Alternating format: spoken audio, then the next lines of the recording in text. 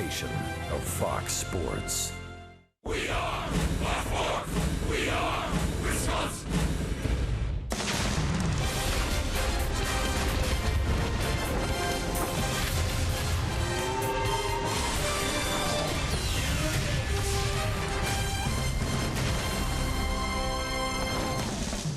And we welcome you from Miller Park, Milwaukee. This Brewers Cubs series is presented by Blue Harbor Resort.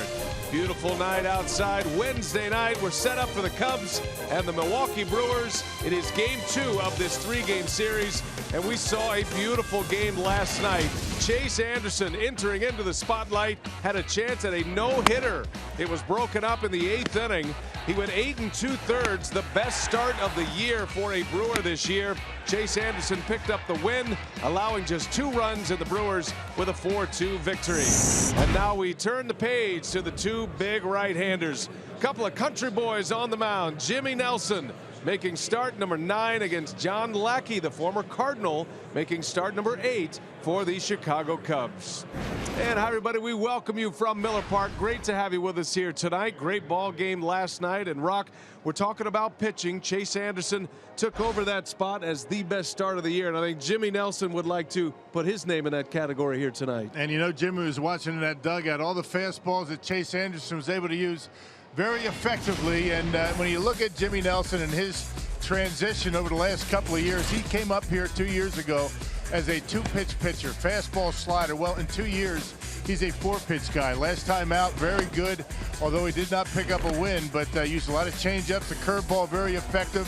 He's 3-2 here at Miller Park in 5 starts, a 309 earned run average. And when you look at what Jimmy's been able to do, and the rest of his starting rotation, very good since May 9th. They're starting to eat up innings and starting to give the Brewers an opportunity early in games to get some leads. And the starting rotation, if they continue to do that, it's going to make the bullpen much better, and the Brewers are going to start, getting some wins. Looks like the Brewers have settled in here in the month of May and playing pretty well right now. Telly Hughes is our reporter tonight. He'll have more on the story as the Brewers have had some success at Miller Park in the month of May. That's coming up next as we inch our way closer to first pitch.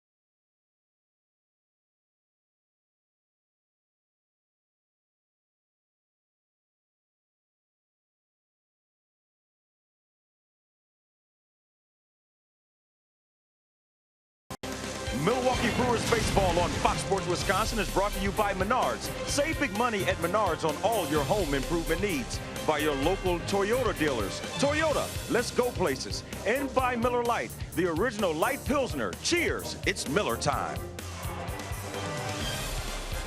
Jonathan Lucroy is officially locked in at the plate and has helped himself to a healthy serving of home runs this month with 6, which includes going deep in each of the last 3 games. As we welcome you back inside Miller Park, where the Crew picked up their 9th win of the month last night in the series opener against the Cubs. That 9th win is one more than the entire month of April, and there's still 13 games to go if you include tonight's ball game. The Brewers have flourished at Miller Park during May, posting a 6-3 record so far, scoring 5 runs a game while launching 11 long balls. Craig Counsell talks about the improved play at home this month. We're going to have good streaks and bad streaks, and so it's just we're in a stretch where we're, the big thing is that we've been pitching better. That's what's, we've been pitching a lot better. We've been preventing runs a lot better. So that's what's that's what's changed the last 7 or 8 times, 7 or 8 games. That's what's changed the most. Coming up, the Crew will take a swing at 3 wins in a row and steer the Cubs to a season-high 3rd straight defeat. B.A. and Rock will return with the first pitch and call between the Brewers and Cubs next on Fox Sports Wisconsin.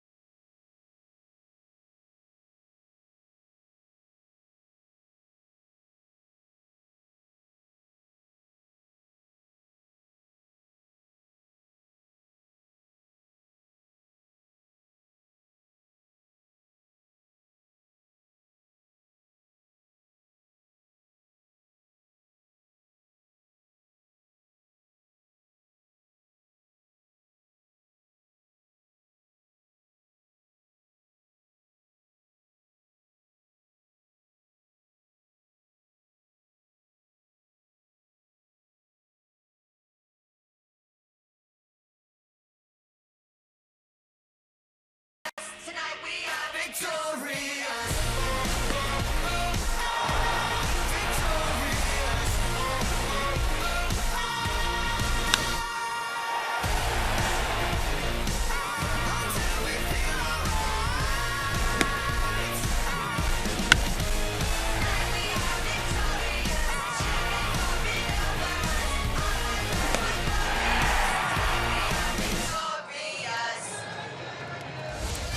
Victorious game 1, looking for another win game 2. Jimmy Nelson leads the Brewers out onto the field at Miller Park. Roof is all closed up, and Brewers baseball tonight on Fox Sports Wisconsin is presented by Potawatomi Hotel and Casino. Brian Anderson with Bill Schroeder. Telly Hughes, our reporter tonight. 57 degrees outside Miller Park. That's why the roof is all closed. Maybe we'll get it open tomorrow for the day game. Brewers trying to make it back-to-back wins against the Cubs and looking for just their second 3-game winning streak of the year. Joe Madden starting lineup for the Cubs. Dexter Fowler, Jason Hayward, Kris Bryant at the top of the order. In the middle it goes Anthony Rizzo, Ben Zobrist, and Tommy La Stella getting the start at third base tonight. Bottom three, Addison Russell, David Ross, and John Lackey on the mound, the big right-hander. And he will face Jimmy Nelson. 9th start of the year, Rock. Both of these starting pitchers are coming off losses, but they both went 8 innings in their last start. Yeah, Jimmy, a tough loss to the San Diego Padres here at Miller Park. 8 innings, only 5 hits, and 2 earned runs in a 3-0 loss. Still looking for his first win against the Cubs.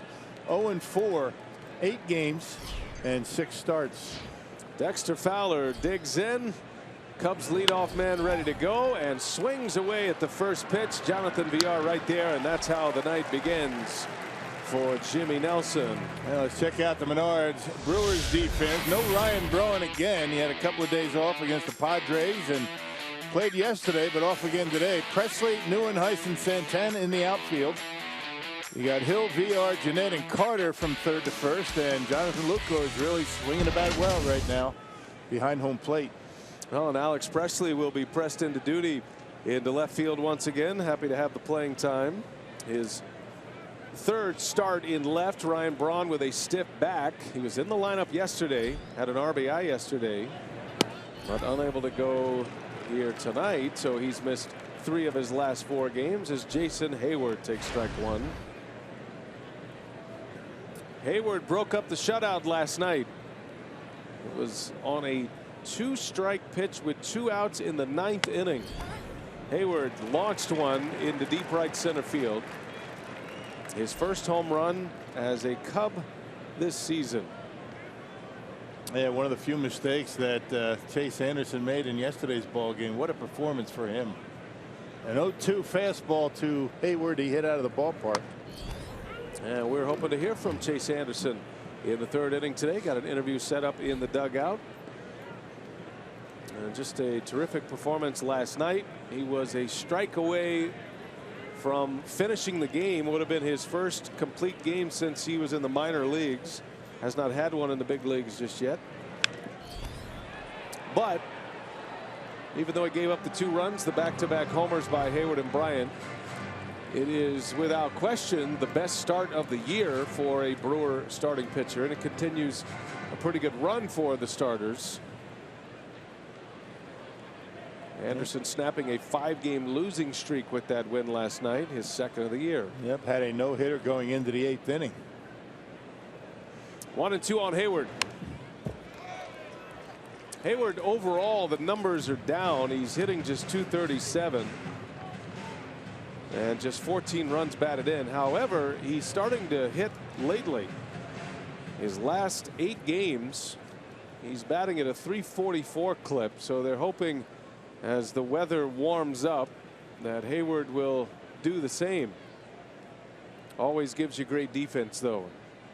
Everyday right fielder for the Cubs. He is right on that fastball, but fouls it back again. This was the home run last night, his first as a Cub. Yep, 0-2, 1 strike. Anderson away from that complete game and knocked it out of the ballpark. Anthony Rizzo would hit the very next pitch out of the ballpark. Or I should say Kris Bryant hit it out of the ballpark, and that was it for Chase last night. High batting average with the Cardinals last year, hit .293. Came up with the Atlanta Braves. And a little half swing, he goes. Nasty breaking ball by Jimmy Nelson.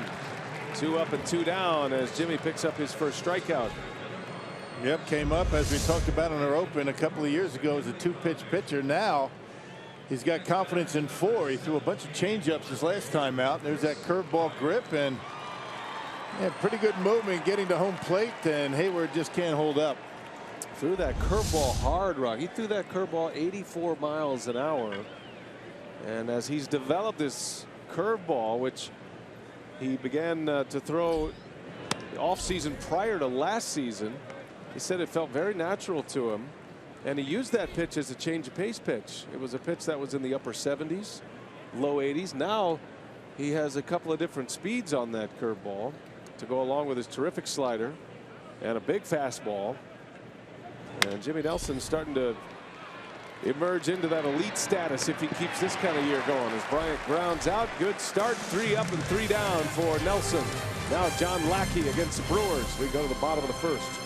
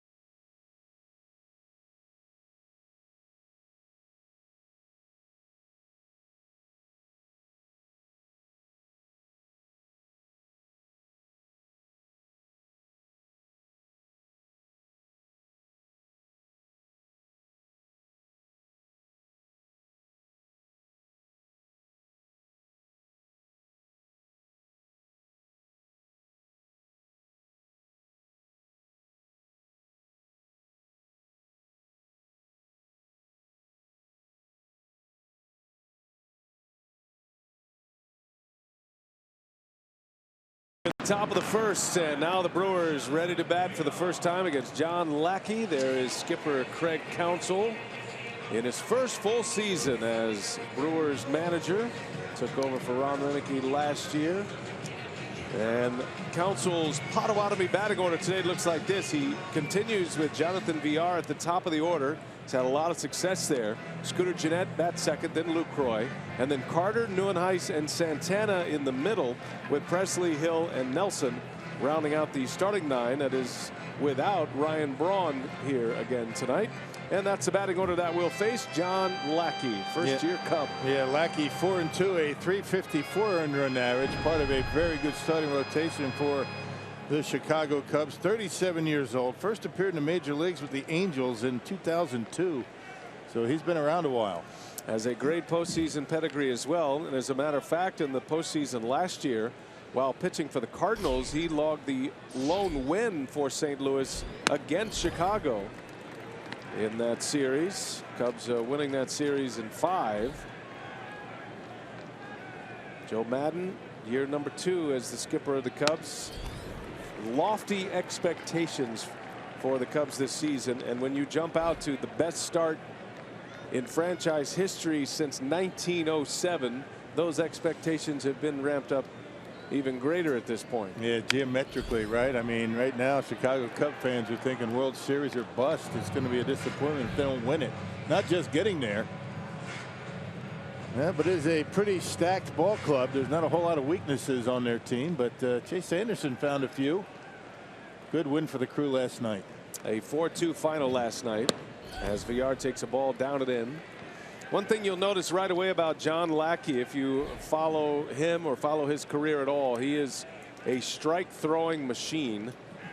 Last year in the National League, had the 3rd fewest pitches per inning when it was all said and done, and really had an amazing year when you think about it. I think a lot of folks thought John Lackey was going toward the end of his career, wasn't going to be so effective, but he had the best ERA of his career last season. 2.77 earned run average and a 13-game winner for St. Louis. Villar half swing, able to check it, says third base umpire Chris Guccione. And made every one of his starts last year. 33 starts, 218 innings. Pretty good for a guy that's getting up there in age, and throws a lot of fastballs and very rarely misses the strike zone with them. Full count to Villar, and he fights one off. So this is already a success for Jonathan Villar and the Brewers. Here's a guy in Lackey who averaged a little over 14 pitches per inning for the entire season last season. And Villar has already been able to get 8 out of him with this next offering. And he walks him. So VR is aboard. Leadoff man reaches, and a stolen base threat. Well, let's check out the Menards defense for the Chicago Cubs. You have a couple of changes from yesterday. Tommy La Stella at third base. Yesterday was Baez. No Miguel Montero. David Ross behind home plate. Very athletic outfield. Bryant, Fowler, and Hayward, and the Gold Glover Anthony Rizzo at first. Now, La Stella typically gets a start against the right-handers. A bit of a platoon over there. But the Brewers don't have any left-handers in their rotation, so I think Madden used the opportunity yesterday with Baez against a changeup pitcher in Chase Anderson. But La Stella is back. Chris Bryant can also play third base, and that's one thing about the Chicago Cubs. This current roster, they have a lot of movable parts, a lot of versatility with their roster. Even their superstars move around, like Chris Bryant. Scooter Gennett takes a strike. Quickly 0-2 on Gennett.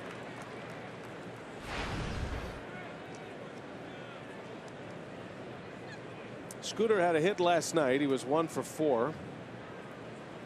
Batting in the second spot. He's another guy the Brewers could consider as a leadoff hitter. It's been Domingo Santana up until this homestand, and now Jonathan VR has taken hold of that spot, with Santana struggling a bit at the plate and dealing with a shoulder injury. And not 100%, but he's out there and just trying to get it done out in the right field. 1 ball, 2 strikes on Scooter. Down the line, slicing foul. And Lackey's got 2 fastballs, a 4-seamer, 2-seamer. He gets a lot of ground ball outs, curveball, slider, occasional changeup. If he's going to throw a changeup, it's normally to a left-handed hitter. A good command coming in, only 10 walks in 48 1/3 innings. Tough pill to swallow his last time out, to take a loss when you go 8 innings and only allow 1 earned run and only 3 hits in that game against San Diego.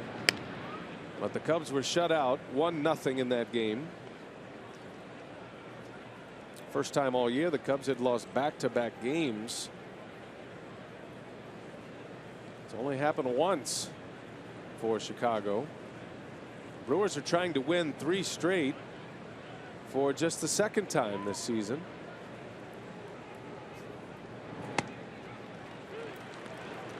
One streak the Brewers are glad to erase was the winning streak at Miller Park for the Cubbies. They had won 7 straight games in this venue, and the Brewers snapped that with a 4-2 win last night. Good one to erase. Yeah, kept a lot of the Cub fans that were here very quiet last night until that 9th inning. Chris Carter was a big part of that last night. So Gennett falling behind 0-2. Lackey nibbling a little bit, and now the count goes full, and a lot of pitches early. Yeah. For Lackey to the first 2 hitters. Not used to seeing a patient Brewers offense up there, thinking that, you know, the Brewers are a team that's going to attack and they're going to swing out of the zone with 2 strikes. Well, not so much these days. VR takes off in the air, foul territory, and La Stella makes a play for the out. Good battle there with Gennett, but Lackey wins it. First out for Lackey tonight. Yep, off speed pitch, and Scooter jammed himself in an easy out in foul ground. And here comes Jonathan Lucroy. Boy, what a ride he is on right now. 3 straight games with homers. Powerball home run count is 6. That's for the season, but those 6 home runs, Rock, represent the month of May at this point. He's been on a power binge lately. And that's the thing, it's just the power. I mean, he's been able to keep that average up. I mean, it was mostly singles and, you know, making decent contact, but all of a sudden now he's got those at-bats under his belt. He's feeling comfortable at the plate and not missing mistakes. All 3 of Lucroy's home runs have been long home runs, 400 feet plus. And last night was the longest of the 3, 428 up into the bleacher section in the Loge level in left field. That was the first run of the game for the Brewers last night. That home run by Lucroy.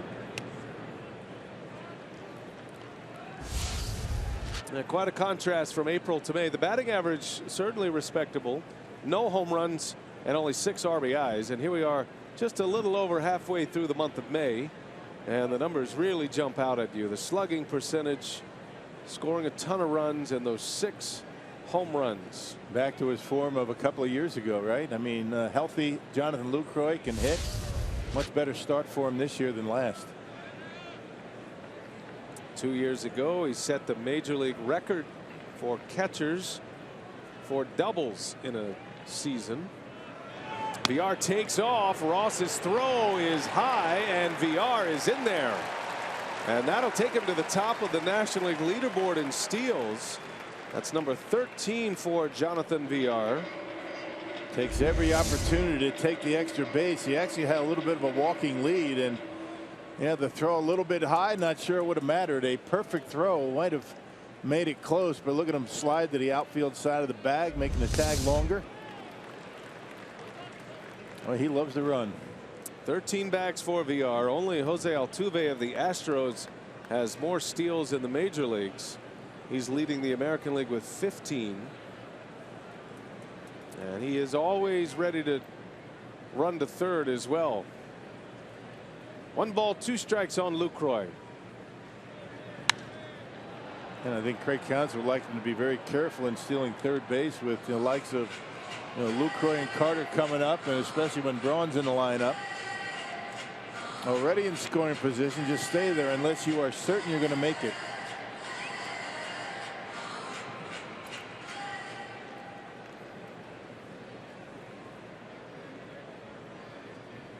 Starling Marte and VR started the day at the top of the stolen base category.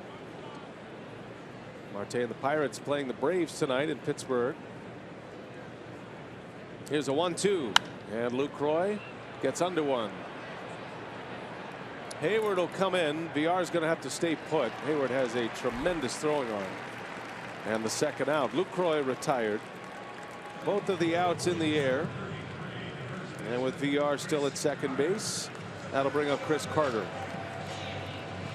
And Lackey throwing a lot of fastballs there in the first inning. Got Lucroy on a pitch, maybe out of the strike zone, up and away, but a lot of heaters. He's going to do that. You're going to get something to hit early in the count for sure. You're best off not taking it. Chris Carter, speaking of home run binges, Carter among league leaders in that category, has 11 home runs. That's good enough for third in the league. It's probably not a pitcher in the game that will bark at a home plate umpire with the passion of John Lackey. He asked the home plate umpire to check with the first base umpire twice. Went down to Larry Vanover. He said nope, he didn't go. And then he asked him again. I don't think he saw the first one. Holds the umpires, especially the home plate umpire, to a tremendous standard. And Okay. he voices his displeasure often. Okay. Hope that works for him. Ball and a strike to Carter. He was late. Lackey still humping it up there. That was in at 93 miles an hour. And one of the few non-fastballs that he's thrown has come to Scooter Gennett when he got him to pop out to third base. A lot of fastballs in the first. Lackey, 37 years of age. 2 outs, 1-2 the count on Carter. And he just misses.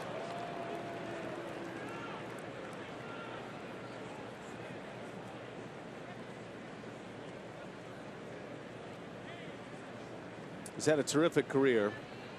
Tommy John surgery. Fantastic run. He was an all-star as a member of the Angels. His lone all-star appearance.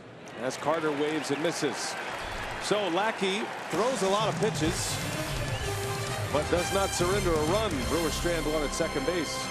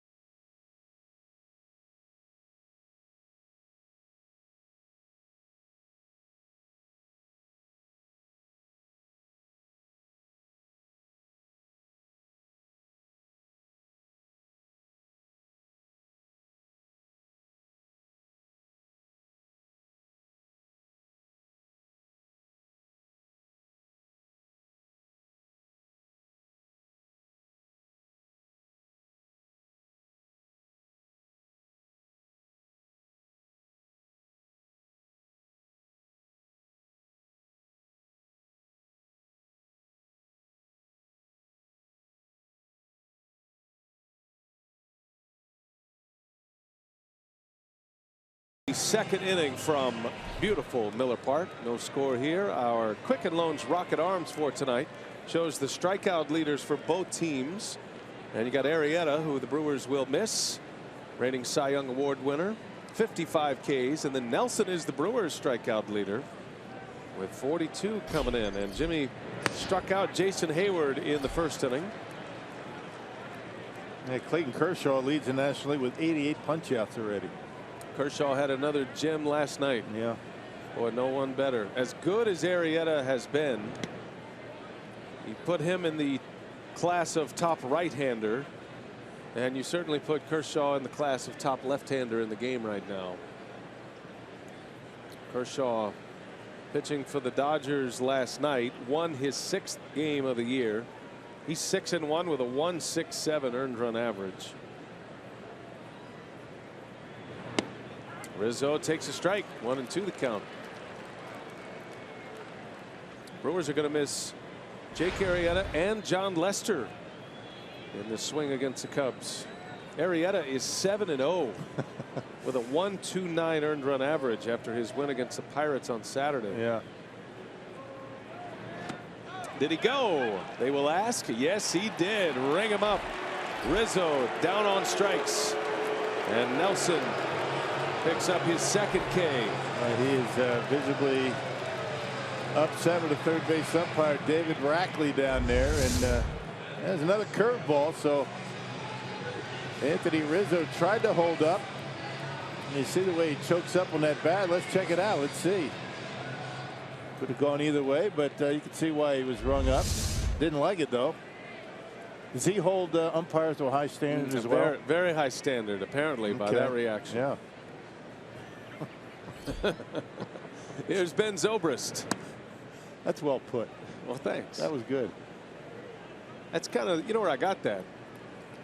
When you give your preseason speech to our television crew and you hold us to a high standard. Yeah. Always overproduce. A strike to Zobrist.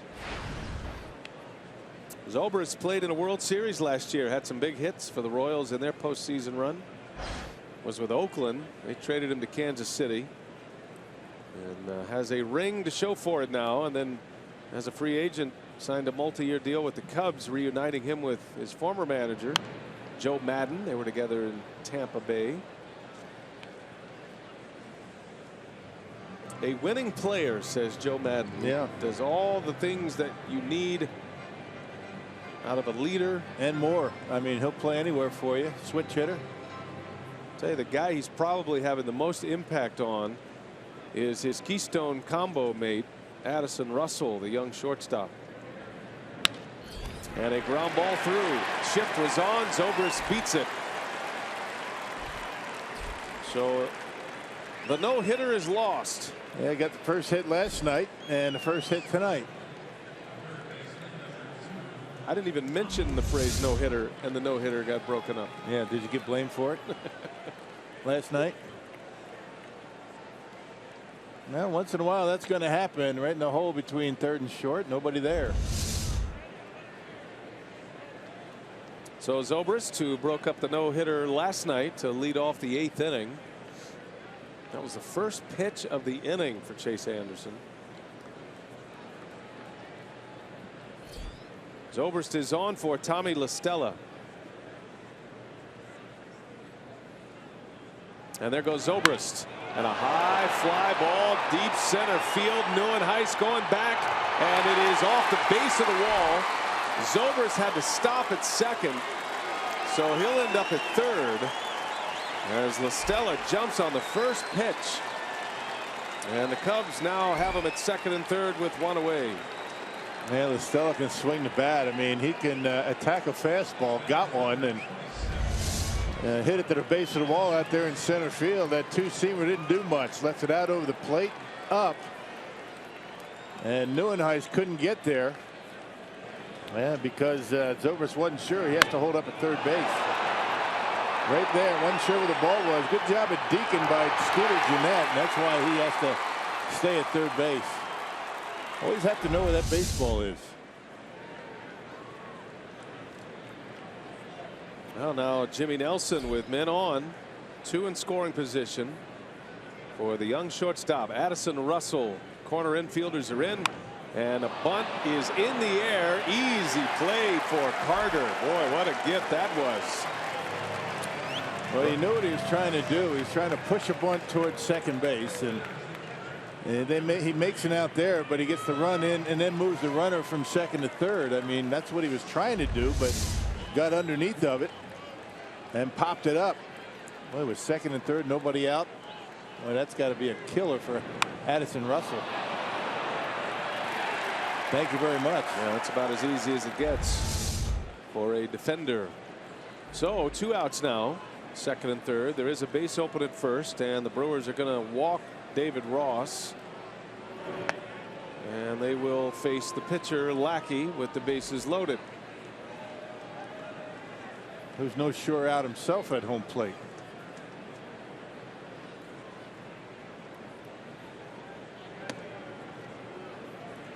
Ross, the veteran catcher, his final year.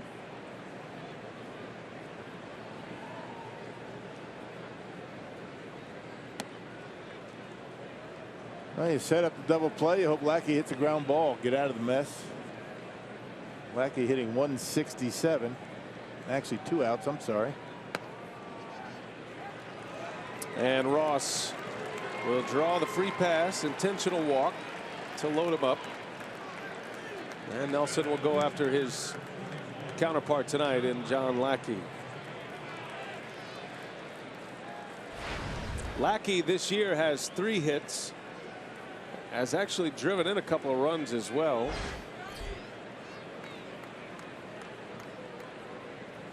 Three for 18 at the plate. Bases loaded, 2 outs. We're in the second inning. And he was trying to jump on that first pitch. Yeah, that one had good movement on it going down. One of his best fastballs tonight. Love this matchup tonight. Jimmy Nelson and John Lackey, 2 big, strong right-handers. Both 6'6". Strike 2 on Lackey.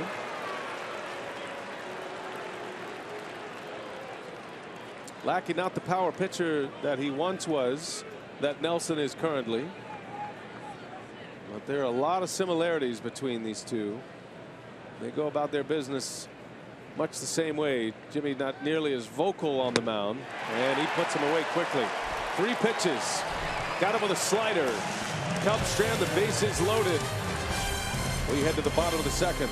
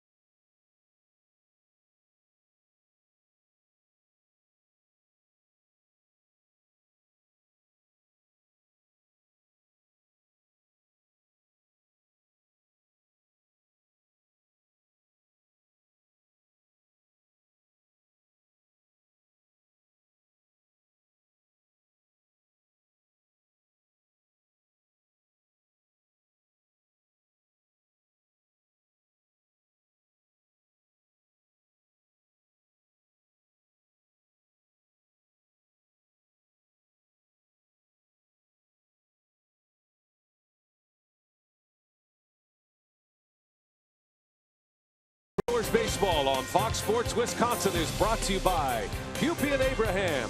1-800-800-5678. Hupy and Abraham. Tell them you mean business. Little splash of sunshine over on the left field foul pole as we're set up for game 2. What do you have for us, partner? Hey, on May 29th, it's the Brewers and Reds. That's a Sunday. Select tickets are 50% off as part of Spring Madness 414. Plus, all kids 14 and under will get a paint your own Bernie bobblehead courtesy of Waterstone Bank. I have one up here, but there's no more paint. Did you take it home? I don't know what happened to the paint. But my main concern now that I'm getting a good look at this, and you can paint all these up, it's this particular finger right here. Because if you're a 4 or 5-year-old, there's a lot of uses for that particular finger. I mean, there's a lot of places that could end up. Yeah, well, you gotta help the kids out. Kind of give me that's the old foam finger, #1. I'm not touching that thing. Kirk Neuenhuis leads off for the Brewers. This is a really cool idea. That is a good idea. A lot of credit. Yep. I mean, the creativity and the. How about if you and I have a contest to see who could do the best job at painting one of these? I would welcome that. You know what? Let's do it. I think tomorrow might be a good day for that. No, I'm going to bring it on the road and I'm going to spend some time with it. Okay, you and Bernie just hanging out in the room with your. It's like Bob Ross. I'm going to paint. There's a nice swipe of brown. Van Dyke orange or something. What is it? I remember watching that guy. Hey, I'm serious. Let's do it. You just put as many clouds as you want up there, as many as your heart tells you. Happy cloud. Happy cloud. There's room for a happy cloud on Bernie. Miss Bob Ross. Good man. That was a great show when we were growing up. Yeah. Google it if you don't know what we're talking about. And by the way, don't leave it home and have Maddie do it. I know that's you. You do that. She would do a great job at that. Lackey 2-2 on Neuenhuis. Santana to follow.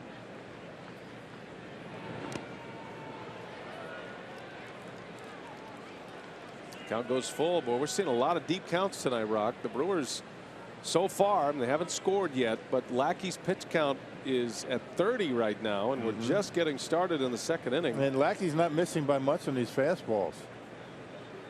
It's the new patient Brewers offense. Neuenhuis pops it up a mile high. Wow, that's up there near the rooftop. And David Ross will make the catch for the out. Yeah, no problem. He's been around a while. That's not going to give him any problems. Wily old veteran catcher. He is one of my favorites. I actually spent a year with David Ross in the minor leagues. He was coming up in the Dodgers system back then. And he just keeps on going. He's been an impressive player. Braves and in the Red Sox, and second year with the Cubs now. He's been able to have great longevity in this game. Yeah, John Lester's personal catcher. Getting an opportunity here tonight with Montero coming from off of the disabled list with a bad back. They don't want to overextend Montero, so easing him back into the starting lineup.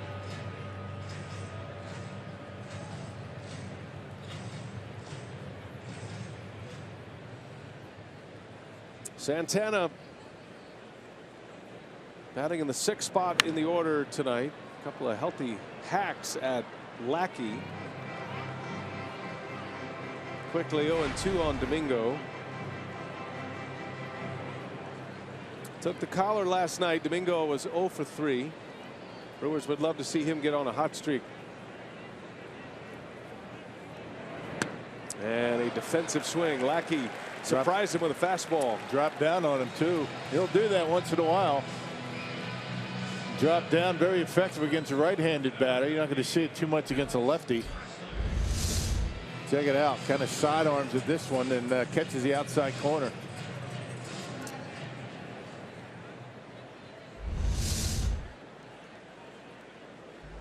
A little wrinkle to the repertoire for John Lackey. Not sure I've seen him do that much in his Yeah, he's done it twice career already in this game.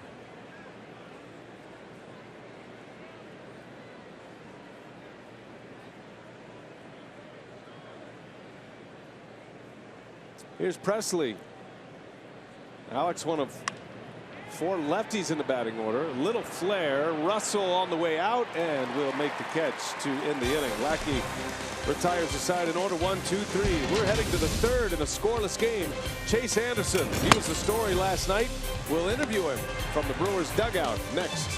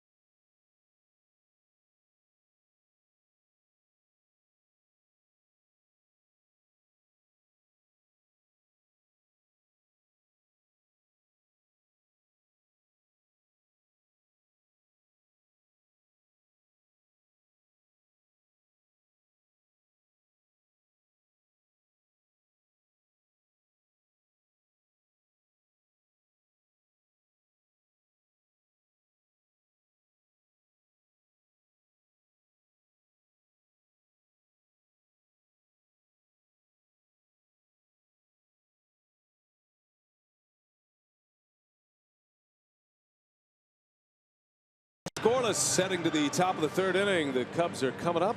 Lackey and Jimmy Nelson. Speaking of pitching, joined in the 3rd base dugout, or 1st base dugout, I should say, our man from last night, Chase Anderson. Congratulations, Chase. Thanks for spending a little time with us during the game. Always unusual to talk to a player during a game, but we appreciate that, and we want to know, day after, have you had much time to settle in and think about what you accomplished yesterday?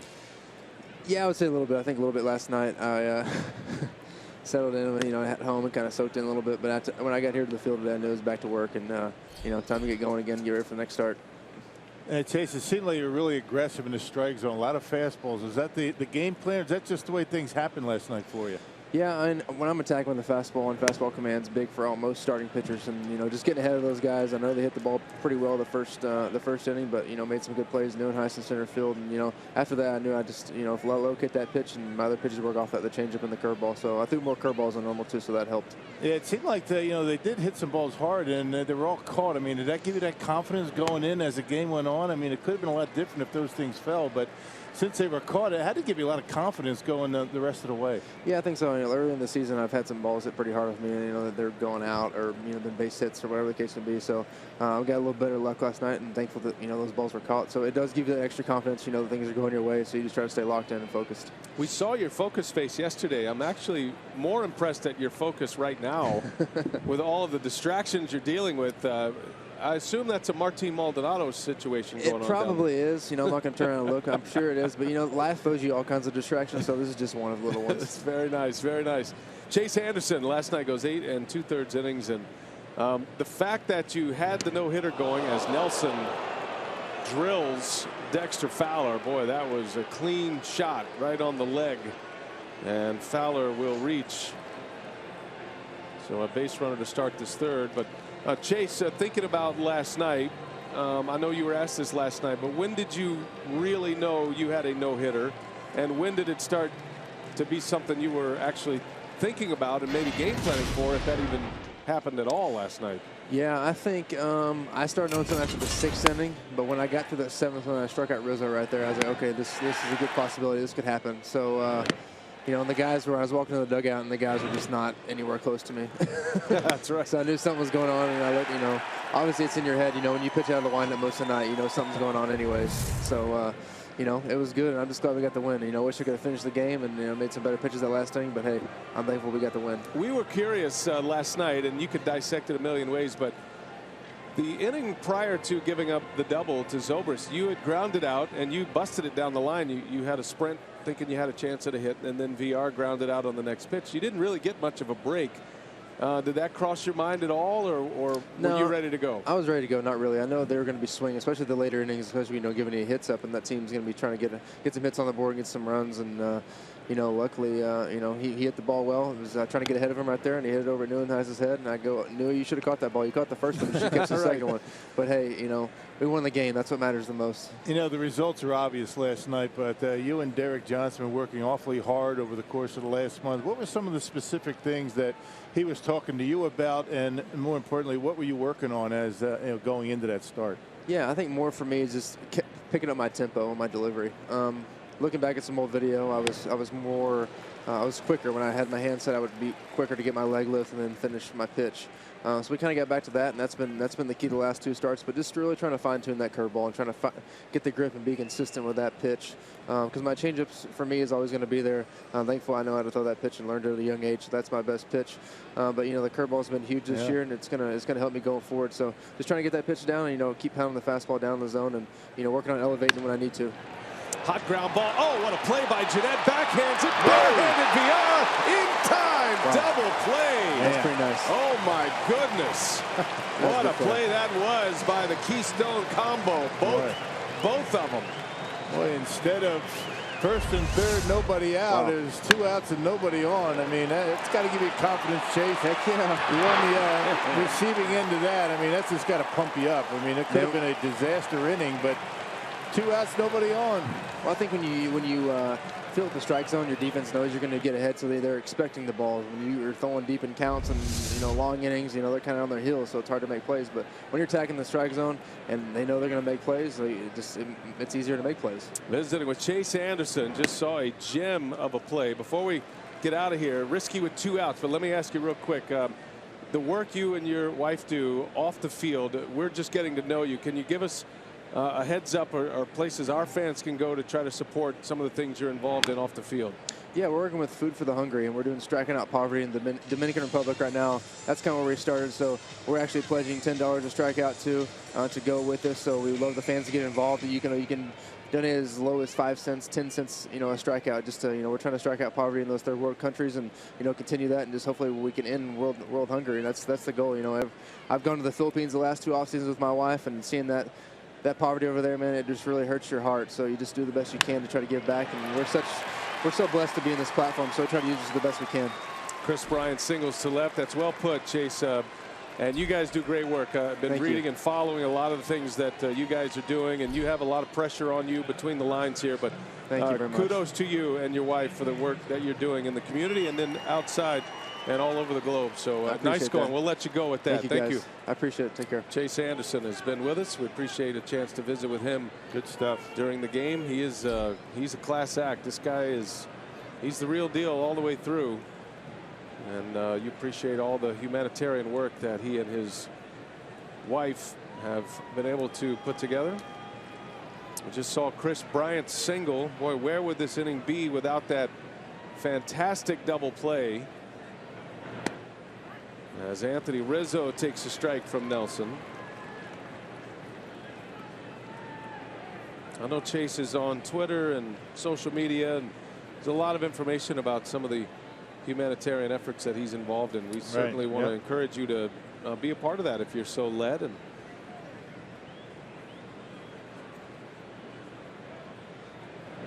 Rizzo fouls one away. Man, had a fastball to hit that time. But you know what, Chase Anderson, I mean, even through the struggles, I mean, he had a rough time of it. There was about a stretch of about 5 or 6 starts that he was having a very difficult time. He's a stand-up guy. He's a guy that's going to answer all the questions and not run into the training room and hide. And those are the kind of guys you want around, guys that are talk to you good times and bad. Runner at first, 0-2 on Rizzo. Nelson got him with a curveball last time up, and that one off the handle a little bit, right out to Neuenhuis. Hangs in there. Well, we've seen the defensive play of the night so far, and the Brewers get not 1 but 2 backhanded, barehanded double play. Jeanette VR to Carter.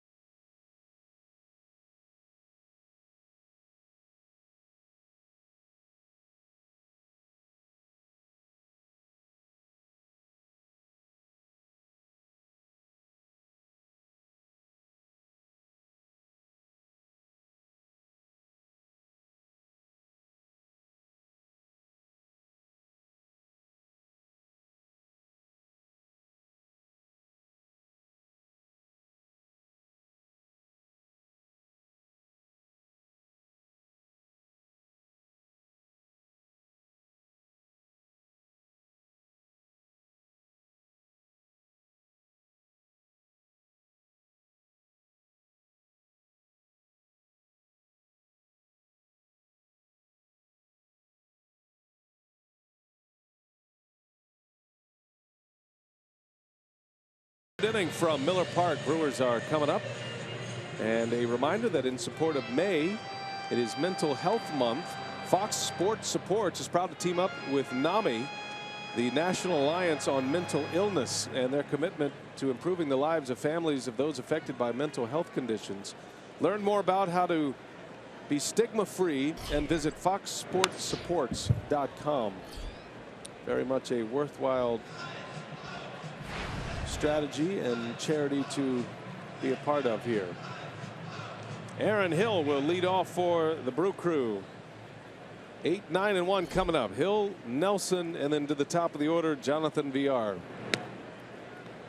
The Cubs have 3 hits. 2 hits in the second inning. Jimmy Nelson was able to strand the bases loaded. And a hit last inning. Beautiful double play turned. Started by Jeanette, turned by Villar. And the Brewers still looking for their first hit.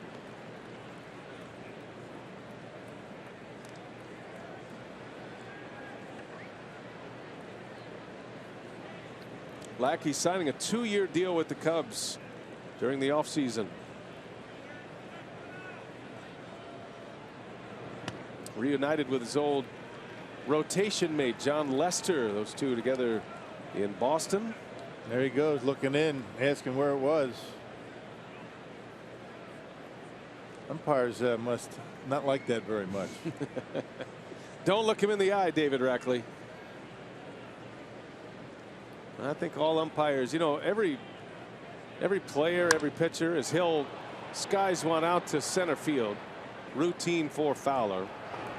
And there's out number 1. But every player gets a scouting report on the umpire. Yeah, well, when Lackey's on the mound, these umpires know what they're in for. Oh yeah, they don't need a scouting report. I mean, the word travels fast. But you know what happens? You know, Lackey's out there, you know, asking the umpire where it was and making noises and making facial gestures. You know who has to calm everybody down? That's David Ross back there.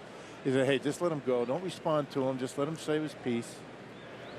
It's kind of like what everybody does in a production truck with me, you know. Right. I talk. I say all kinds of. They just ignore me. I feel like I'm the David Ross in that conversation between the truck and you. Right. Well done. Thank you. But it's true. I mean, you can see. I mean, David Ross was talking to Rackley. Rackley wasn't even looking or paying much attention to Lackey because he knows it's going to happen. There's the good cop and the mediator. And the guy that expects a lot holds the umpires to a high standard.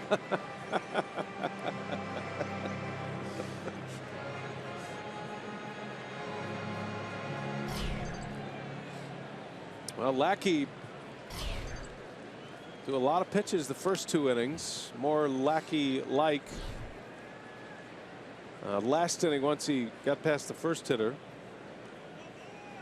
He's got a couple of strikeouts. He walked Villar, first batter he faced tonight. And Jimmy Nelson strikes out. Pitch was in the dirt. Ross secures it, slapping the tag on Nelson, and that'll be strikeout number 3 for Lackey. Yep, slider down in the dirt and gets Jimmy Nelson. Let's see what happens second time through. And Lackey pretty much in complete control. You know, 3 strikeouts and a walk. So back to the top of the order, Jonathan Villar, who saw 8 pitches to start the game offensively for the Brewers.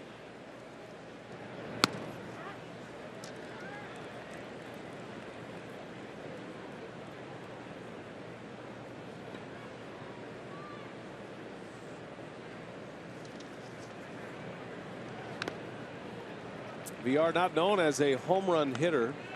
He has 1 home run this year, and it's interesting that that home run came on opening day against the Giants. He had a solo home run in that game off Madison Bumgarner. Acquired via trade with the Astros in the offseason. Shortstop position is closed, maybe for a while in Houston with Carlos Correa. Right. And it might be that way here with Orlando Arcia at some point, but for now Villar is thriving in his role with Milwaukee. Yeah, I guess in the meantime, if you're David Stearns, I mean, there's really no reason to rush Arcia here because you've got a shortstop playing pretty well. Let him go down and stay down there in AAA. He's hitting over 300.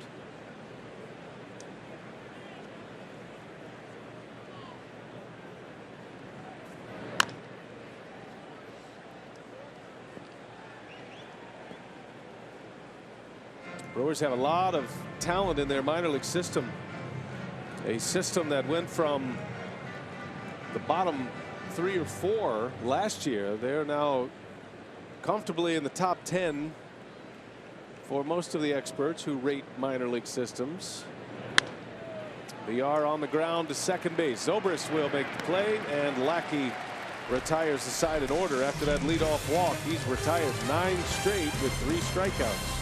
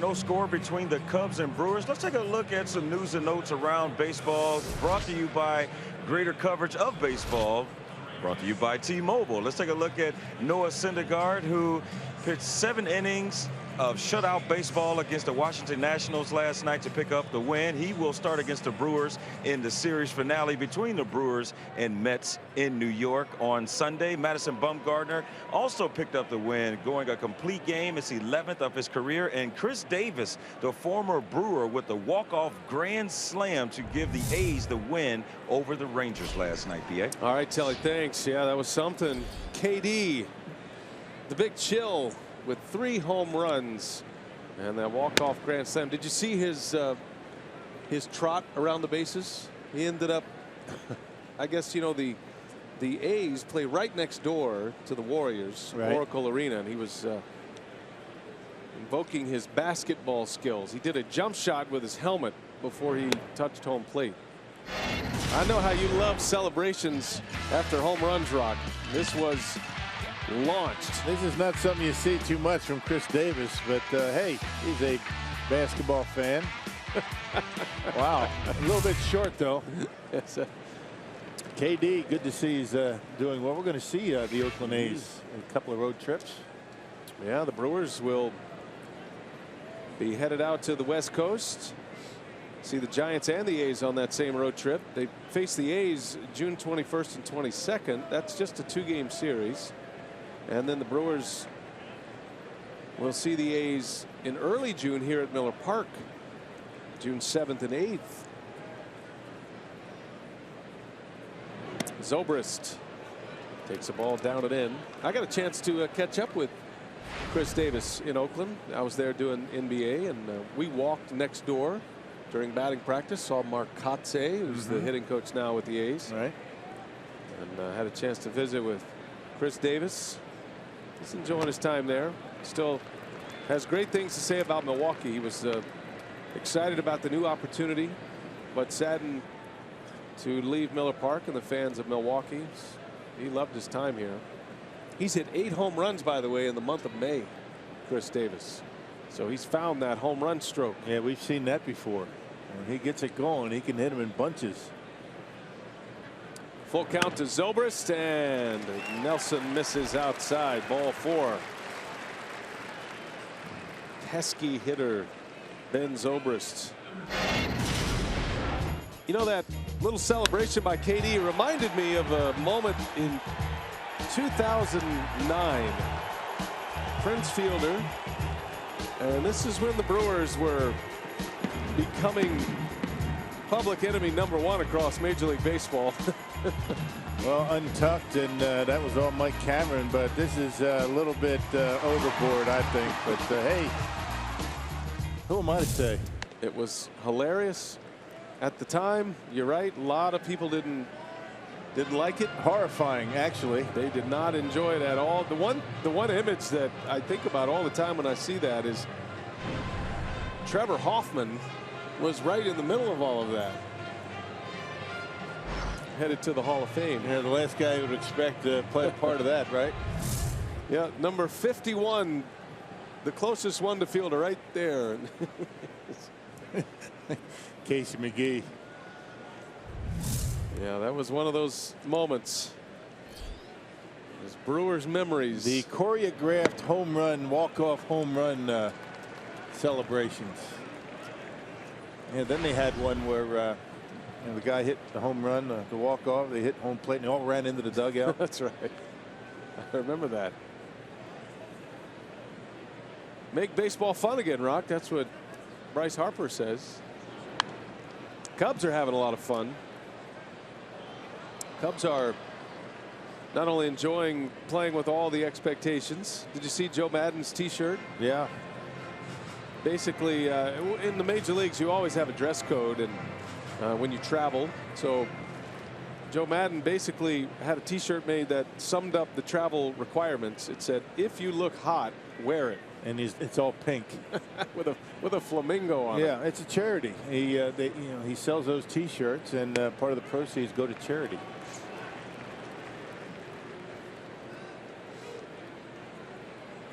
An out-of-the-box thinker, Joe Maddon. He certainly does it his way, and it certainly worked over the course of his managerial career. Remember last year we showed up at Wrigley Field, and there were all kind of exotic animals on the field. Big petting zoo out there in the outfield at Wrigley. It's a cheetah as LaStella strikes out. Good comeback for Nelson after the walk to Zobrist. Comes back to get LaStella, and strikeout number 4 for Jimmy. Yeah, made sure he didn't get a fastball to hit. And gets him on the slider. Good pitch. Doing the knuckle curve, a couple of sinkers, and got him on the slider. So the first out.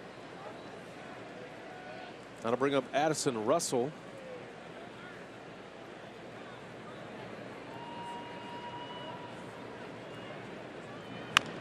Ground ball, third base. Hurrying over to second for one. Jeanette's relay in time. Double play. Another double play. This one goes around the horn. 5-4-3. And after a leadoff walk, Nelson faces 3 batters. Makes it a quick one. Nice pivot by Jeanette. Brewers coming to bat.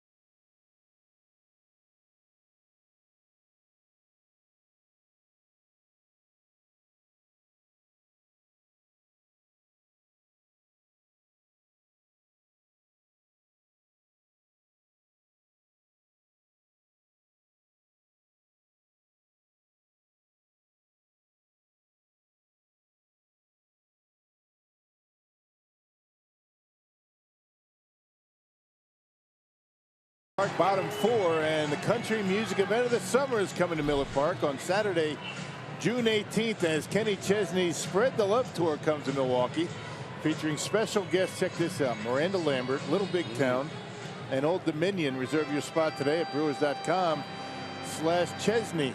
Good one. That's a good lineup right there, man. And we're gonna miss it. Where will we be? Somewhere on the road. And we won't be here. They clear it out. Let's see. Scooter Gennett leads off while Rock is efforting that info, and he swings at the first pitch. Fowler is there for the out, and one away here in the 4th. We're in LA. Well, we ought to be able to find a few celebrities in Los Angeles. It's a good concert, though. Can I borrow that Turner Broadcasting jet that you fly around on? And okay. Yeah. Huh? See, you paint a story that's not true. The helicopter that picks you up at your house. I do. Whisks you off to Miller Park. Only if I'm with Shaq. Room for one. Okay. Is that a no? No. We'll be going on another private plane. The Big Bird, the Brewers plane. Right. We'll be good. Back to Oakland. I'm sure they'll take us back. Back to Oakland. I'm looking forward to that trip. However, you'd think that it would work out a little bit better as Lucroy fouls it away, because the Brewers go to San Francisco, then Los Angeles, right, and then back to Oakland. So back to the Bay Area. Now, had they mapped it out where it was San Francisco and then Oakland, if they were really concerned about us, they meaning the schedule makers. Right. I'm just being completely selfish here. Right. Well, I don't blame you. Could have had a full week in San Francisco. Lucroy hits it sharply to right, and Hayward looks up. Oh, almost a home run. Lucroy on his way to second, and he's in there with a double.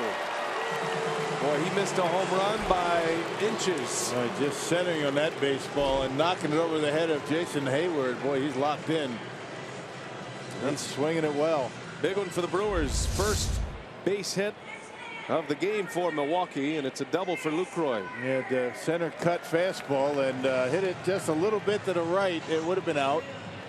Maybe about 3 feet. Would have dropped it in that ATI zone. Just missed it. And Lucroy in with a 1-out double. So a man in scoring position for Chris Carter.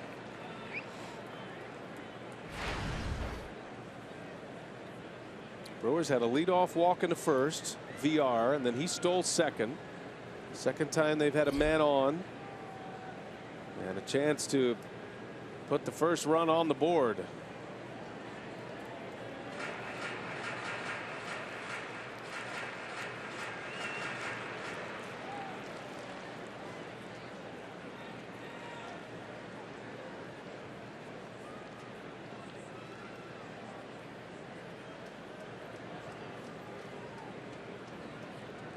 No balls and a strike on Carter.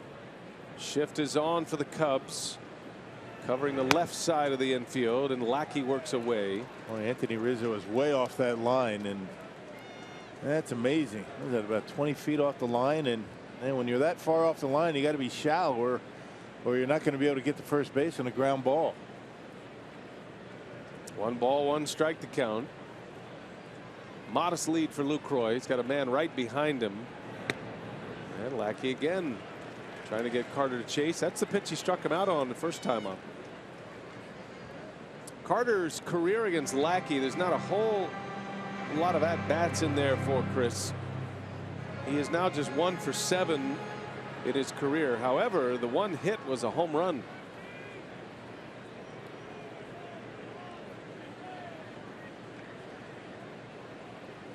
And Lackey's only given up 5 so far this year. More of a ground ball pitcher.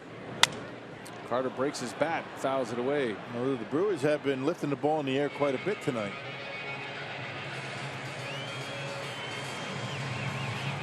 Well, you hate to see that one die. That's been a good bat here recently. Carter had 3 hits on Sunday. Popped his 11th home run of the year. Drove in 2 runs yesterday with that bat.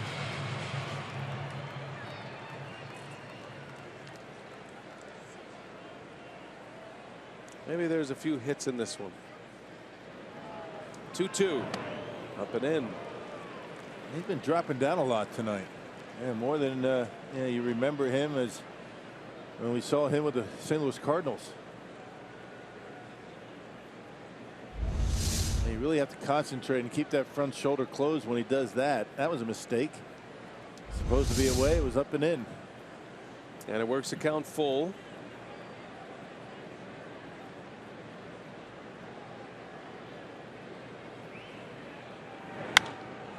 Carter sends another one foul.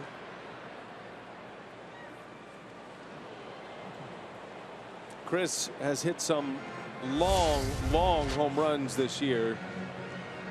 And if you add them all up, his average distance for his home runs this year, 5th longest in all of baseball. Randall Grichuk of the Cardinals has the top spot. He and Piscotty.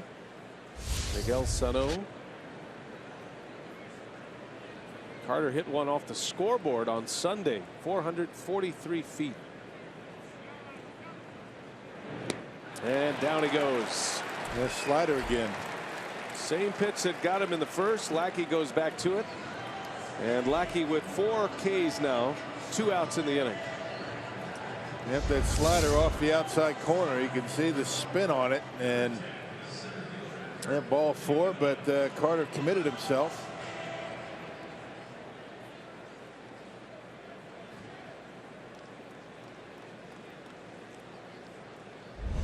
Lucroy still at second. Here's Kirk Nieuwenhuis. Spinner in there for a strike. Nieuwenhuis popped up to the catcher Ross over near the Cubs dugout his last time up.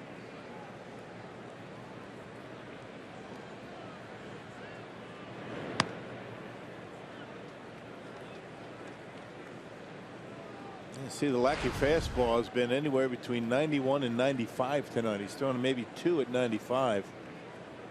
That cruising speed about 92, 93 with some movement on it.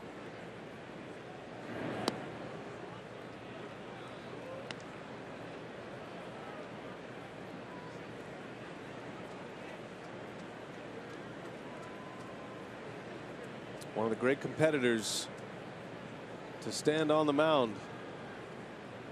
And he's still going strong. Multi-year deal from the Cubs. We got Arrieta, Lester, and Lackey topping this rotation.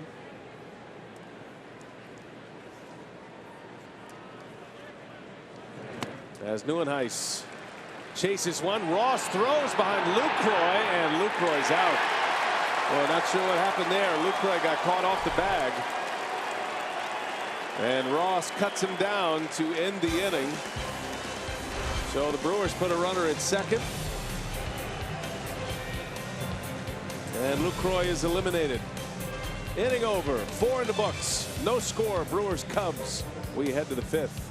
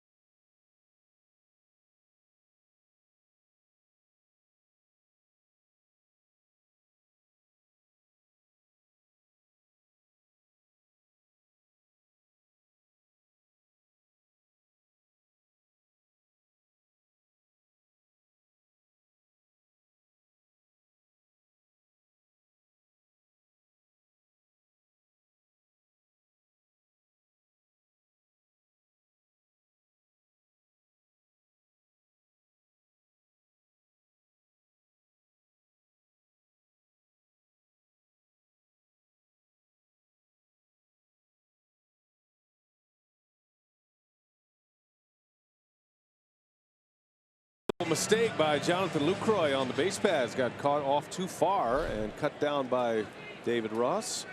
Our Carsoup.com trivia tonight. Who was the last Brewers batter to hit a home run in 4 consecutive games? Lucroy has a chance to do that with a home run here tonight, and he almost hit one out last time up.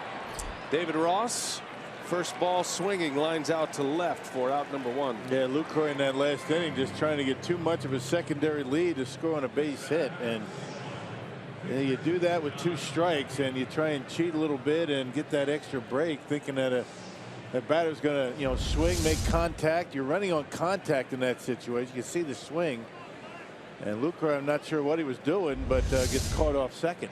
That is the 4th pickoff of the year for David Ross. And keep in mind, he's usually behind the plate with John Lester on the mound. Lester rarely makes throws to first base. Runners do take liberties, but Ross is the equalizer to that, and he's been able to prevent a number of runs in that regard. And backup catcher, pretty good work if you can get it. I mean, a consistent defender. Get you a hit once in a while. It doesn't have to be a big offensive threat when you are a backup catcher. You just got to give good solid defense. And when you have a guy like Lester that really wants to throw to you, that's good work. Yeah, no question. Miguel Montero is the everyday catcher as Lackey sends one to center field out to Neuenhuis for out number 2.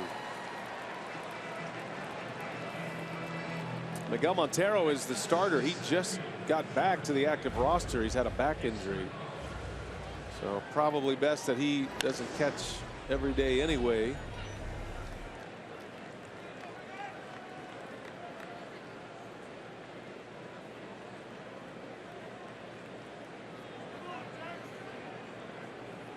Two away, top of the order. 3rd time through the batting order for Nelson. Here's Dexter Fowler, who's 0 for 1 with a walk, or rather a hit by pitch, I should say.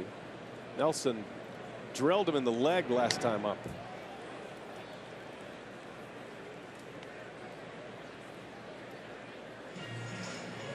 Jimmy Nelson is effectively wild with that big fastball.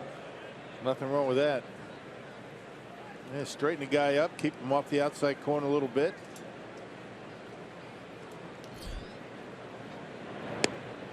Oh, good pitch. That a changeup. He's been throwing a few of them. That's what he was talking about in his last start, how many changeups he threw against the Padres, where he pitched extremely well. 4-pitch pitcher now for Jimmy Nelson.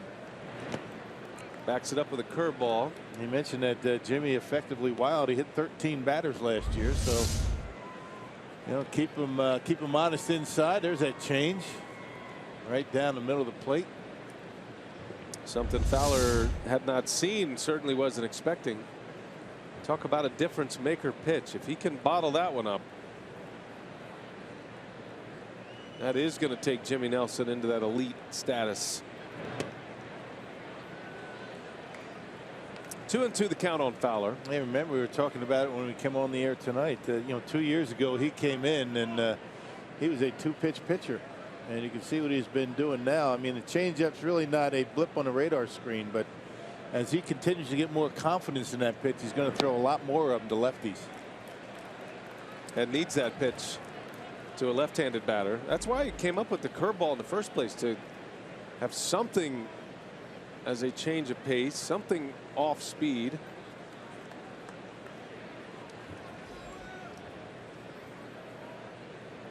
He is growing and maturing in front of our eyes here as one of the top right-handers. The Brewers are hoping that he can keep going. I mean, you look at a guy like Jake Arrieta, for example, and that's an extreme case, but at the point of Arrieta's career in Baltimore, Jimmy Nelson is further ahead of that.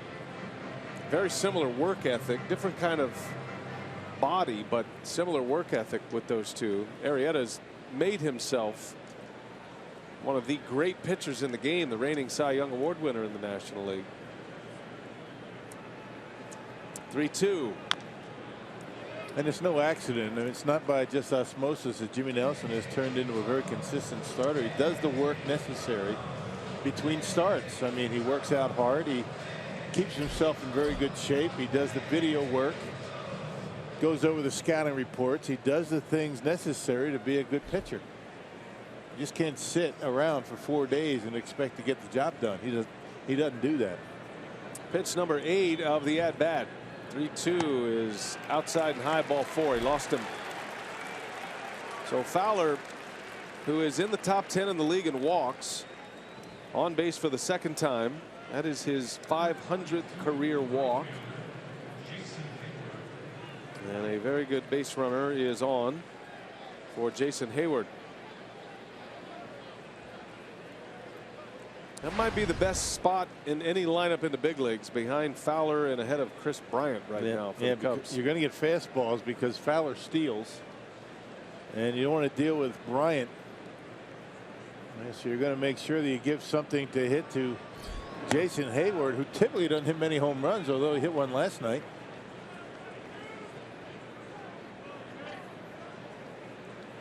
Hit a home run in his very first major league game as a 20-year-old with the Atlanta Braves. There goes Fowler. Nelson steps off, throw to second. The tag in time. They got him. Officially, that'll go as a caught stealing. Nelson was patient, and Fowler is cut down with Heyward at the plate. Joe Maddon indicating that he wants to allow time for his replay crew to take a look. Close. And he's satisfied. Yep, got him. Got him. And Joe Maddon says the same. We carry on here. Inning over. Still no score. We go to the bottom of the 5th.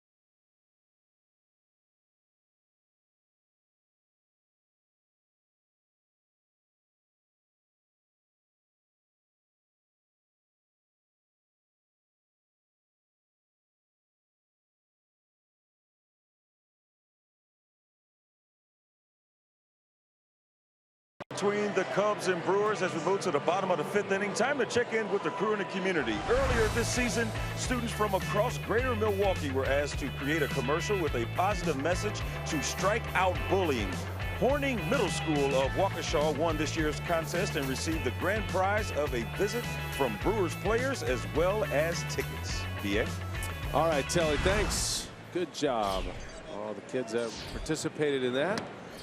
Neuenhuis will lead it off. He was at the plate when Lucroy was picked off. Had a couple of interesting base running maneuvers here in the last couple of innings with Dexter Fowler and Jonathan Lucroy. Still scoreless. Good pitchers duel going as we play in the bottom of the 5th. Neuenhuis rifles one to left field. That is over the head of Bryant. Off the base of the wall it goes. And Kirk Neuenhuis in there with a leadoff double to start the 5th inning. Man, he's been swinging the bat well. He's getting a lot of playing time out there in center field. He's pretty much taken over center field because he has been hitting the baseball well. It takes that one a bullet over the head of Bryant to start the 5th inning. That's a nice swing, not trying to pull it. Well, had a good sound to it. It did. He barreled it up, and that's a good start to this 5th inning. And we'll see if Santana, who at the very least is trying to advance Nieuwenhuis to 3rd. I always loved Dale Swaim's approach in spots like this when he was the Brewers hitting coach. He said, I want my hitters to think right side. I want them to advance the runner, but I want them to think about driving one off the right center field fence, not just completely giving yourself up and grounding to the right side. The goal is to move the runner, but if you can drive in a run while you're until you have 2 strikes. I mean, especially this early in the game, you just don't want to punch one over towards second base. You want to attempt to get the big inning. Now the 8th, 9th inning in a tie game and you're down by a couple. Yeah. 1 ball, 1 strike. Santana rifles one to left, a base hit. What 2 hard hit balls. Santana and Nieuwenhuis start the 5th inning. 1st and 3rd, nobody out. Really starting to square up that fastball a little bit. And Lucroy, Nieuwenhuis got a fastball now. Domingo Santana, there's that fastball. And getting a lot of the plate up in the strike zone, and Santana gets good extension on it and rips it into left field. Well, he needed to see one bounce in the outfield grass. He's been a slumping hitter recently, but Santana with a single. 1st and 3rd, nobody out. Here is Presley. And Presley pulls one foul. Just missed the bag. That's the thing about Presley. He doesn't look like a guy that's going to be able to turn on too many fastballs, but he can. He's also fairly adept at just slapping one out there into left field. You give him a fastball early in the count, or he's behind in the count or ahead in the count, he'll turn on one. Cubs are set up to turn 2. They're going to concede a run to get 2 outs if Presley hits one on the ground. And John Lackey is an extreme ground ball pitcher. 1 ball, 1 strike. And Ross with a good play back there to keep it in front. Yeah, ground ball pitcher that hasn't gotten many ground balls tonight. It's actually a pretty good matchup here for the Brewers right now. Ground ball pitcher, but a low ball hitter. Right, so you figure Lackey's going to work down in the zone. Plays to the strength of Presley. He's had 3 home runs this year for the Brewers. He's not a big guy, but he packs some punch.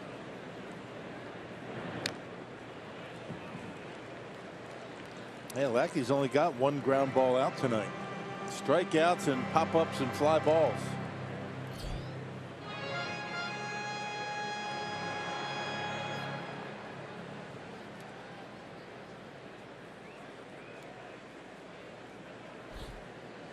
First big trouble the Brewers have gotten Lackey into tonight. Brewers had a man at 2nd in the 1st inning. And then Lucroy ended up at 2nd last inning. Because Lucroy was picked off, the Brewers have only stranded 1 in this game thus far. There was a stretch there where Lackey retired 10 straight. But now 3 of the last 4 Milwaukee hitters have reached via base hit, and they've all been hit extremely hard. The double by Lucroy, Nieuwenhuis's leadoff double in this inning, and then Santana's single. Presley on the ground. Zobrist going to 2nd for 1. No chance at 2. A run is in, and the Brewers strike first. A run comes in the 5th inning on an RBI fielder's choice by Alex Presley. And he hit it enough in the hole to avoid the double play. So the leadoff double by Nieuwenhuis, he's able to come around. There's a breaking ball, and Presley able to stay on it long enough. You can see Zobrist has to go over toward the hole a little bit. That eliminated the double play opportunity. Lackey, probably not the best poker player, I'm guessing. You always know exactly how he's feeling on the mound. 1 away. Aaron Hill. The man's high standards from his infielders as well. That's right. Oh, you think he's mad at his infielders or himself? I don't know. Probably all of the above. Just a keen competitor. I don't ever see him showing anybody up. It has to escape. Yeah. Nothing wrong with it. You know, a lot of people, talk about, baseball as being very unemotional. And when guys are emotional, they say, what's he doing? He shouldn't be doing that. He's showing me up. The old Atlanta Braves briefcase mentality. Remember back in those days with Bobby Cox and those guys, and stoic, never showing emotion.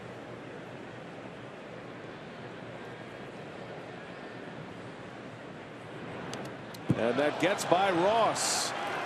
Presley on his way to second. Now we'll see how that affects the decision making of Joe Maddon here. Yeah, one of those crossfire deliveries for John Lackey that just missed everything. Setting up on the outside corner, and that's got to be a wild pitch, I would think. That wasn't even close. Indeed it is. And now base open at first.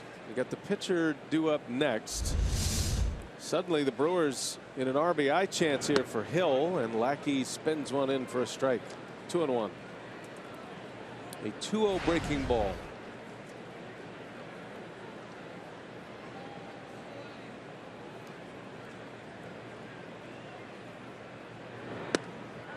Another one. 2-2 on Hill. Both of them right down the middle.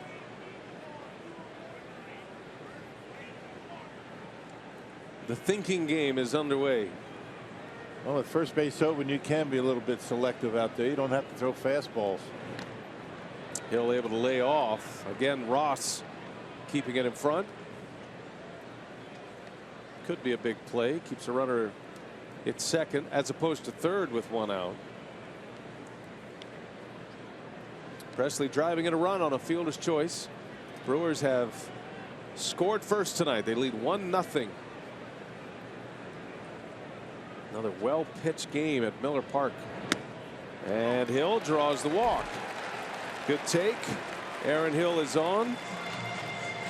First and second with one out, and Jimmy Nelson will bat, and Joe Maddon is on his way to the mound. There's nobody warming in the bullpen. This is a defensive discussion about a possible squeeze.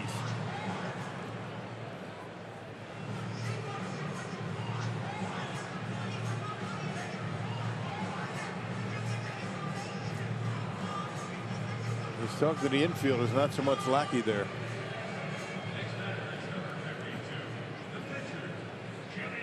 So Maddon has had his say. Knowing Joe Maddon, he's probably trying to organize some kind of bunt play that would give them a chance to turn a double play on Jimmy Nelson, who does not run well. And Jimmy bunts right through it. So where does the bunt need to go in a spot like this? Third base. You got to make the third baseman vacate the bag and butt it hard enough, but not too hard. And once La Stella leaves the bag, then nobody's going to be there at third base. Nelson squares early. Rizzo crashing in on him, and he got a pickoff play, and now Presley caught in the middle. Ross will run him back wisely. Now Presley's on his way to third,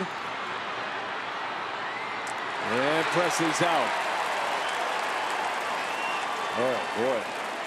Just bad base running. We were just running themselves out of innings, and that's the second time that they've been caught off of second base.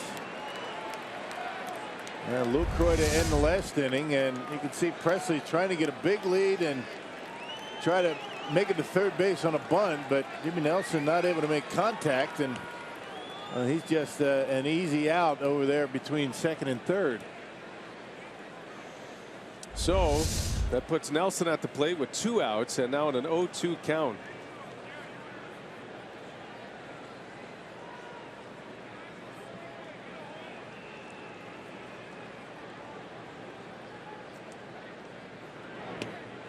And down he goes.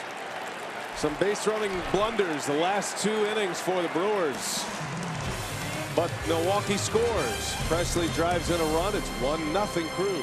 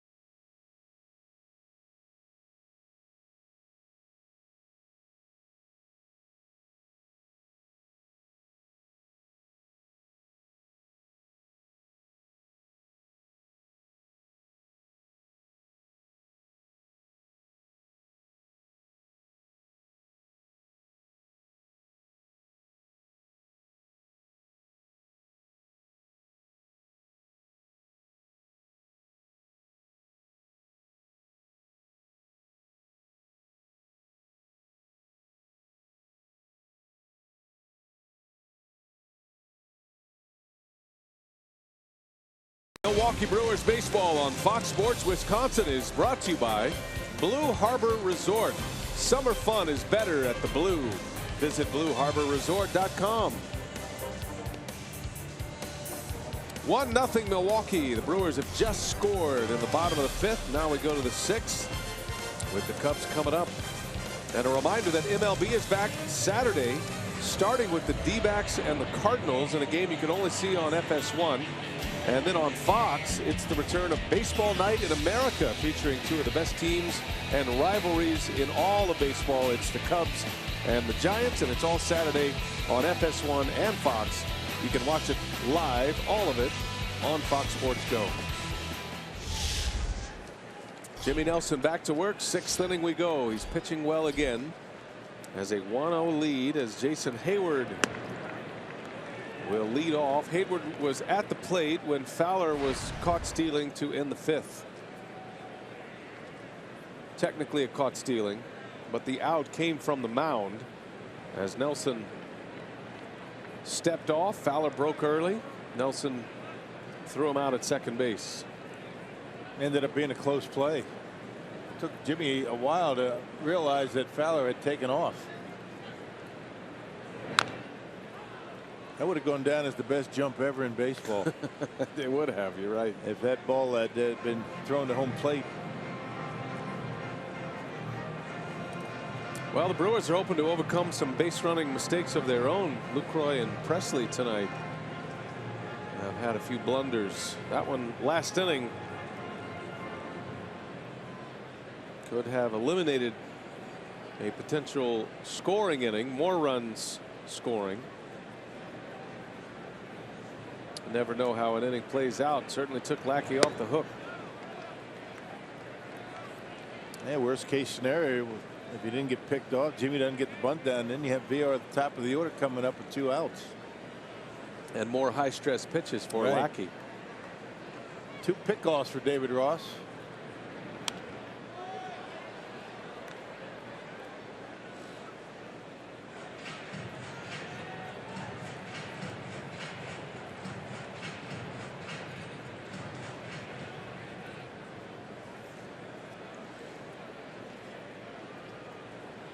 Jason Heyward 0 for 2 tonight. A strikeout and a double play, and down he goes. Nelson strikes him out. Big fastball from Jimmy Nelson, his 5th punch out, and that's how the 6th inning begins. Yeah, fastball in. It was very effective last night for Chase Anderson, and Jimmy Nelson able to catch that inside corner. Heyward knew it right away.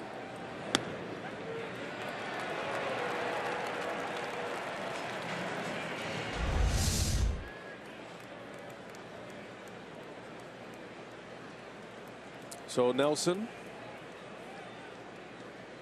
with one away facing Chris Bryant, and a strike to Bryant.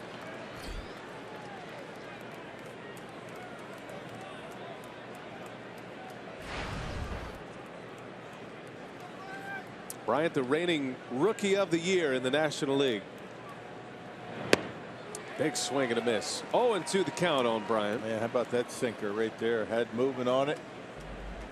94 miles an hour.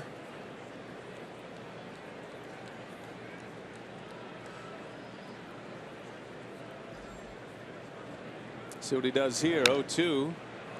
Went with a fastball. Think about that team that Chris Bryant played for as an amateur. Their AAU team, coached by Bryant's dad, Chris Bryant, Joey Gallo, Bryce Harper, and even Tyler Wagner was on that team. Former Brewer pitcher, now with the Diamondbacks. I mean, what a team. Harper was playing up a couple of levels. I think he was 9 and Bryant was 11. Man. Harper's always playing up, wasn't he? Always playing. Still playing up. The 1-2. Broken bat. Little flare. Base hit.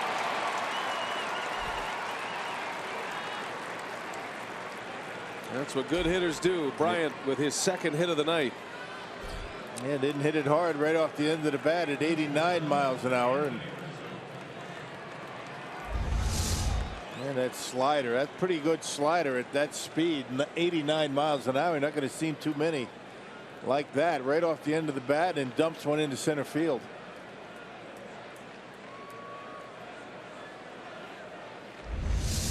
So Nelson with the tying run at first, and Anthony Rizzo coming up. Tough spot for him. Rizzo lined out his last time up. Little soft liner out to center. Nelson struck him out with a curveball in the second inning. Ground ball. Chance for 2 here. VR will take it himself. Throw to first in time. Third double play of the game for Milwaukee. Well, it makes it nice and clean. Anthony Rizzo hit it sharply, but right at the Brewers shortstop. 6-3 double play. 1-0 Brewers. We're headed to the home 6th.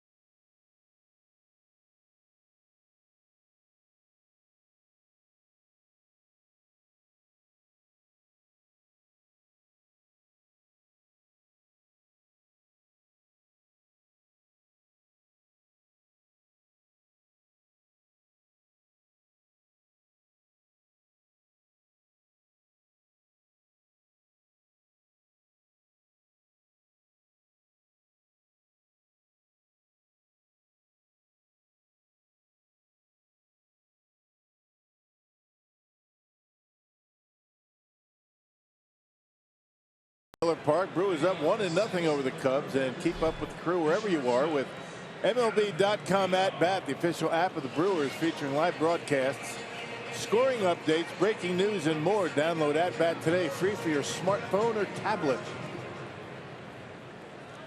A must-have for baseball fans.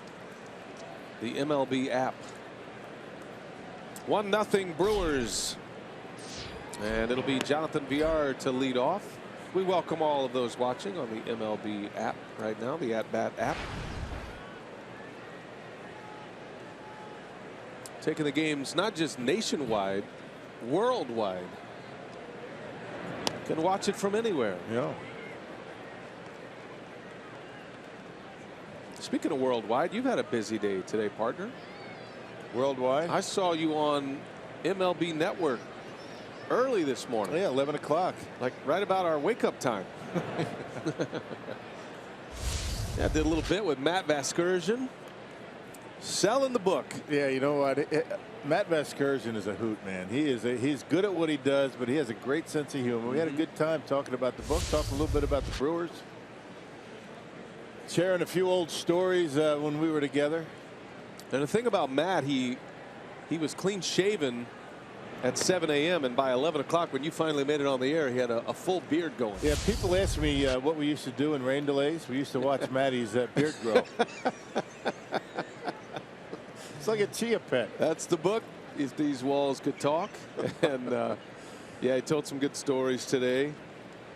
And that was fun. That was a good interview. You can see that, by the way. You can search that out and watch the clip of it. As Villar grounds one over to third base. La Stella makes the play close, but out. And a nice play by the Cubs third baseman. Yep, he was that exaggerated shift way off the line, but able to, you know, straighten himself up and make him throw to first. You know, Villar gets down that line really fast. See how far off the line he is. If he doesn't get there, I'm not sure that Russell's going to be able to make that play on Jonathan going down the line. Got him by half a step. One gone. Here's Scooter Gennett.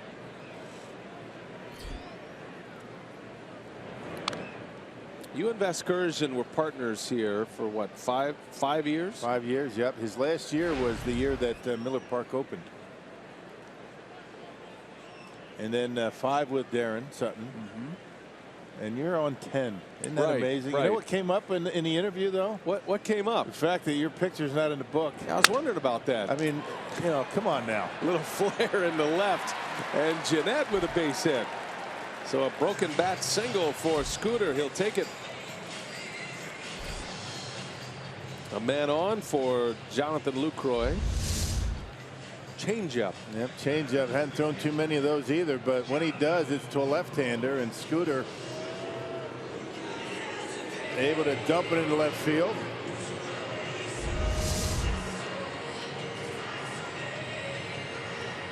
Now is Vasgersian's picture in the book? Yep. How about Darren's? Darren is. Oh, Paskey. See Lucroy at the plate tonight, presented by Blaze Pizza. His picture's in there. Now, Len Casper spent some time with you in the booth. Right. How about his picture? But not an official partner. Ah. A fill-in. No. Although I had a great time with him. Len Casper filled in for Matt Vasgersian, right? Right. Yep. Matt and I were in the Texas League together, Vasgersian. He was in El Paso. I was in San Antonio. And he used to actually do play-by-play and stand-up comedy. You know, he told me about what you guys used to do in that league. Yeah, we Should we get into that a little bit? We did some things that neither one of us are proud of. A lot of it was on the air, but we had to make do. One of the things we did that we can tell you is that we used to throw the little softball-sized water balloons onto the field during batting practice. That's good. And it took a while. The players. I thought you said you threw batting practice. I did. Oh yeah, I did throw batting practice. Go up and then we'd throw water balloons on the field. And if you throw it just right, if you hit the top of the batting cage, the balloon would shatter and then the water would go all over the players. How'd Louis Tion take that? He'd love that. That was not in the. You know who the pitching coach was in that year? Louis. No. That was Bert Hooten. Oh. He thought it was great. Didn't last long, though. Yeah, we used to go over and watch Matt do stand-up comedy at the comedy club after the games. Little flare by Lucroy. Hayward's coming in. And he makes a play for out number 2. Carsoup.com trivia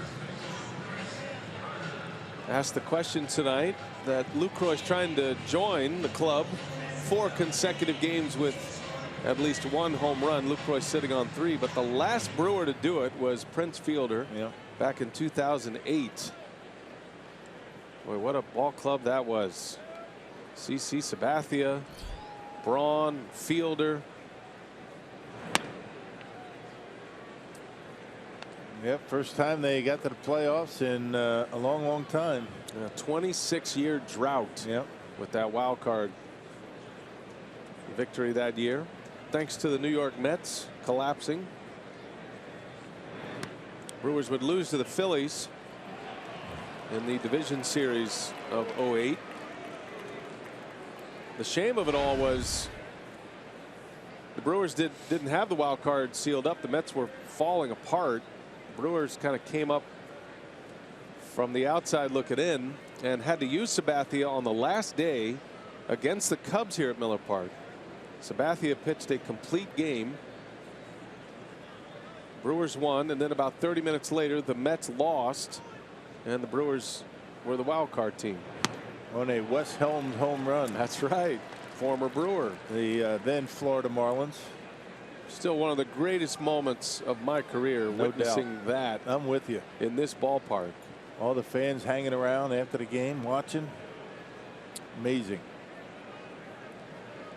1-2 to Carter. Outside ball 2. Now the Brewers were either going to be the wild card team or they were going to go play a 1-game tiebreaker against the Mets. So I didn't really know where they were going. Sabathia threw a gem. There goes Jeanette. Pitches outside, throw to second base. He is on the money, and David Ross is cutting down base runners left and right here tonight. That's the 3rd he's eliminated. And the inning is over. A lot of outs on the bases for both teams tonight. Carter left standing at the plate. 1-0 Brewers. We're on our way to the 7th inning from Miller Park.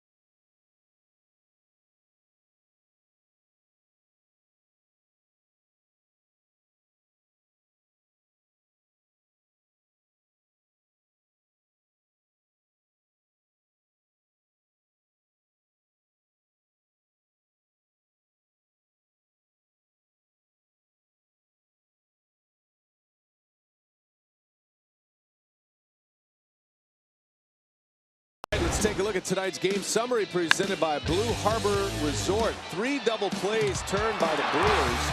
3 of the last 4 innings, as a matter of fact. There have been double plays. Jimmy Nelson matching up against John Lackey. The Brewers have that 1 earned run. An RBI fielder's choice by Presley, and Nelson working on a 4-hit shutout as we go to the 7th inning. And Nelson back to work. Ben Zobrist leads off. First pitch breaking ball, strike 1. Yeah, Brewers starting pitching, really starting to turn the corner this year. Every one of them, to a man, pretty much has been able to go deep into games and keep the Brewers in these games. Strike on the corner. Well placed fastball by Nelson. 0-2 on Zobrist.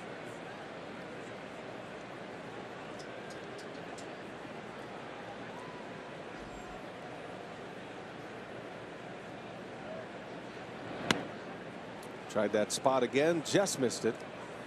Zobrist has an impeccable eye. That's one of the strengths of his game.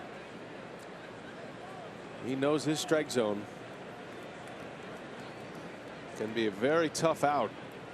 Pesky hitter. Yeah, most veteran hitters do. I mean, he's been around a long time. The only way you can stick around that long is to know your strike zone, to get good pitches to hit. That on base percentage touching .450. Zobrist takes one inside. These Cubs have a way of getting on base, don't they? Draw a lot of walks. La Stella due next. 5, 6, and 7 in the batting order coming up for Chicago. And a 1-0 game. Brewers scored in the 5th.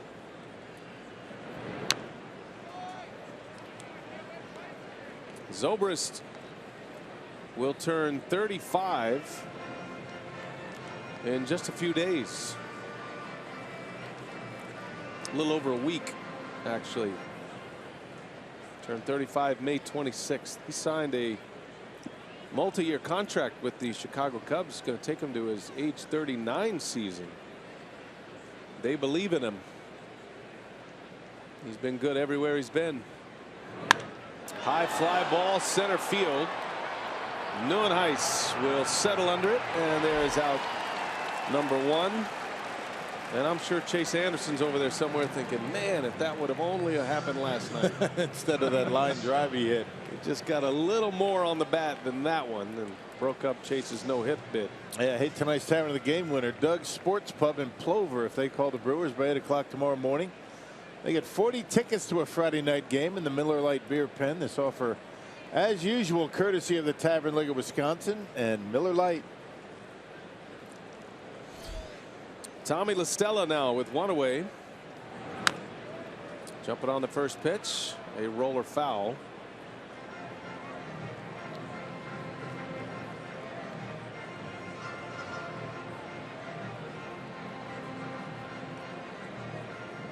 Wasn't a whole lot made of the trade that got La Stella in a Cubs uniform. It was a trade in the offseason prior to last season.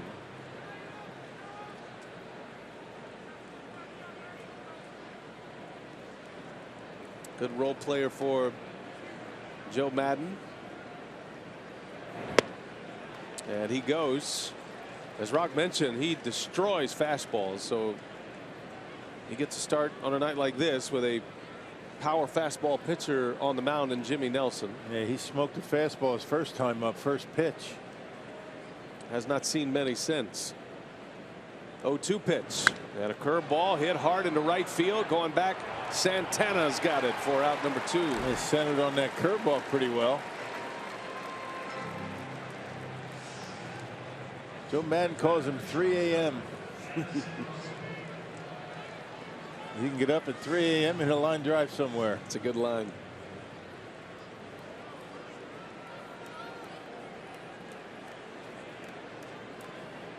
Nelson with 2 outs in the 7th.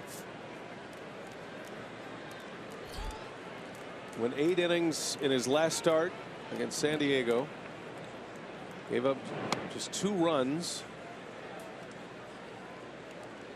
Took a loss. John Lackey in his last start went 8 innings, gave up 1 run and took a loss. Russell takes a strike.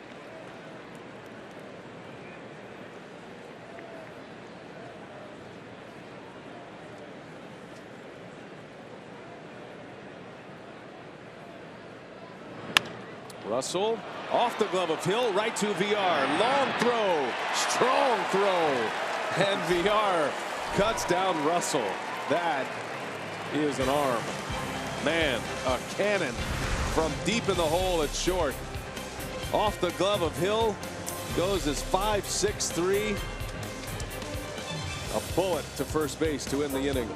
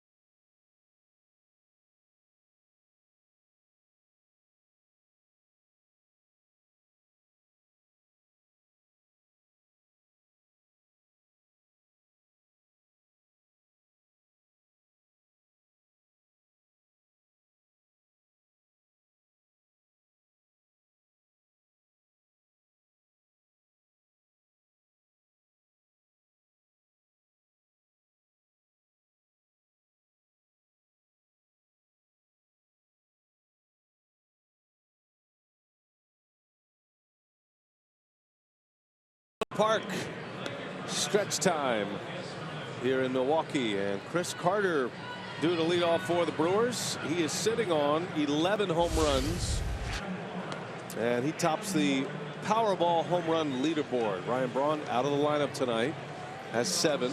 Lucroy has hit 6 all in the month of May and has hit 3 homers in the last 3 games. Might get one more at bat. It is 1-0. What a ball game tonight. Home 7th. John Lackey is out. And Rock, the new Chicago Cubs pitcher, is Adam Warren. Yeah, we talk about this starting rotation being the best in all the National League. The bullpen not too far behind. I mean, these guys are pretty good as well. 15 appearances now for Warren and a 184 earned run average.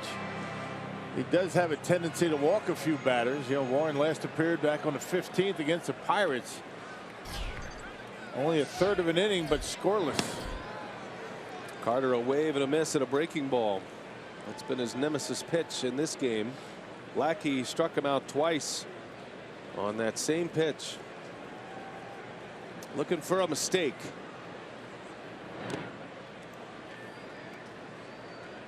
Well, sometimes the victories don't show up right away. The Brewers didn't score in the first inning off Lackey, but he threw 25 pitches in that inning coming out of the bullpen after he had gone 8 innings in his last start and got to a pitch count that Madden felt he needed to make the move.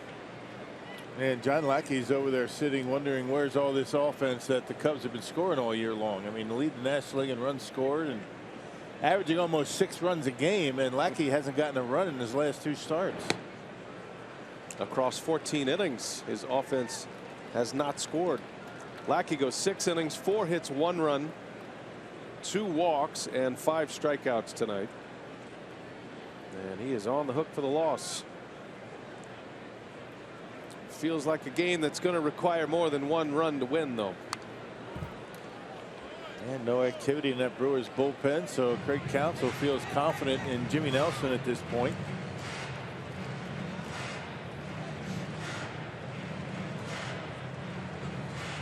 Counsell having a chat with his pitching coach, Derek Johnson. 3-2 to Carter. And a called strike 3. Surprised him with a fastball. That's good pitching there by Warren. Knowing Carter's probably looking for a breaking ball, he spotted that fastball perfectly. Yep, he got it down at the knees and on the outer half of the plate. And David Ross holds it there nicely. The 4-seam fastball getting Carter. And he knew it. Carter's third strikeout of the night. 1 out. Here is Nieuwenhuis. Scored the lone run for Milwaukee after he doubled to start the 5th inning.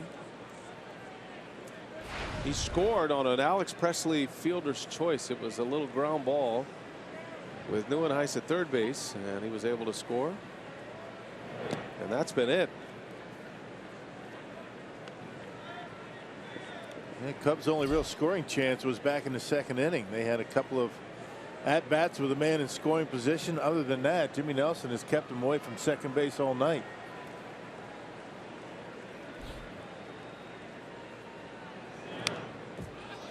Cubs had 2nd and 3rd with 1 out, but the good part of the order for Jimmy Nelson.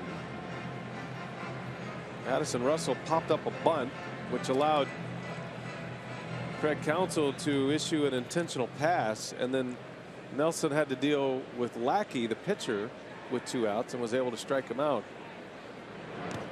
And not much sense. And some really good defense the Brewers have played tonight. 3 double plays, a great play, by VR right there on that carom off the glove of Aaron Hill. That was a nice play. He's got a big time arm, that guy. 2-2 to Nieuwenhuis. Missed outside, ball 3.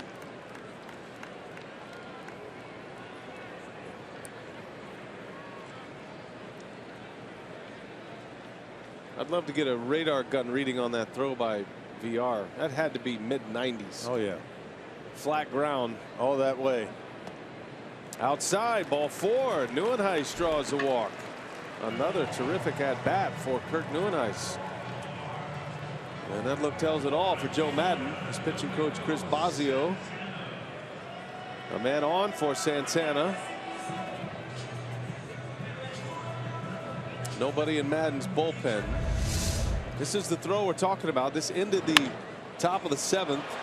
The carom off of Hill, and then VR just winds up and fires a missile over to first. Good finish, huh? That ball was rising as it got to Chris Carter. Could hang laundry on that one. There's no gravity affecting that ball when it was caught. Man, Craig Counsell will tell you that VR has probably got the best arm on the team.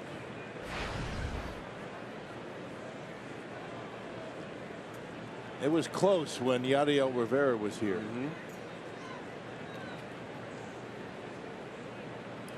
Domingo Santana with a man on.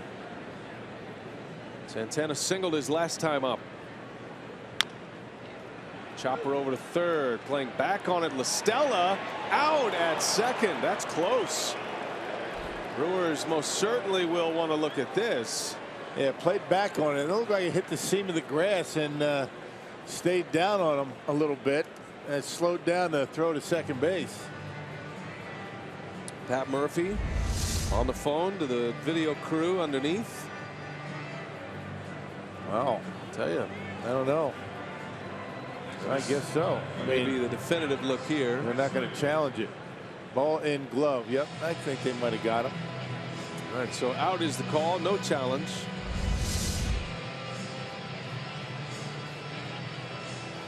Second out of the inning. Santana replaces Nieuwenhuis at first. And here is Alex Presley.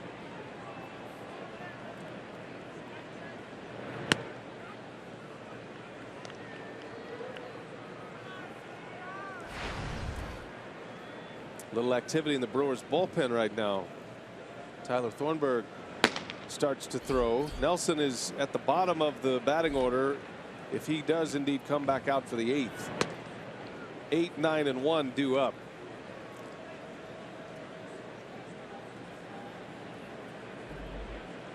And it looked to me like Tyler Thornburg is throwing right now to start the inning. I think it's going to be Jimmy. You can see him getting loose. Tyler just kind of taking it easy out there. Presley lofts one to left. Chris Bryant is there, and that will retire the side. What a game tonight. Tight one. Well pitched. Jimmy Nelson standing tall so far. 1-0 Brew Crew as we go to the 8th.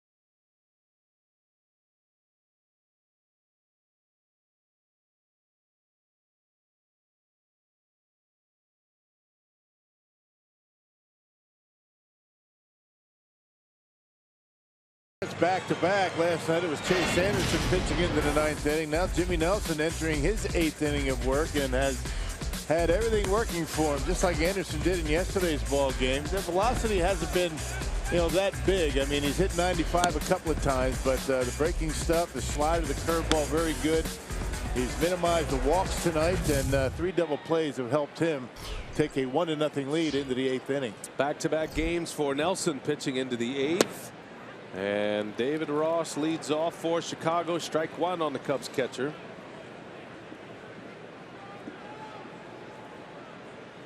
Interesting that Nelson has faced the minimum through the last 4 innings, despite 2 walks and a single in that stretch. Double plays eliminating 2 of those base runners, and then there was a caught stealing on Fowler that eliminated the other. Ross right off the end of the bat. It's got some English on it. Nelson will play it to first in time, and 1 away for Nelson in the 8th. And now Joe Maddon's going to go to his bench. With the pitcher spot due up, the struggling Jorge Soler, who's found himself out of the lineup. Soler will pinch hit for Warren. He's hoping to keep this guy quiet until the Cubs leave. He's 0 for 6 as a pinch hitter this year. Cubs only have 4 on their bench. They carry 8 relievers. Just can't make a mistake up in the zone with something middle speed.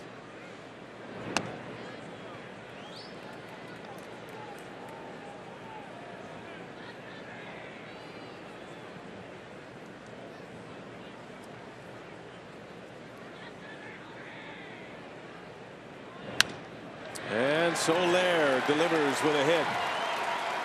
And now it's bobbled by Presley. Soler on his way to second. And he will make it.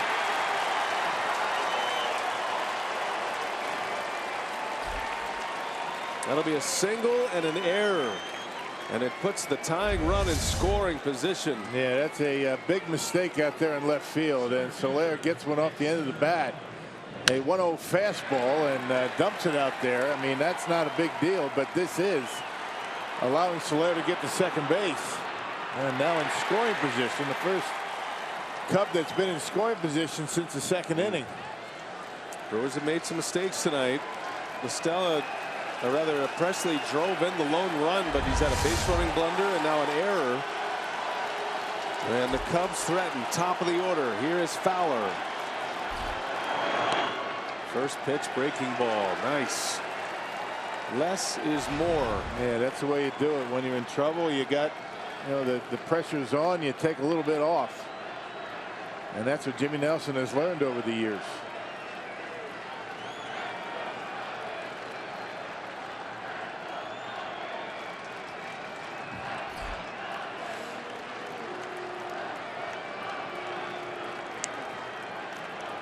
Pitch count in good shape for Nelson.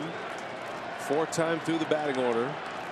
Fowler's reached twice. He was hit by a pitch in the 3rd. He walked in the 5th. Nelson wants to start over with Lucroy again.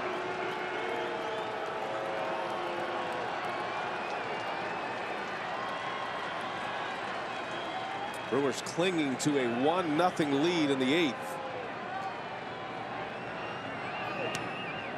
In on his hands. Hey, Craig Counsell hanging in there with Jimmy Nelson. You got the go-ahead run at home plate. You got Tyler Thornburg up. He's ready to go. Still throwing well. Still throwing hard is Jimmy Nelson.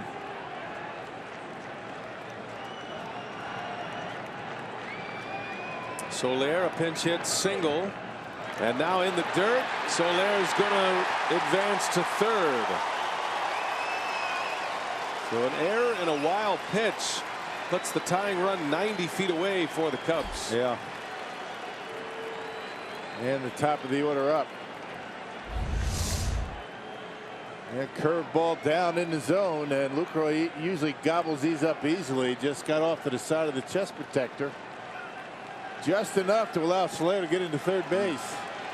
And now Counsell Going to roll the dice here, bring the infield in, trying to cut off that run in the 8th. 1 out, 2-1 pitch. Outside. This is as much stress as Nelson has had to deal with all night. Cubs did have 2 on in the 2nd inning. But a quick pop-up bunt, and then the Brewers loaded the bases to face the pitcher Lackey. This is the moment right here.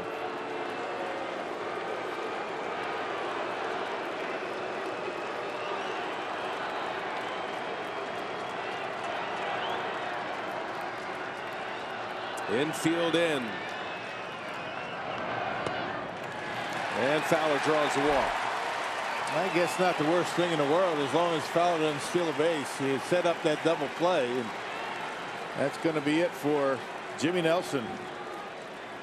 What a job by Jimmy tonight against a very good offense. Going to leave with the lead, but trouble on the bases. So Nelson will give the ball to his manager, and a good hand on his way out. Well deserving. Nelson exits.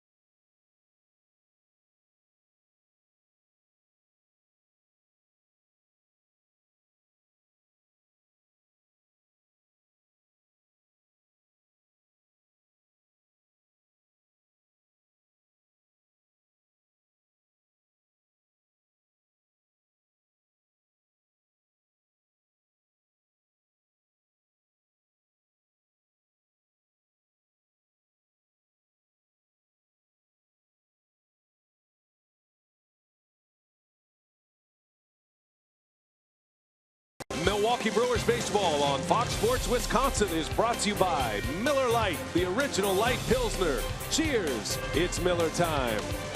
And by the Wisconsin Lottery, reminding you to please play responsibly. Well, getting tight here at Miller Park. Jimmy Nelson is out. Walks Dexter Fowler. Got the first man out of the inning.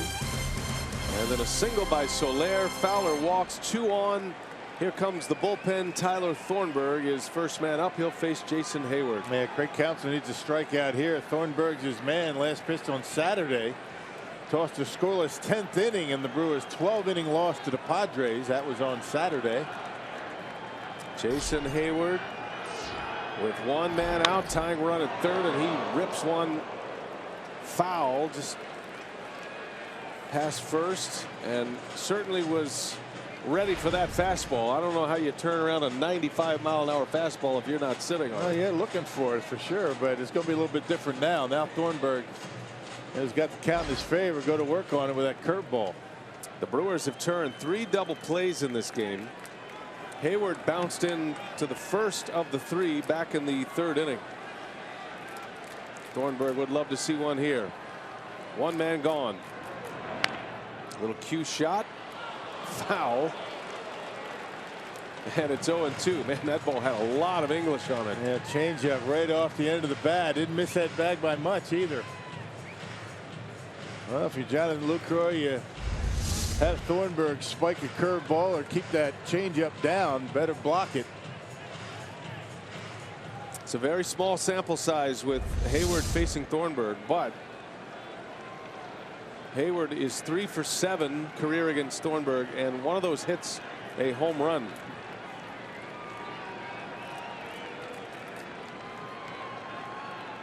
Lucroy wants a curveball. No balls, 2 strikes. And a curveball is just fouled. Hayward's been able to get a piece of all 3 of his pitches, the fastball, the changeup, and the curveball. Just certain hitters just see the ball out of the hand of some guys, and I guess Hayward is that guy for Thornburg, but he's got him 0-2. We got Chris Bryant due next.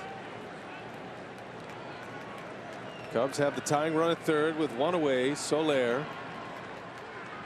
Go ahead run at first. Fowler is a base stealer, but has not looked like he's wanted to run in this sequence. And keep in mind, Thornburg is very good about holding runners. He has a quick move to first and a quick release to the plate as well. Yeah, plus Fowler got drilled in the leg early in the game. Might have slowed him down a little bit, right? Maybe. Another 0-2 coming. Hayward lays off. High fastball by design.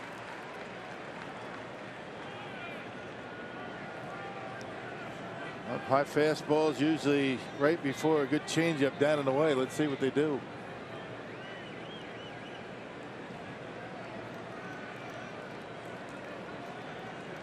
Lucroy thinking about it. Wants the changeup. You're on the same page. The 1-2, and he leans out, pops it up. Boy, what a big out that is for Tyler Thornburg. Textbook pitching right there. Yep. Well, he gave Hayward everything he had. The fastball, the curveball, the changeup. He wasted the fastball up and then went back to the change. And a nice one, too. He had Hayward way out in his front foot, right off the end, and he's got 1 out to get here in the 8th inning. Good call, partner. Yeah. High fastball, backed it up with a changeup. 2 gone. Infield can back up, and the shift is on now for Chris Bryant. Tying run at third. 3 infielders on the left side. And a pitch in the dirt. Good smother by Lucroy. Yeah, do everything he can to keep it close. Now, if you're the Cubs, this is right where you want to be. Your best hitter at the plate, your 3-hole hitter, with Rizzo to follow if Bryant should reach. This is how you build your lineup for spots like this if you're Joe Madden. High in the air, slicing. Santana will give it a look, and it's in the seats. 1 ball, 1 strike. This is a guy you got to be careful with the change or the curveball. I mean, he is a pretty decent off-speed hitter. I mean, if you hang it, he will bang it, but if you throw it, you keep it down in the zone.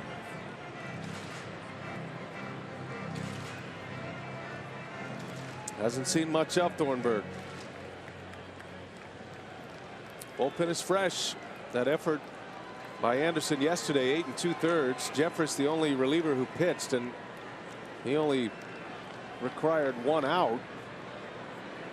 Team had an off day Monday, so fresh arms available.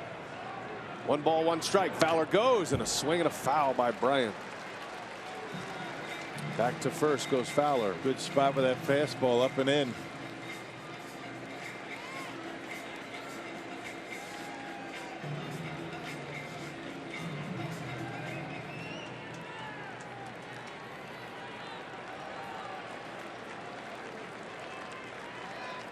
Lucroy steps out.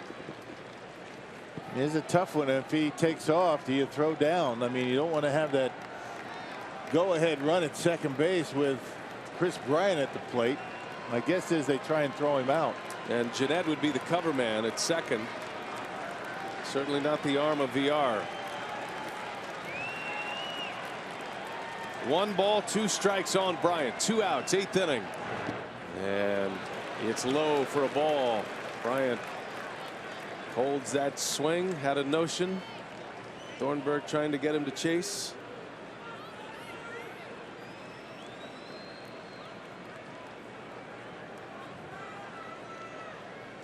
Fowler still at first, representing the go-ahead run. Boy, a lot of room over there on the right side, huh?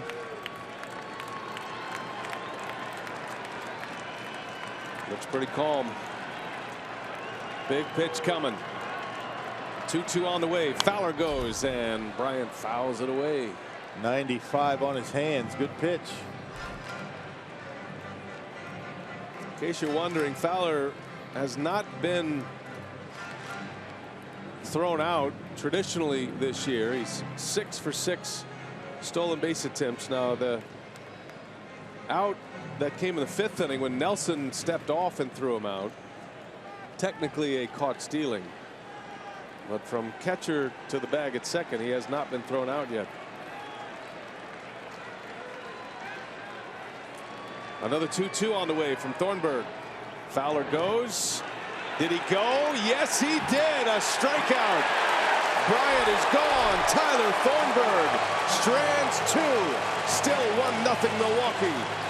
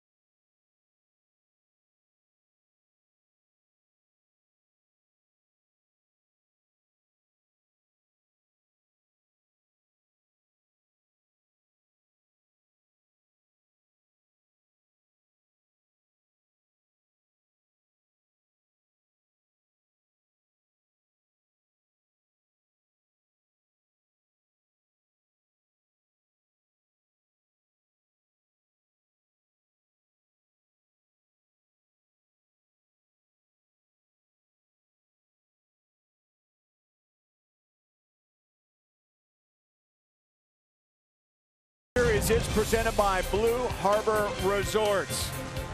Welcome back inside Miller Park.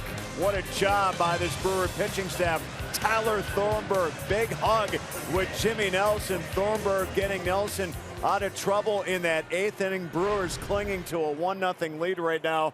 Good Lord, you should see this guy, guys, in between pitches. It is unbelievable. You know, you look at this game, you look at that spot right there by Tyler Thornburg. Last night we talked the importance of catcher-pitcher relationship and the pitcher having that confidence in the catcher. Jonathan LaCroix throwing a lot of breaking balls right there, blocking those breaking balls. What a great job behind the plate, but a great job by Tyler Thornburg on the mound. What a series so far pitching-wise, and it continues. We'll cover it all. Brewers Live postgame on the way, guys. All right, thanks a lot, Craig and Augie. That was some kind of masterful relief pitching by Tyler Thornburg. The heart of the Cubs order, popping up Hayward, and then a strikeout on Bryant to end the inning. As you see the numbers on Justin Grimm, who has been excellent out of the Cubs bullpen over the last couple of seasons. Yeah, these guys, this bullpen's been good, but you talk about that pitching sequence to Chris Bryant. I mean, that was perfect setting up a hitter and perfect execution by the pitcher. 3 fastballs, 3 curveballs, didn't make a mistake with either one of those, any of the pitches. Curveballs in the dirt, fastballs in on his hands, and that was just beautiful pitching by Tyler Thornburg. Got out of a mess. 1st and 3rd, 1 out, and got out of it. Still 1-0.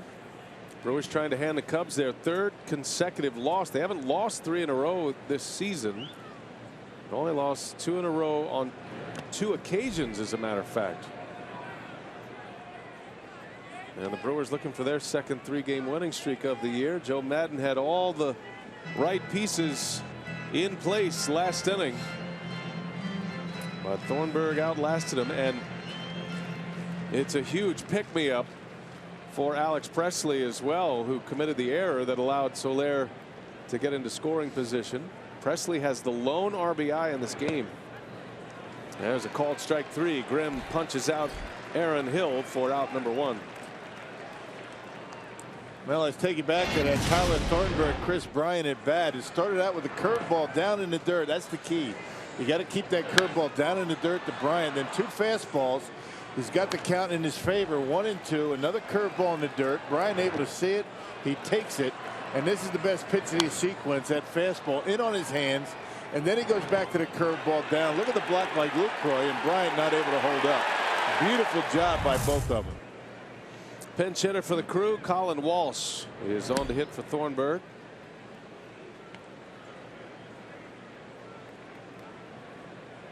Jeremy Jeffress loosening in the bullpen.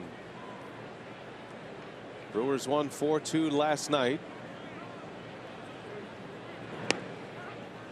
Last time Lackey made a start for the Cubs, it was a 1-0 loss. And the Brewers are trying to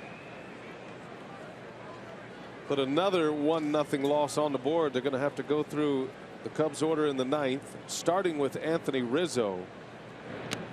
Rizzo, Zobrist, and La Stella due up for Chicago.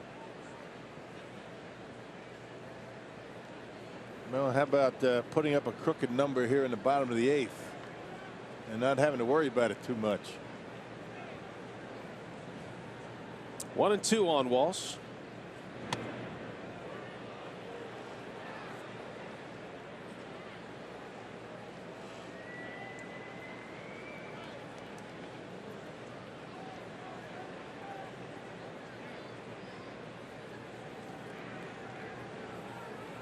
Justin Grimm deals, and Walsh takes a called strike 3. So 2 men are out. Back-to-back strikeouts for Grimm, both backwards Ks. Yeah, slider right at the bottom of the strike zone, and Colin Walsh, I thought it was low, but David Rackley gives him the call. It's a good pitch right at the bottom of the zone. Yeah. Here's VR now, top of the Brewers order.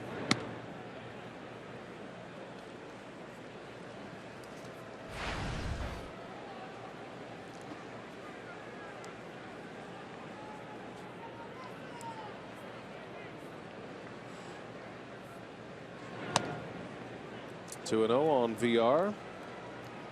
Jonathan tonight is 0 for 2. He walked and stole a base in the first inning. Has 7 hits on this homestand. He's 7 for 19. Brewers split a 4-game series with the Padres, trying to win a series with a win tonight against the Cubs and give themselves a chance at a sweep tomorrow afternoon.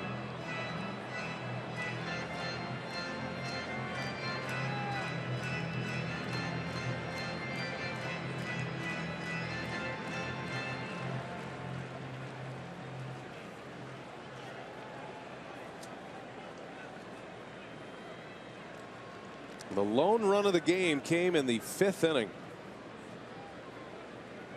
Alex Presley with a fielder's choice ground ball that scored Neuenhuis, who had doubled to start the inning.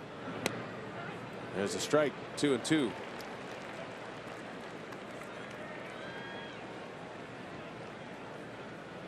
Great work by Nelson. 7 1/3, no runs on just 5 hits. To one of the more explosive offenses in the big leagues. No kidding, huh? I mean, back-to-back games, the Brewer pitching staff, particularly that starting rotation, has done a whale of a job. Jimmy Nelson, 7 1/3 tonight. And Chase Anderson, 8 2/3 last night. Giving up a combined 2 runs. Not bad. Payoff pitch inside, ball 4. So VR will reach. 2-out walk issued by Grimm. Well, the Brewers would love to put one on the board here. VR is a stolen base threat, and it certainly calls for an attempt here in a spot like this. and you know he's going to go. Just a matter of when. My guess is it's going to be early. Scooter Gennett will step in. He had a single, a broken bat hit his last time up.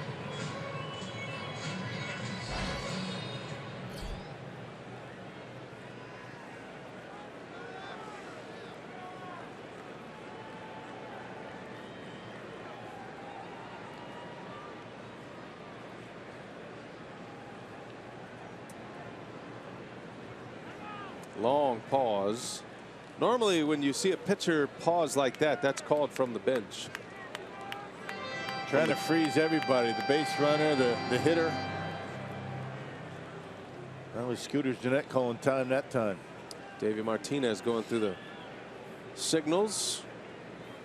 The bench coach.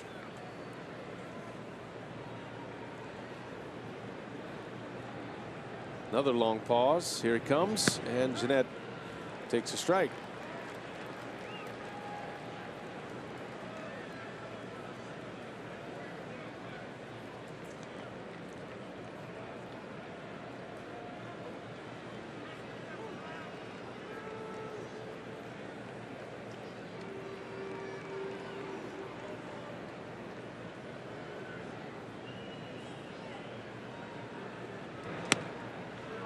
Just missed. Went for the same spot. 1 ball, 1 strike on Gennett. And a couple of fastballs, maybe thinking to give David Ross an opportunity to throw out the base runner. If you're Scooter Gennett, you pretty much know you're going to get something hard on you. You're going to get that fastball.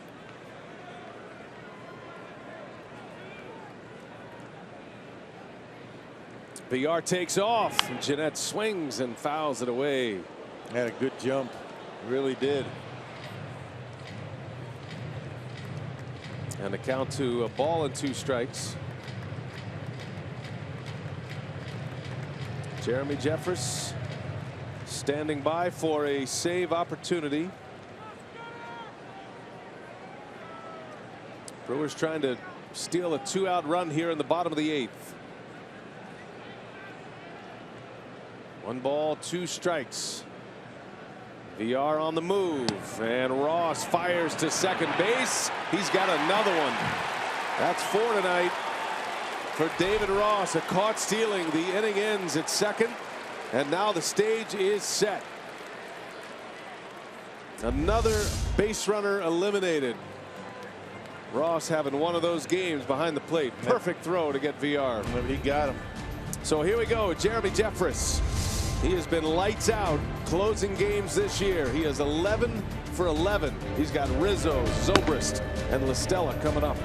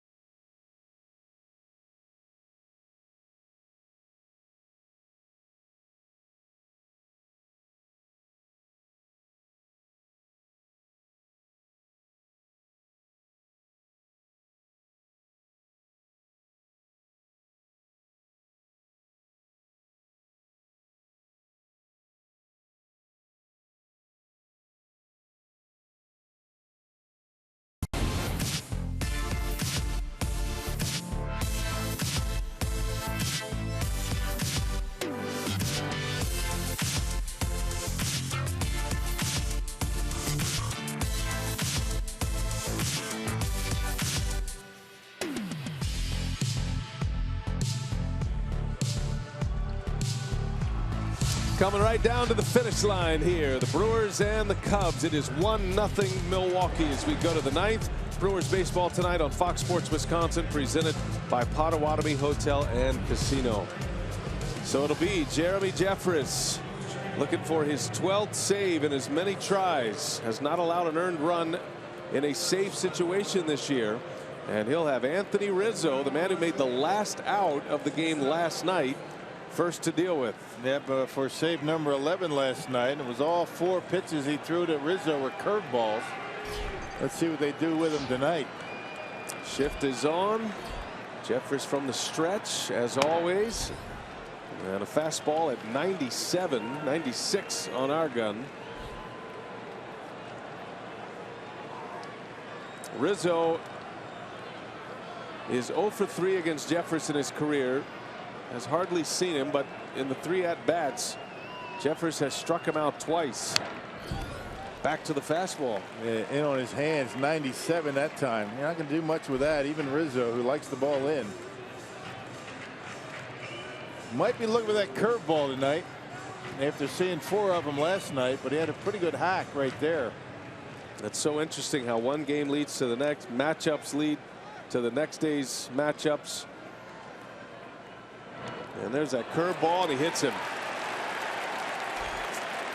So Jeffress hits Rizzo. The tying run is on. And now Jeffress starts his inning in some trouble here. Don't forget, tomorrow it's an afternoon game. We're on the air at noon for Brewers Live, our Miller Lite What's on Tap. It's the Cubs and the Brewers, the final game of the series, with Junior Guerra and Jason Hamill on the mound.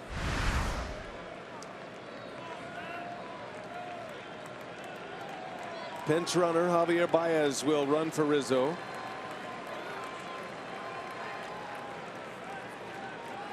Yesterday, Jeffress pinpoint command with that curveball, down and in on Rizzo. This time he hits him. Yeah, just drills him. I mean, not even close. Here's Ben Zobrist. Brewers have been able to turn 3 double plays in this game.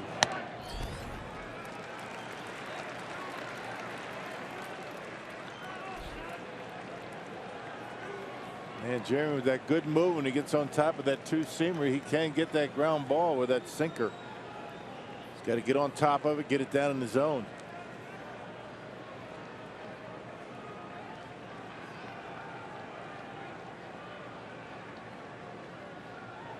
Zobrist lines one to right, base hit, and Baez is going to hold around second.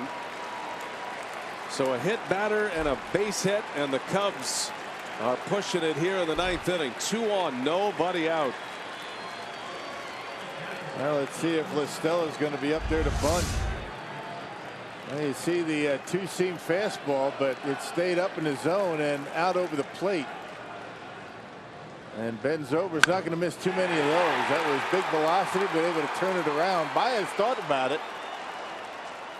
And with nobody out, he just stays at second. And Craig Counsell wanted to have a chat with his infield to talk about a bunt play. Not sure if Joe Maddon's a big believer in the sacrifice bunt in these situations, though. So both managers make appearances on the mound tonight to talk defensive strategy. Jeffress with 2 on behind him, nobody out. And it'll be Tommy Listella, who we have chronicled is a very good fastball hitter. By the way, in case you're wondering about a bunt, it's been a couple of years. Figure this is go time for the Cubs hitters.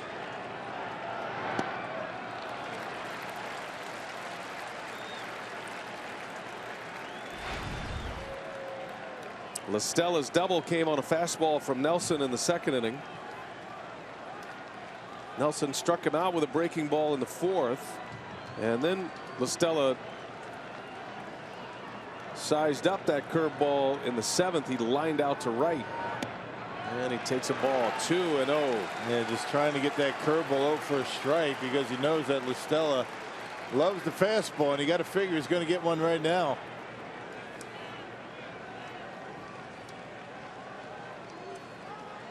Yeah, it feels like one of those moments. Your best against my best, right? Yeah, those two pitches pretty close, too.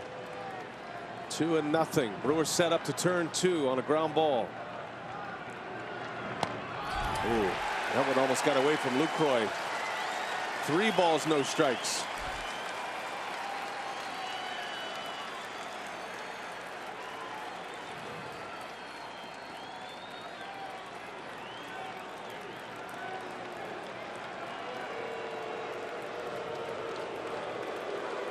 Aaron Hill out to give Jeffress a quick breather, maybe a word of encouragement.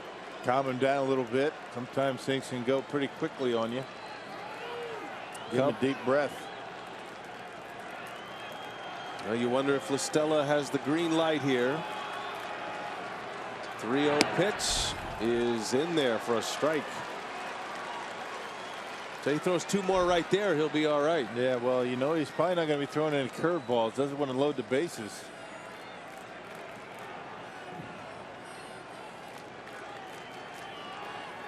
Hitters count. Big pitch coming. LaStella chops one on the ground. Jeanette will make the play to first. So it works like a bunt. 2 runners advance into scoring position.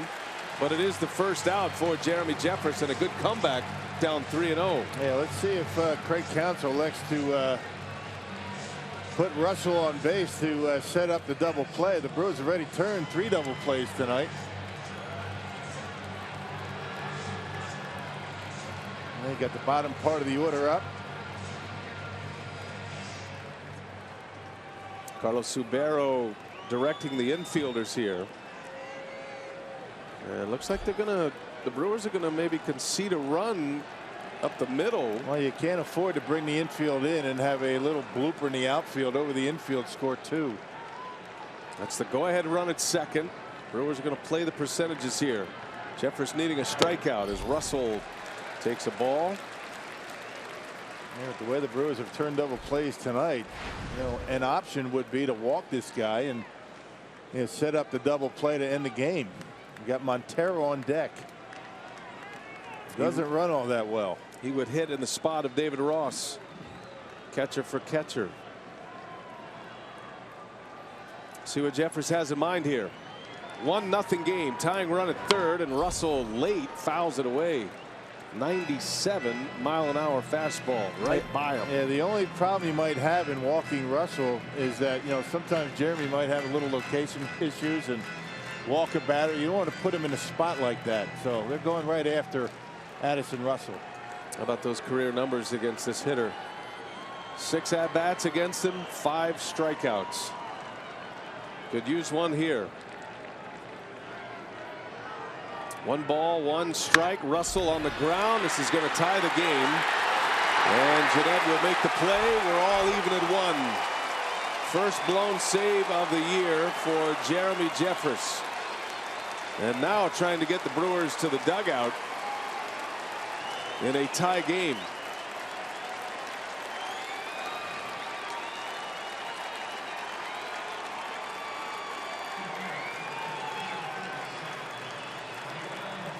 Addison Russell with a ground out RBI that ties it up. And with 2 away, here is Miguel Montero.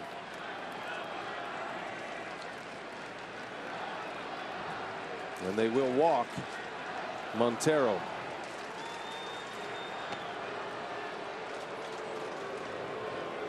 Last couple of years, Jeremy Jeffress has been under the tutelage of Francisco Rodriguez. He spent a lot of time with him. One of the strengths of Rodriguez, K-Rod, when he did blow a save, he would typically come back and hold that go-ahead run from scoring.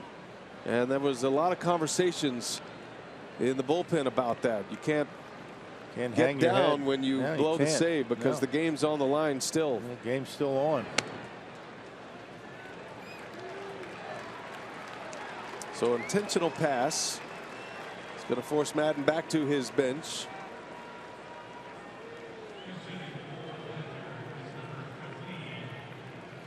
Tim Fedorovich will pinch hit for Chicago. empties the bench for the Cubs. Now Baez, the pinch runner, scored the tying run. Soler and Montero have been used. And Madden's third catcher, Fedorovich, will hit with runners at the corners and 2 outs.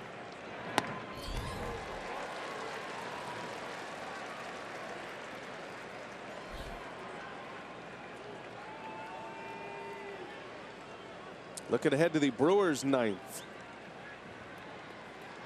Jeanette, Lucroy, and Carter coming up, 2, 3, and 4. Ryan Braun out of the lineup tonight with a stiff back. Not sure if he's available. Yeah, good two-seamer right there. Not going to do much with that pitch. It's tough duty for Fedorovich, right? He's been sitting over there all night trying to dial up a well, let's hope. fastball from Jeffress. Let's hope it's tough. He's been late twice.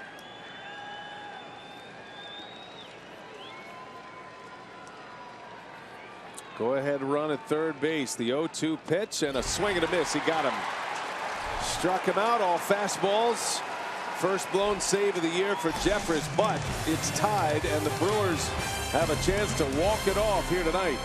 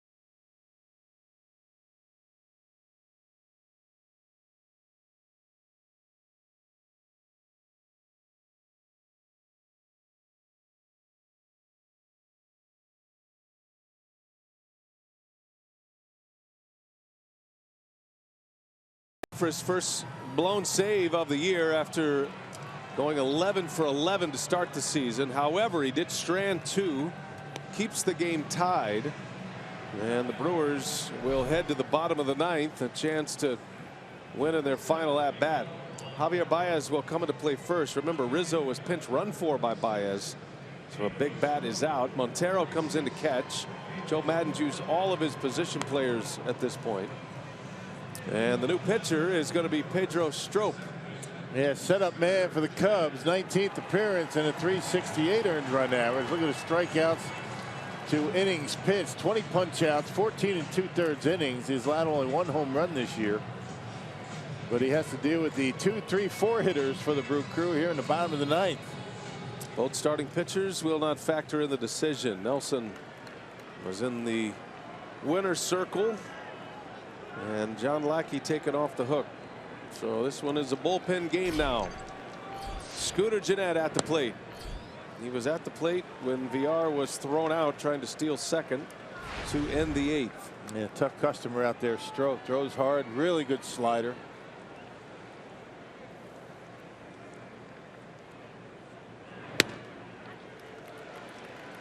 One ball, one strike. That mid to upper 90s fastball from Strop. Came to the Cubs from the Orioles. Been a terrific find. And a wave and a miss. Off speed pitch had him out in front.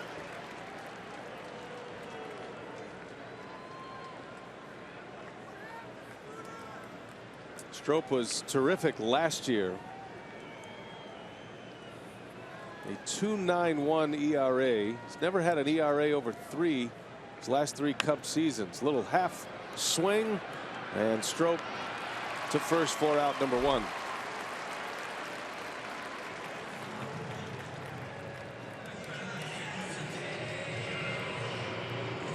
Here comes Lucroy. And here comes all the sliders. I mean, when he faces right-handed batters, it's one after the other, and they become very tough to hit. He's got good velocity on him, and they break very late.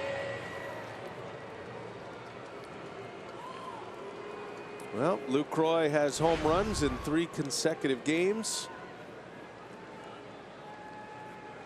Does he have a 4th one in him here tonight? It would be a game winner if so. Started him with a fastball.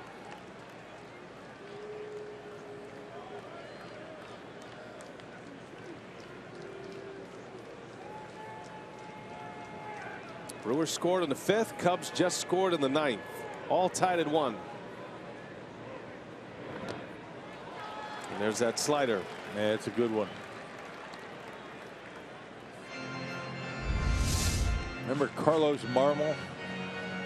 That's a kind of a slider that Strop has. I mean, nasty.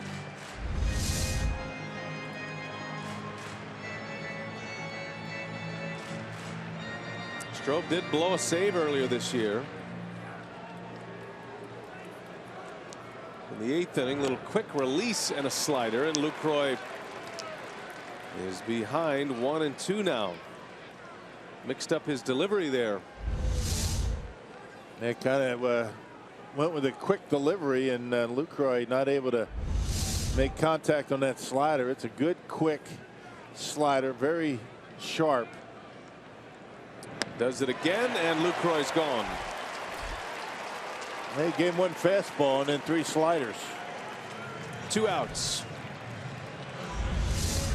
Page out of the Johnny Cueto book. And this one for a strike.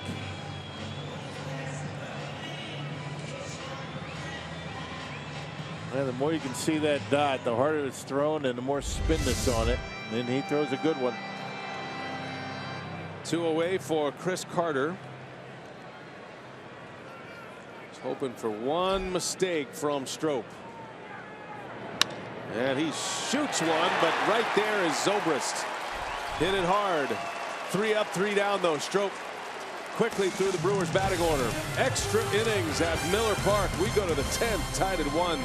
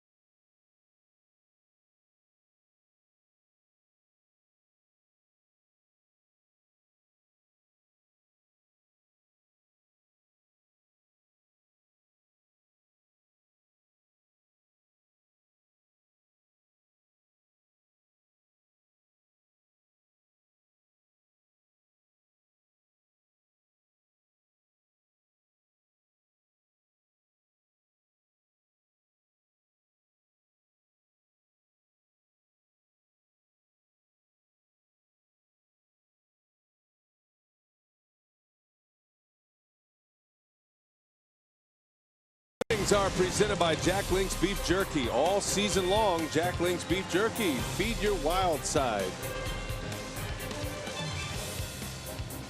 Here we go to the 10th inning. Cubs score in the 9th. A blown save for Jeremy Jeffress. And now it'll be Michael Blazek to work the 10th inning. And the top of the Cubs order is coming up. Dexter Fowler will lead off. All even at 1 apiece. Brewers scored their run on an Alex Presley RBI fielder's choice in the 5th inning. That scored Neuenhuis. And then the Cubs got their run also on a ground ball out. Addison Russell with a ground out to drive in the tying run. So extra innings we go. Cubs in the last 3 games against the Pirates and then the 2 games here against the Brewers have managed to score just 4 runs. One of the most high-powered offenses in the big leagues. Cubs lead the National League in runs scored. Blazek deals a first pitch breaking ball to Dexter Fowler for strike 1. Yeah, but even when they don't score runs, their pitching staff keeps them in games and gives them a chance like tonight. And Blazek hasn't allowed a run over his last 7 appearances. Last pitched on Sunday against the Padres, a scoreless 8th inning.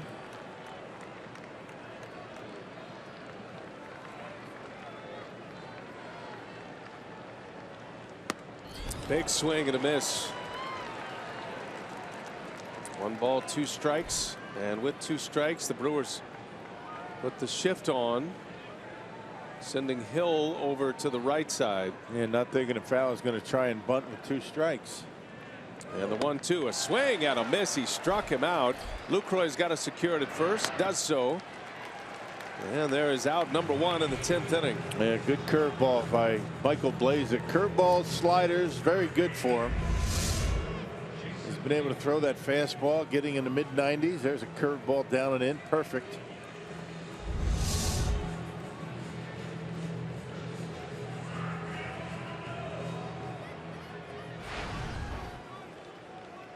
Jason Hayward now with 1 away. He is 0 for 4 tonight. Couple of strikeouts.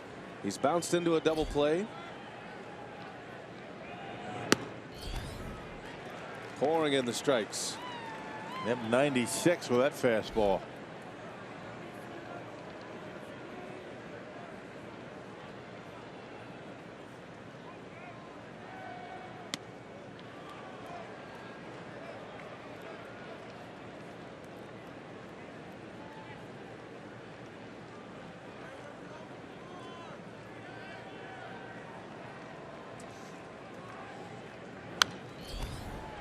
A little late. Another fastball at 96, and it's a ball and 2 strikes on Hayward. And there goes Aaron Hill.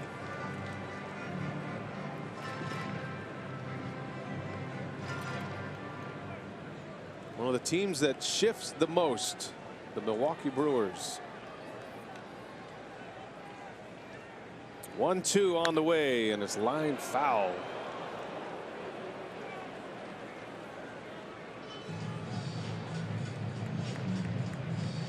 Crowd of over 31,000 tonight at Miller Park. The series will conclude tomorrow. Brewers are then headed on the road. They'll head to New York for the Mets and then Atlanta.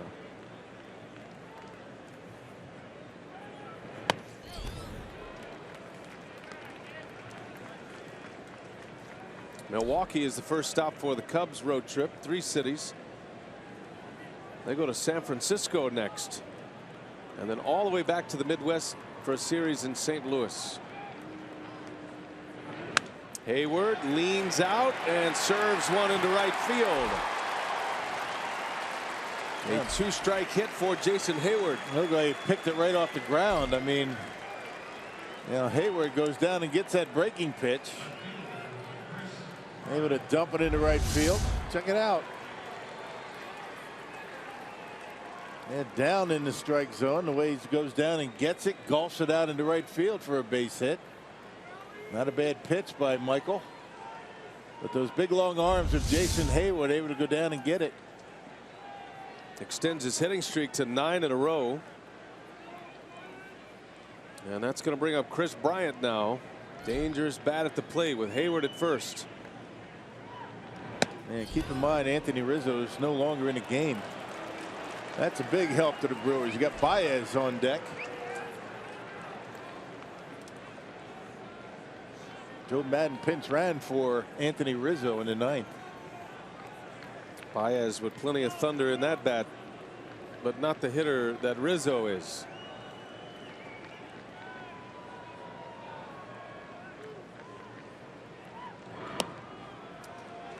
2-0 the count. John Lackey started for the Cubs. Jimmy Nelson for the Brewers. Both pitched well. Lackey went 6, gave up 1 run. Cubs took him off the hook with a run in the 9th. Nelson 7 1/3, no runs. Gave up just 5 hits. And Bryant takes another. 3-0 the count.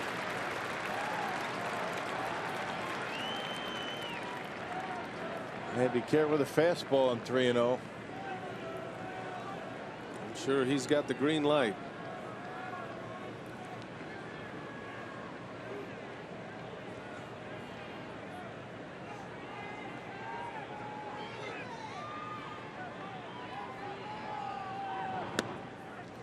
Yeah, and Blazek sensing that throws him a 3-0 breaking ball. Yeah, caught the edge.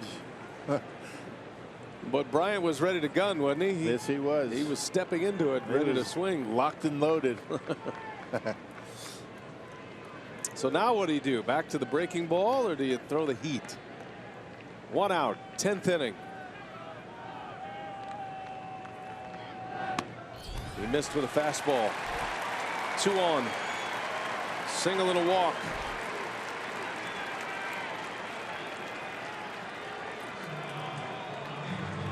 So 1 man out, and Derek Johnson, the pitching coach, is on his way. And Anthony Rizzo's spot is coming up. He was pinch run for after he was hit by a pitch last inning.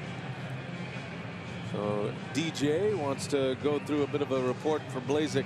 Yep, didn't start the ball game. They didn't go over him today. And although Michael Blazek, I'm sure, knows plenty about Javier Baez. He can hit.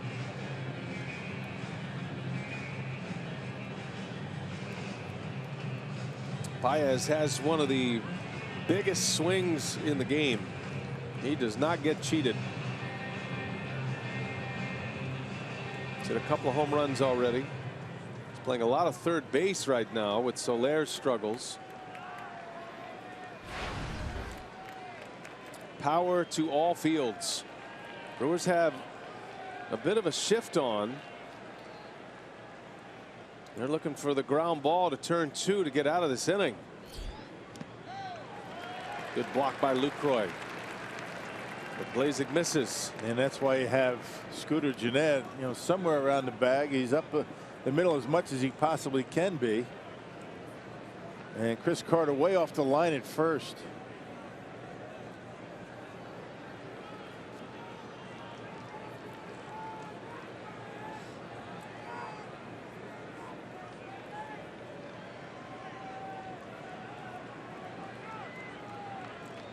Hayward, the go-ahead run at second base. Runs well. Big swing by Baez. Starts the bat early. You can get him with good breaking stuff. Baez came up big for the Cubs in the postseason last year. He had a memorable home run off Lackey in the NLDS in the clinching game for Chicago. First at bat of the night after pinch running last inning.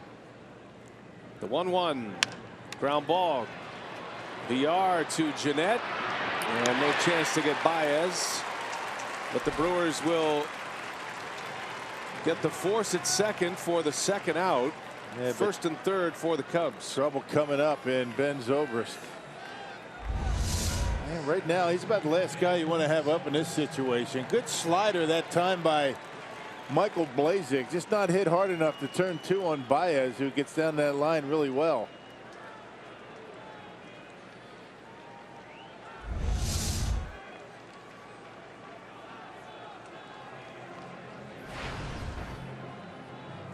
The Brewers are looking at something here. They're looking at the slide. The slide up the middle, yeah.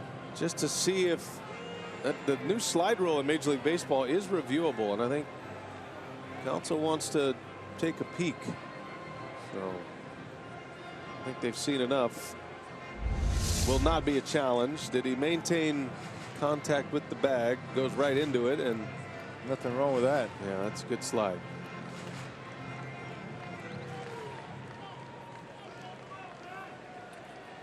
You see second base umpire Alfonso Marquez really keeping a good close eye on that play at second base. So 2 men are out. Here's Zobrist. All tied at 1 in the 10th inning at Miller Park. First pitch, breaking ball, misses. This guy's been swinging the bat as well as anybody on this Cubs roster in this series. On base 3 times tonight, 2 singles, and he walked.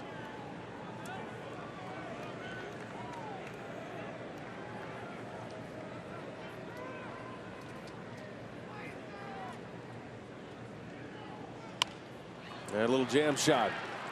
Scooter Gennett will make the play, and Blazek strands 2. Good work by Michael Blazek. Still tied at 1. We head to the bottom of the 10th. Can the Brewers walk it off tonight?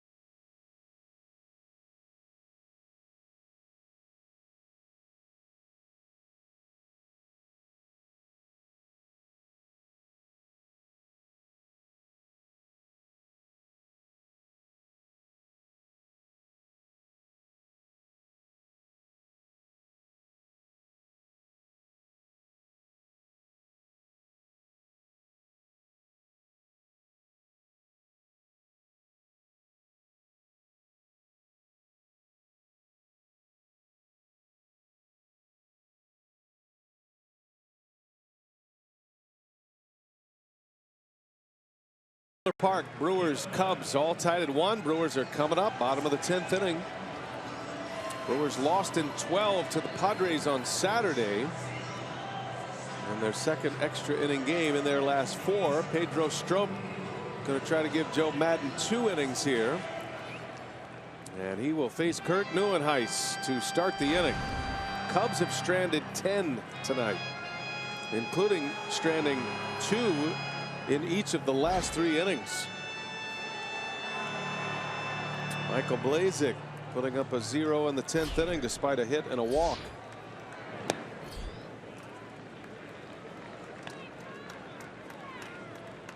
The Brewers have not had a walk-off this year.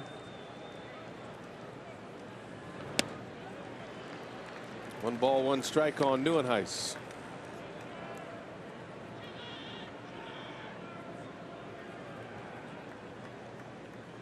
Last walk-off for Neuenhuis came against the Cubs 3 years ago as a member of the Mets.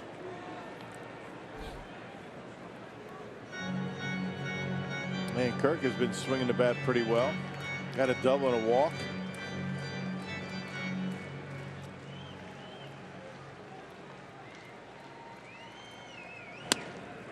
In there, a strike. Throws that slider to anybody. Can change speeds with it. Yep. Right. It has different action on it, and that one didn't have much of a downward break to it. Some of them do. Quick release that hit him, or did it? No, just skipped near the plate. Close. Full count now. The quick release. All kinds of stuff going on with that delivery. You can see how difficult it must be to pick up the baseball. 3 balls, 2 strikes. Now it comes to a pause. And he lost him. Neuenhuis draws the walk. Well, his at-bats have been impressive tonight. Second walk. He has a double. He scored the lone run. And there is the potential winning run at first base for the Brew Crew. Well, the Brewers didn't have a whole lot of success running on David Ross, but I think with Strop out there and Montero, you have a better chance of running. Strop takes a while to get rid of it. Plus, he's very difficult to catch. Santana takes a strike.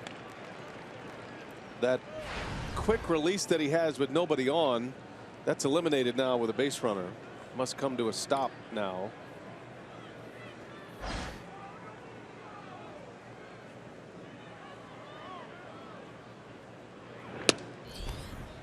Another fastball. This one missed.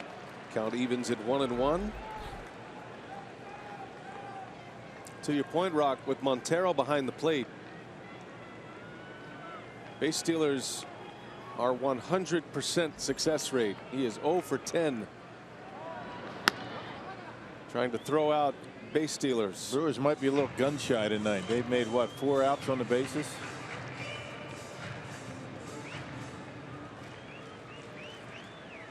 This might be the pitch to try. 1 ball, 1 strike, and Santana takes a fastball strike. He's got him looking slider, right? 3 straight fastballs from Strop.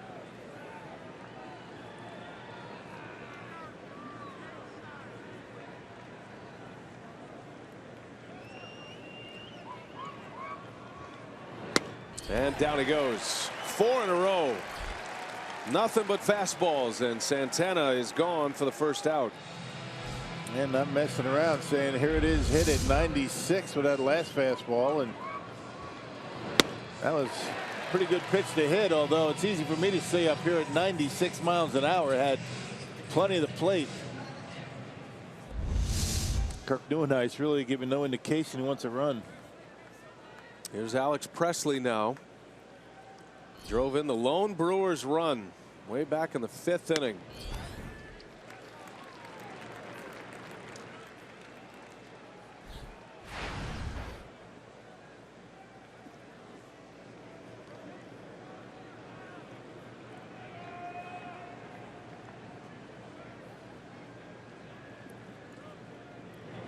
Presley in the air to left field. Bryant will make the play. Nieuwenhuis has to retreat.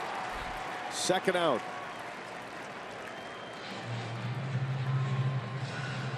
And here comes Aaron Hill.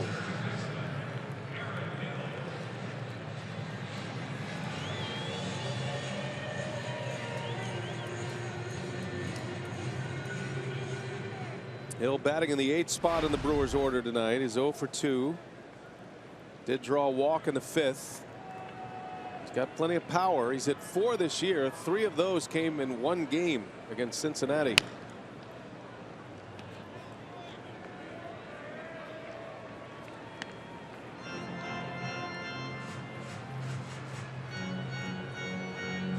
Not a bad fastball hitter. If Strop makes a mistake, gives him 1 to hit, he can handle a fastball pretty well. And Hill a little bit late, little flare, right field, and it falls. A base hit. All the way to 3rd goes Nieuwenhuis. As Aaron Hill with a flare to right, and the Brewers have him at the corners. The only run that matters at 3rd. 90 feet away from a win tonight for the Brew Crew. Well, he got a fastball. It was in on him and put it in a pretty good spot just inside the right field line, and nobody able to get there. And Zobrist, Hayward not able to get there, so the Brewers 90 feet away from winning this one. And Kirk Nieuwenhuis able to get to 3rd base. Now the pressure's on Montero to make sure that he keeps that slider in front of him. Now if you're Kirk Nieuwenhuis, you get a nice big lead off of that bag at 3rd. If one scoots away, you take off. Ramon Flores will pinch hit for the Brewers. Big spot, winning run at 3rd base. It's been a brief major league career for Flores, but he's never had a walk-off in the big leagues.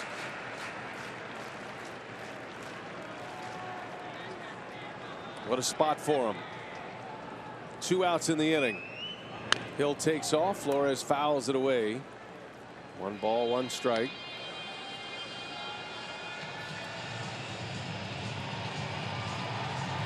Ramon went from the Yankees to the Mariners last year, and then the Brewers acquired him from the Mariners this offseason. 1 ball, 1 strike. Hill goes. Flores, ground ball, foul, and it's 1-2. Nothing but sliders. Every one, all 3 of them. Because they're not afraid to throw with a man at third base. Let's see if he tries to spike this one in. See if it gets away from Montero behind home plate. 1 ball, 2 strikes. In the dirt. Good block back there by Montero. Good call, partner. So you earn your money. You don't get to the big leagues if you can't block the ball. Well done. Textbook.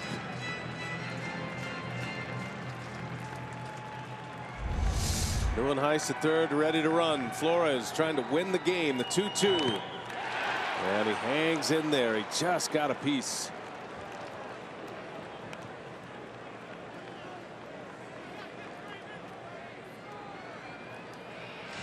Well, question is, if you're Strop, you try a fastball. He hadn't thrown one yet to him. See what he does. Do it again. 2-2 on the way, and a fastball right down the middle. Inning over. Strop surprises him with the heat. Brewers leave the winning run at third base. We go to the 11th. Still tied at 1.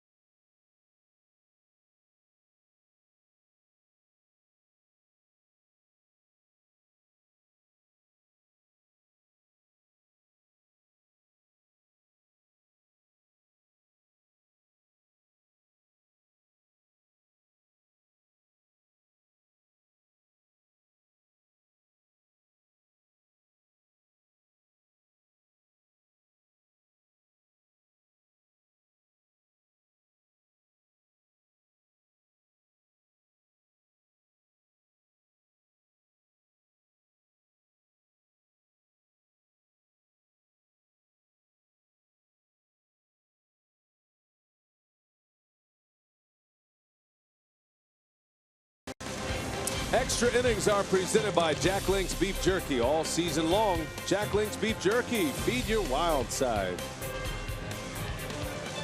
We are all tied at 1. Cubs tied it in the 9th. Now we go to the 11th. Let's get you caught up here if you're just picking us up, coming over from the basketball game perhaps. Brewers have been tight defensively. 3 double plays. Jimmy Nelson, fantastic. 7 in the 3rd. No runs. Only gave up 5 hits. John Lackey started for the Cubs. And with Lackey on the mound, the lone run for the Brewers. Alex Presley with a ground out. Thornburg came in a mess in the 8th inning. Struck out Chris Bryant. And then the Cubs scored on a ground ball out off the bat of Russell. Yeah, Brewers doing a real good job on the mound. They're matching the Cubs pitching staff pitch for pitch so far in these first 2 games. Doing a good job. Blaine Boyer is on to work the 11th inning. Tommy La Stella leads off for Chicago. And then Russell. And then Montero. That's how it lines up. Yeah, just about everybody coming out of that Brewers bullpen has been very good. Boyer hadn't allowed a run in his last 7 appearances. Last pitched on Sunday. Right now the pitcher spot would be due up 4th. Joe Madden has used all of his position players. He only carries 4 and he used them up in 9 innings. Well, they're short to start with. I mean, he only had 4 coming into the game. Carrying 8 relievers. Warren, Grimm, and Strop have pitched out of the bullpen. A shot. Oh, caught. Chris Carter stabs one on the backhand. Out number 1 as La Stella lines out. That might have had a chance to get to the wall for extra bases if Carter doesn't make that play. Yeah, he's hit a couple of line drive outs tonight. You know, back in the 7th inning, lined out to right. This time lining out to Chris Carter.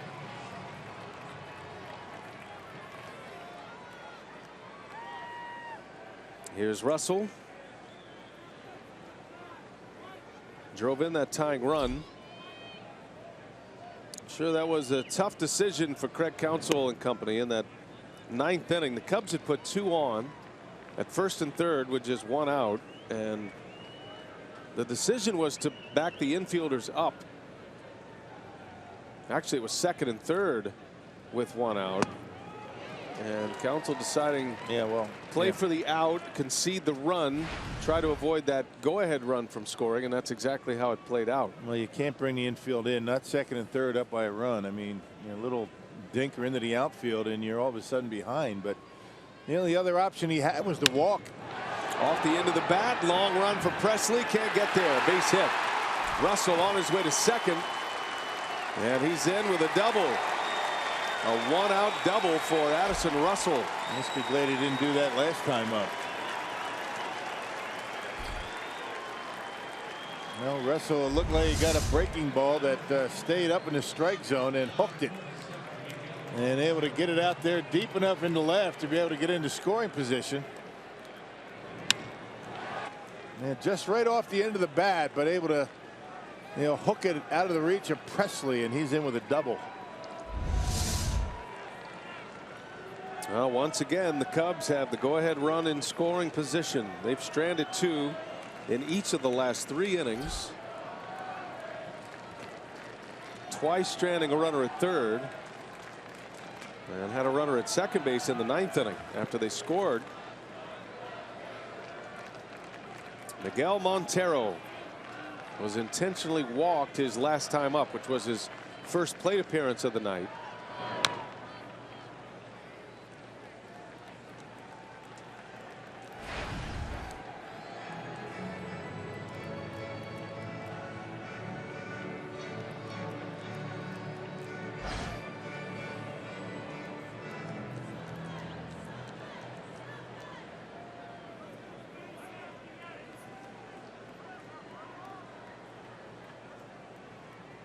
Blaine Boyer out of the Brewers bullpen.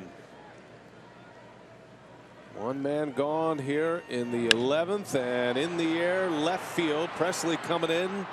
Out number 2. Big out for Boyer as he gets Montero. And now no pinch hitters left, and it's going to be Trevor Cahill, one of the relievers. How about that? Well, when you're out of position players, you got to go to your, I guess, best hitting pitcher available. The card, there's a lot of lines through the 4 available players, position players. And Cahill probably not available out of the bullpen. He threw 2 2/3 yesterday.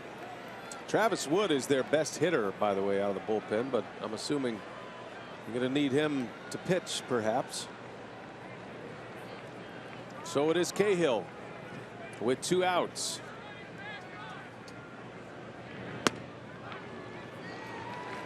Madden's always been a manager. Play to win at 9. Ad lib after that. Yeah. Figure it out as we go. I was surprised he pinch ran for Anthony Rizzo, though. I mean, maybe once he got to 2nd base, but that was kind of a surprise move.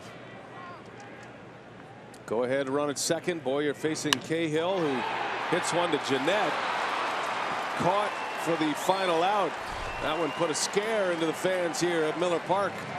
Boyer puts up a 0, does his job. Brewers are coming up. We're still tied at 1. Jonathan VR ready to hit.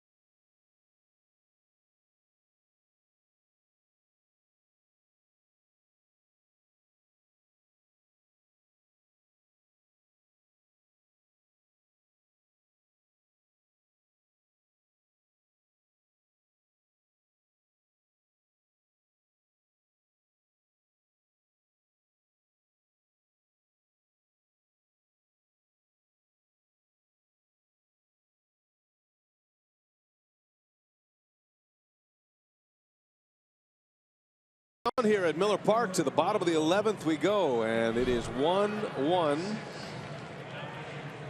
I got to scare Trevor Cahill. Was a little off the end of the bat, little soft liner out to Jeanette to end that last inning with the go-ahead run at second. New pitcher rock is Hector Rondon, the Cubs closer. Yeah, Joe Maddon's going for it right now. 7 for 7 in save opportunities, a 135 earned run average. Yeah, game number 16, and Rondon last pitch on the 15th gave up a run in a third of an inning of work against the Pirates. So Rondon has the 11th. Strop gives Maddon and the Cubs 2 innings, 2 scoreless with a walk and a single. He was impressive though, 3 strikeouts. Top of the Brewers batting order, Jonathan Villar. 0 for 2 with 2 walks. Has a stolen base tonight as well.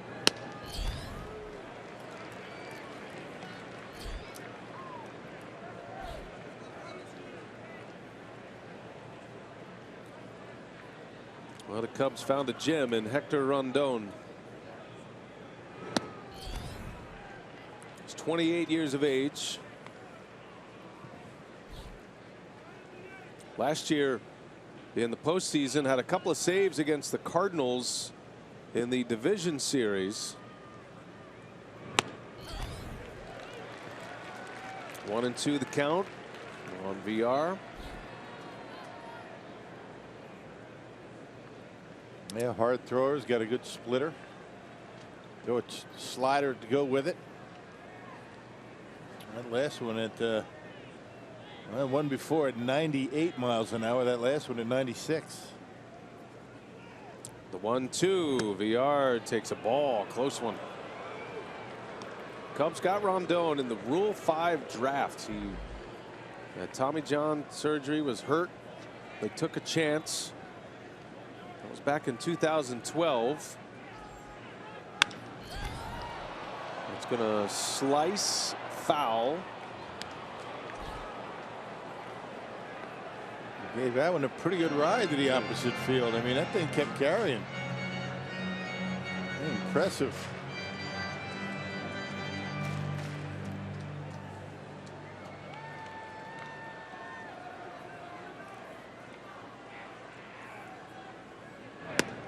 And VR takes a ball. That was close. Man.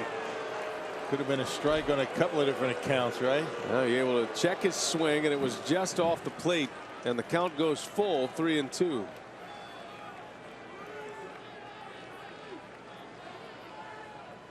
Rondon, the payoff pitch, and a called strike 3. So another backwards K for the Brewers. This one starts the 11th.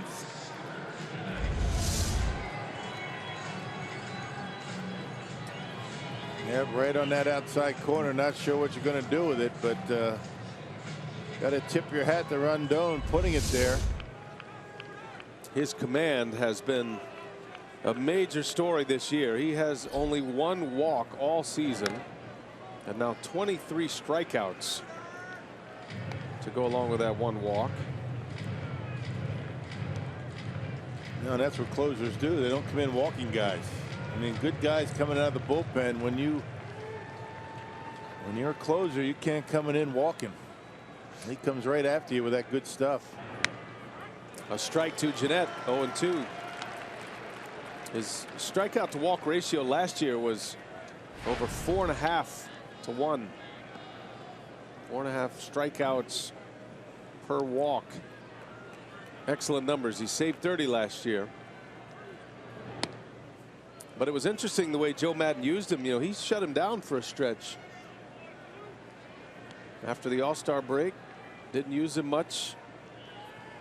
Everybody was wondering, is he hurt, ineffective? He's keeping him strong, basically. Strong, and he came back really strong. Maddon talked about the mental break that he needed, not just the physical break. There's a lot of stress on a closer, more than any other reliever, for obvious reasons. Stress on the physical side with the kind of pitches required. But then the mental break, just to get him to shut it down. It was a brilliant move. Jeanette had a good swing. 2-2 the count. That's something you don't see, teams do very often, right? Just shutting down your closer for an extended period of time, and it worked for him. Joe Maddon has a way of doing stuff like that is kind of out of the box, unconventional, but ends up working. The 2-2 is swung on and missed. Back-to-back strikeouts for Rondon. 2 outs. And here comes Jonathan Lucroy. Well, Lucroy has found that home run stroke here recently. He's hit for big power. Those 3 homers in his last 3 games. These are the point of contact, Rock, and they've all traveled over 400 feet. Yeah, Saturday, Sunday into center field, and the one on the bottom last night, he was able to pull way back in the second deck out in left field. Just trying to get that way of thinking in Lucroy's mind, if you can actually hear it. Talking about home runs. Subliminal. But he's got a groove swing right now. He's really looking good at the plate. He's got a double tonight. He almost hit that one out. That double off the wall, deep right field. If it had been 3 or 4 feet to the right, it would have been a home run. Rondon dots the corner with a fastball at 97. Well, you're not going to hit that out. Quickly 0-2. 15 pitches for Rondon, 10 of them for strikes.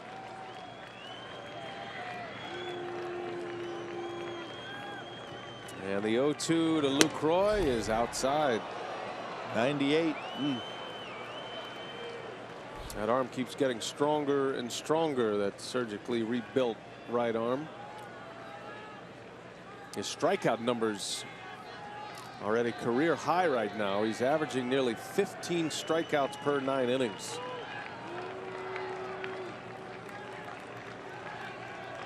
The 1-2 in the dirt. Just looking for a mistake. Just hang that slider one time and Lucroy knock it out of here. If he doesn't, you just tip your hat to him. I recall an Aroldis Chapman matchup with Lucroy when he hung in there in an extra inning game and fouled off a number of fastballs at 100+, and then he got a slider and he hit one out. Left-handed pitcher. 2-2. Oh, Lucroy had one there. Maybe a little bit too high. When they hang too much, you can't hit them.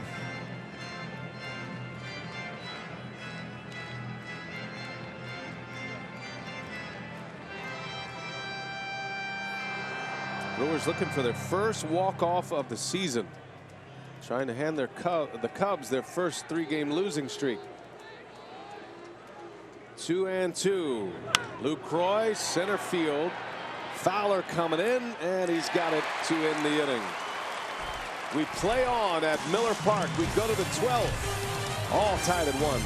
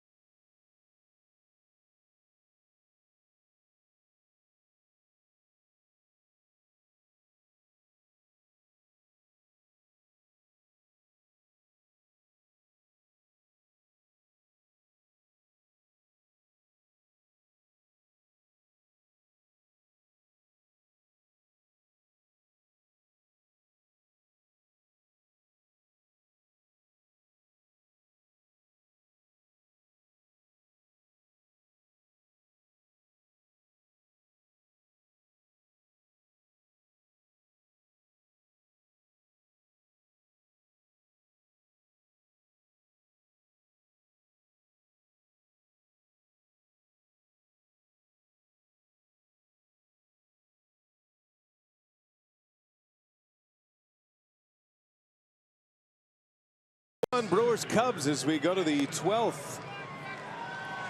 Well, this was a tight one, very well pitched. Lackey and Jimmy Nelson starting this one. And the Cubs tied up with a run in the 9th. Blaine Boyer back out there to start the 12th inning. He'll be his 2nd inning and trying to get the Brewers back to the dugout, still tied. Cubs bullpen has been impressive. Brewers have had a lot of base runners from their bullpen, but they've been able to get out of the jams. Brewers had a chance with 2 outs and Neuenhuis at 3rd in the 10th inning. Left him stranded. Back to the top of the order. Dexter Fowler will start it. Hey, Cubs lead the National League in team earned run average, coming in at 269, and got the best starting rotation earned run average. And the relief pitchers are 4th, so they don't have too many holes out there on the mound. Tough stretch for Boyer. Fowler, Hayward, Chris Bryant, first 3 scheduled hitters for the Cubs. Cubs have stranded 11 tonight. Had a runner at 2nd last inning with 1 out. They've left 7 in the last 4 innings.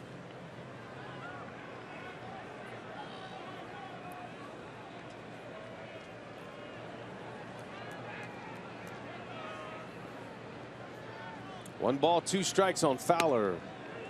Boyer missing inside.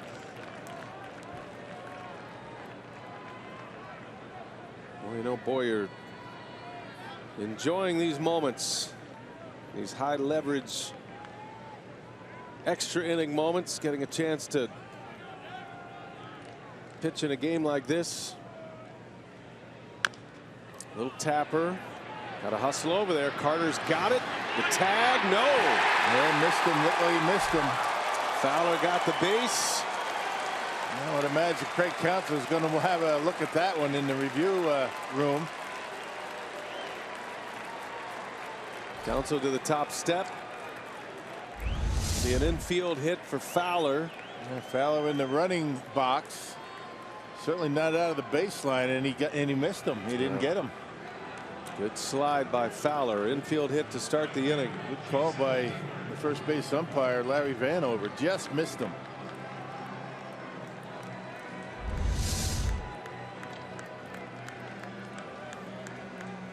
So the Cubs get a lead man on.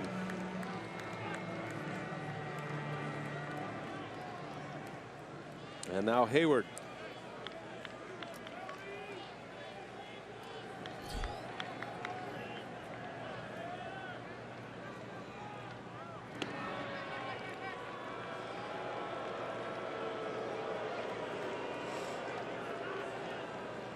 Fowler's been on base 4 times tonight. That is his first hit, however.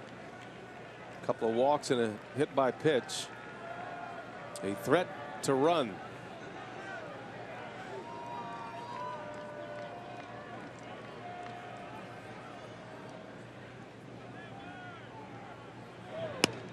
Hayward taken all the way.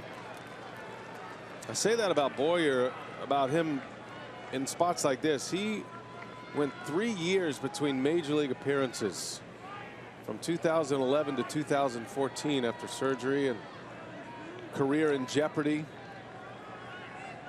He's 34 years of age. He's had a terrific season thus far. He had a real good season last year in Minnesota. He did. He had a 2.49 ERA last year as a member of the Twins.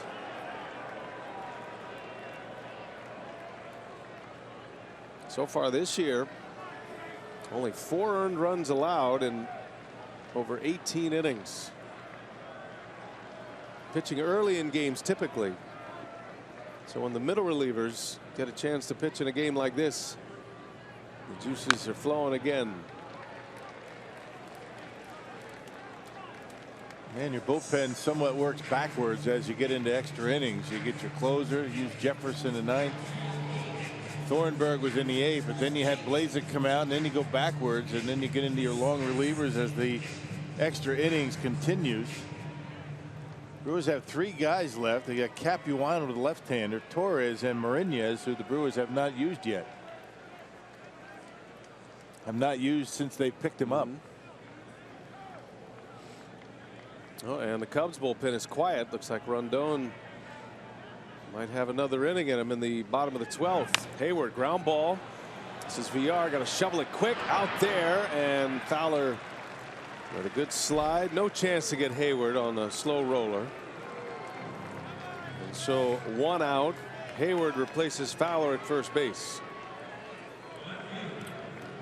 Put out goes 6-4. Yeah, Fowler really hasn't made much of an attempt to run in this series, and you know he was running a couple of times when he was on base last time. That was back in the 8th inning, but other than that, he hasn't really run, and he had some opportunities. Unable to get the lead out. Now Chris Bryant. He's been up there in some big spots in this game. Bryant has 2 hits. Had a broken bat single in the 6th inning. One of the key at bats of the game. Bryant was up there with 2 on in the 8th inning, and Thornburg struck him out to end the inning.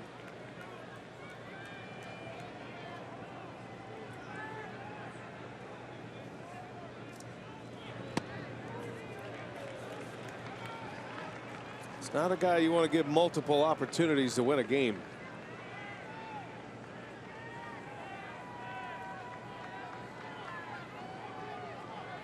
Just textbook the way Tyler Thornburg pitched him in that 8th inning. I mean, you can't do it any better than that. Check on Hayward. If Bryant does hit the ball on the ground, with the shift the way it is, it can make for an awkward double play try. Jeanette has to cover the bag at second, regardless of where the ground ball goes. Bryant is very fast as well. Matter of fact, he's not grounded into a double play all season. So he's got to hit one firmly right at someone. And more of a fly ball guy in line drives as opposed to ground balls in line drives. Strikes out a lot. Had a pretty good pitch to hit right there. He missed it. It was a hanger.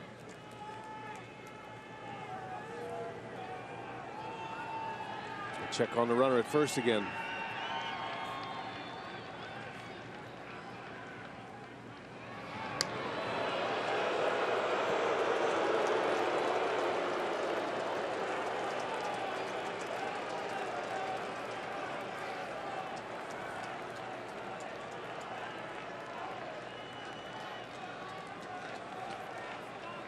Twelfth inning, all tied at 1. Brewers scored in the 5th. Cubs tied it in the 9th. Addison Russell had an RBI ground out. And we play on here. 2nd extra inning game on this homestand for the Brewers. There goes the runner. Pitch inside. Throw to second on a hop. The tag. Out at second. What a catch and tag by Scooter Gennett. Caught stealing at second base for the 2nd out of the inning. Yeah, short hop, and you know you'd rather throw it low than high. You don't have a chance to get the out when you throw it too high. Hayward had a good lead, decent jump. Took him a while to get going to full speed, and the short hop. And they want to go to a review. I guess it's a good challenge, good risk to take it with Joe Madden. Why not? You can't take it home with you. It was close. It's real close. That doesn't look like there's enough to overturn it there. Yeah, that's going to be a tough one to overturn. Yeah. So the call on the field is out, and it has to be convincing. Yeah, but why not if you're Joe Madden, right? You might get lucky. Can't really tell where contact is made with Hayward on that shot. I think the one before was the one that you could tell that it was bang bang, but remember the call on the field is out. Is there enough to overturn it? I'm not sure. We'll have to see. Cubs challenge it here. They show the replay on the big board. There's a good tag by Scooter, though. It was went right to the bag. He didn't reach. He looks out. That's the crew chief Larry Vanover on the left, the calling umpire Alfonso Marquez on the right. And here comes the decision. Out is the call. So Lucroy cuts one down. The call on the field stands, meaning not enough evidence to overturn it. A little different language there. If you get the word confirm, that means there is evidence that confirms a call. And you know, I get why you want to steal, but with Chris Bryant at the plate, I'm not sure why you want to steal. Maybe you might want to wait until Baez gets up. I'm not sure, but if you're running, you're on base and you're running with Bryant at the plate, you better make sure you make it. So 2 outs, base is empty. 1:15 on that challenge was the time. And the 2-1 to Bryant is upstairs, ball 3.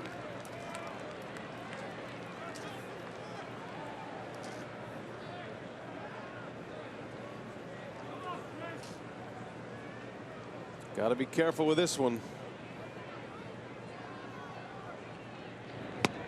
A swing and a miss. Woof. I mean, he's got a couple of sliders to swing at in this at bat that have been literally right down the middle of the plate.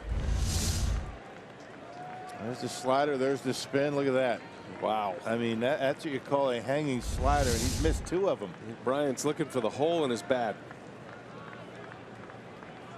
Full count, 2 outs.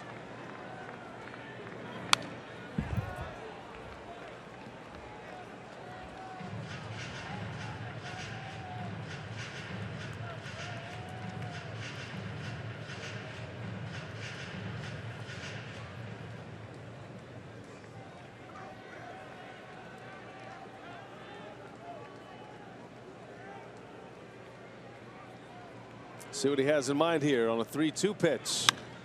High fly ball, center field. Neuenhuis was deep. That'll stay in.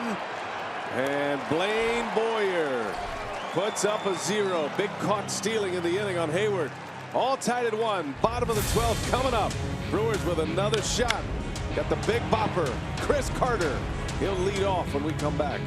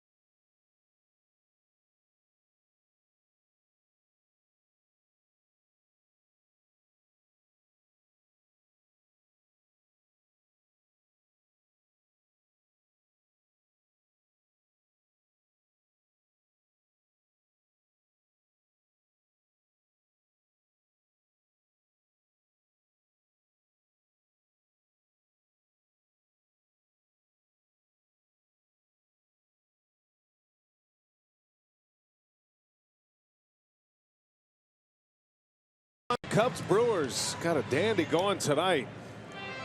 Cubs tied it in the 9th. Here we are in the 12th. How about a trip down memory lane, Rock? Last walk-off home run for the Brewers, Martin Maldonado. 17th inning, and watch the way this one ends. I don't think he meant to slide. I think he was just tired. He caught all 17 and hit the walk-off. Great memory here at Miller Park last year. Now Chris Carter leads off for the Brewers. Rondon continues. The Cubs closer is out there for his 2nd inning. Cubs got 2 scoreless from Strop. Boy, not only do you not, save your closer for a lead, but you have him out there for 2 innings. Interesting.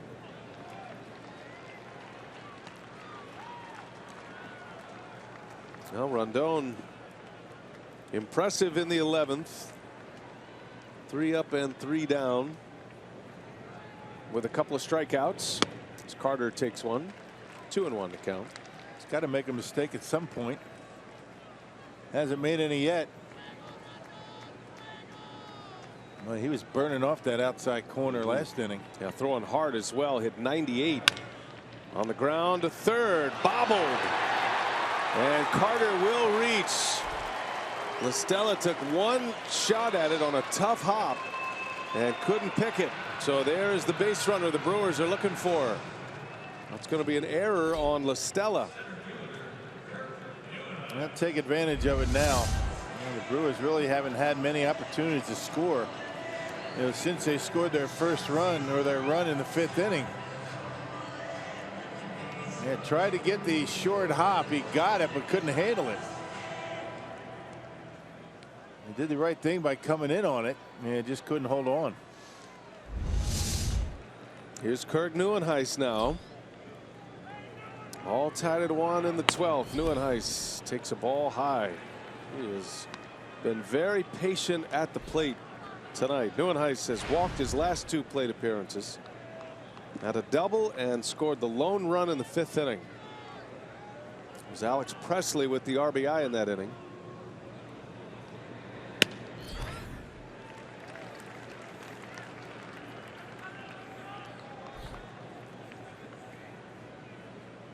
Mentioned Neuenhuis does have a walk-off in his major league career, and it was against the Cubs. June of 2013, and it was a home run to beat the Cubs. Took a swing at it there. Yeah, it looked like he wanted to do it again. Ball and 2 strikes on Neuenhuis.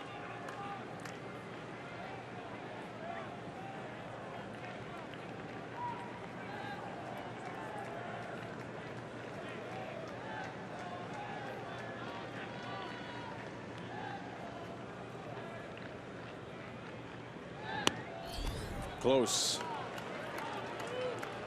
That's the pitch he was able to get for called strikes last inning. He was spotting that corner well.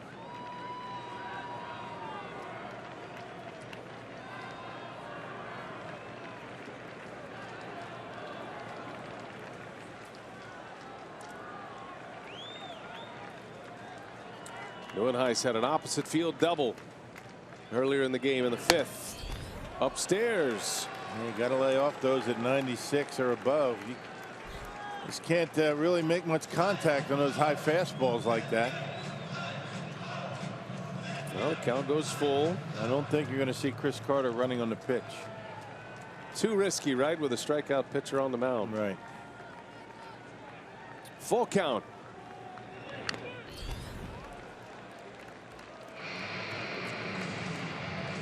If you're wondering why Craig Counsell's not going to a pinch runner, not many options. Maldonado, Perez, and Ryan Braun. I'm not sure if Braun's even available tonight. Now Braun not in the starting lineup with a stiff back, missing his 3rd game over the last 4. It was a right wrist injury that knocked him out of the 2 over the weekend. Here comes another 3-2, and it's ball 4. Neuenhuis draws the walk again. His 3rd consecutive walk. And the Brewers have 2 on. The potential winning run to 2nd. Nobody out in the 12th. Joe Maddon on his way out. As a reliever ready. Rondon maybe hit the wall here with 30 pitches. And Maddon's going to make the call to the pen. Got a couple of lefties down in his bullpen. Clayton Richard and Travis Wood.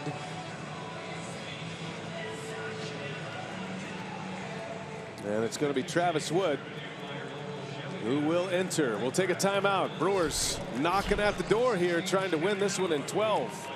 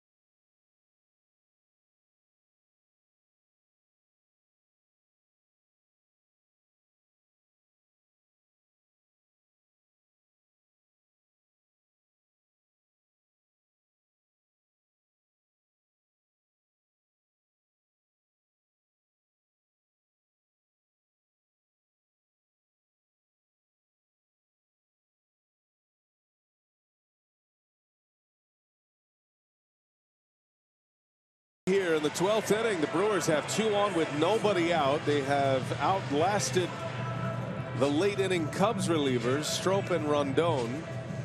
And now Madden will go to his bullpen. Those 2 belong to Rondon. Travis Wood is on the mound for Chicago. Interesting splits, right? 143 batting average against right-handed hitters. But the left-hander Wood having a tough time against left-handed hitters. 18th appearance for Wood and a 466 earned run average. Last pitch 3 days ago. Had a good changeup. Those reverse splits. So he comes in to face the right-handed hitting Santana. Chris Carter carries the winning run at second base. Cubs are looking for a double play ball. Santana takes a strike. There's the changeup. So you go from Rondon throwing upwards of 98 miles an hour to a guy like Travis Wood that'll just going to change up you to death. Big difference.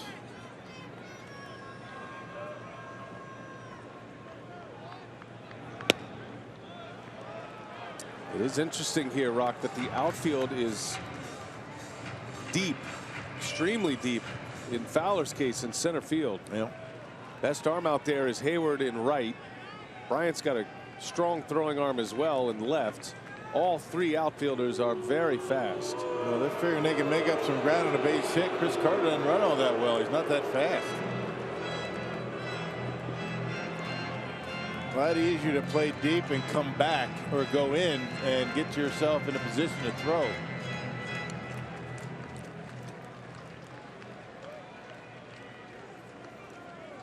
Now can a base hit score? Carter from second. 1 ball, 1 strike. Santana takes a strike. A fastball that time. Pretty straight fastball too. Not a lot of movement on it. Only 92, but appears a lot faster than that when you're sitting on that changeup. Now in the hole, Santana. The 1-2 pitch. Went back to the fastball and missed. First pitch was a changeup and then 3 consecutive fastballs. Santana struck out in the 10th inning. Had a single in the 5th. Hit one sharply into left center. Carter takes his lead. 2-2 pitch. Down and in. 3 balls, 2 strikes. Well, now Wood's got to come in there on Santana. But he is never afraid to throw his changeup. All right. This will be a big one here. Let's see what he does. Full count, nobody out, and he lost him. He went with a fastball, and Santana draws the walk. The bases are loaded with nobody out. And we'll probably see a 5th infielder come into play here for Joe Madden.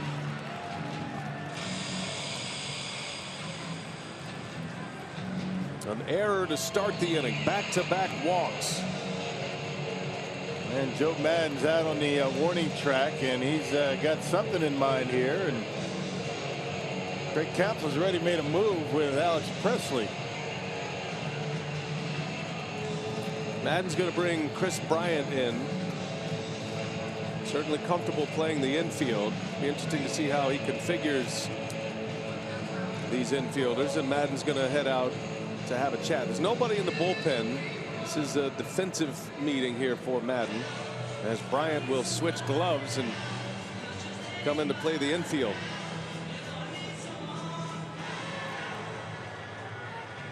And you could read his lips. We're going with a 5-man infield.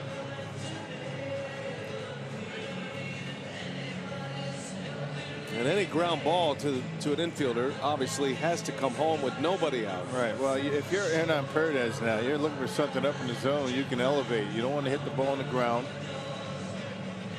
And Wood, you figure, is going to want to get ahead in the count. So, be ready to ambush that fastball when he throws it. He's not going to want to fall behind with the bases loaded. He only threw the 1 changeup to Santana. That was the first pitch of that bat.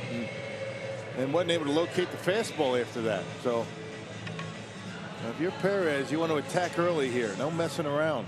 It is interesting. You saw the splits of Travis Wood. He's better against right-handed batters. And on Perez will be the call for Craig Counsell. So he removes Presley, the left-handed batter, goes with the right-handed hitter. So he's not buying those statistics. And look how deep the outfield is. I don't get that. Those guys are deep out there. I'm not sure why you would be that deep. You can't throw anybody out from back there. 5-man infield. Perez, first ball swinging, cuts right through it. This is certainly a case where the stats don't jibe for Craig Counsell. He's playing a hunch here because Perez's numbers not great in this scenario either. He's actually better against right-handed pitchers. The 0-1, 0-2 the count. Well, he got 2 fastballs to hit like we predicted up here, and you know he wasn't going to fall behind with the off-speed stuff, and now he has a few pitches to play around with. No balls, 2 strikes. Winning run at third base. Nobody out. Perez hanging tough.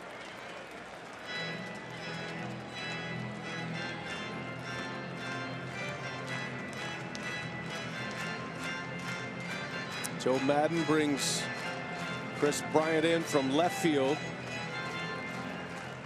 essentially in the third base spot. Then you got 3 infielders over there with LaStella and Russell. Zobrist working up the middle. No balls, 2 strikes on Perez. And a high fly ball, shallow center. This is going to be close. Fowler's got it, and they will hold Carter as the throw comes in. So it is the first out. Maybe with 1 out you give it a try, but not with nobody out. And the bases are still loaded. Well, he got in on his hands right there, and Perez did his best to try and pull him in and get the barrel of the bat on it. And you just don't go with nobody out, as you mentioned. I mean, he would have been an easy out at home plate. You can see Fowler calling it off, momentum going toward home plate. Not a very good throw, but it didn't have to be. You knew he wasn't going to take off. Ed Cedar about body blocked him, making sure he didn't go. And so now plenty of strategy here as Bryant and Baez will switch places. So it is Bryant who will play first. They just switched gloves, actually. I'm sure Baez doesn't want to use Chris Bryant's glove over at third base. I'm not even sure Bryant owns a first baseman's mitt.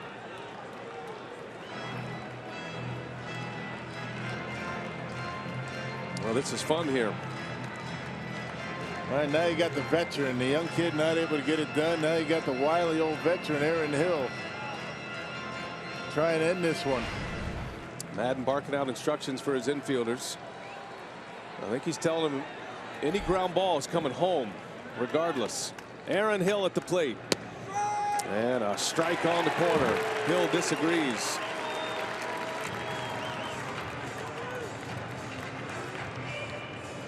Two outfielders, 5 infielders.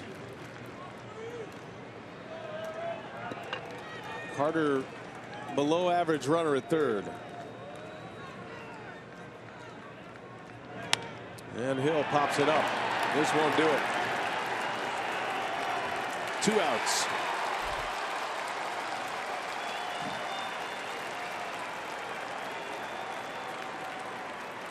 Well, now the screws tighten up, and the man who had the last walk-off home run for the Brewers, Martin Maldonado, will get a shot.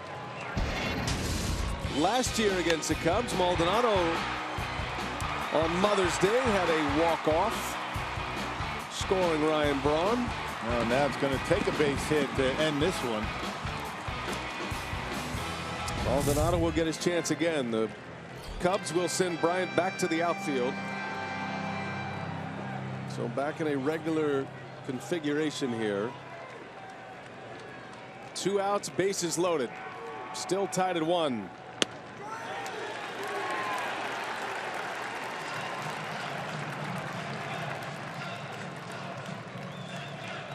Travis Wood has induced 2 pop-ups. Bases loaded, nobody out. Now 2 men are gone. Ball and strike on Maldonado.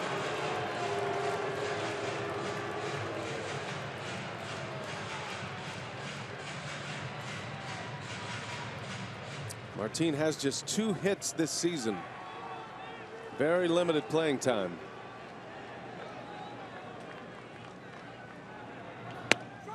Inside, ball 2.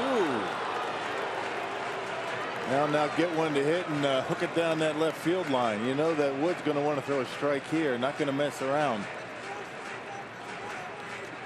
2 walks in the inning.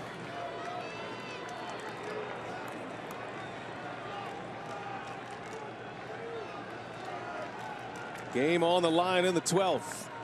2-1 pitch. Down and I beg your pardon, a late call, a strike. 2-2 the count. Yeah, pretty good pitch right on the corner. Could have gone either way on this one. Ooh. Right on the line.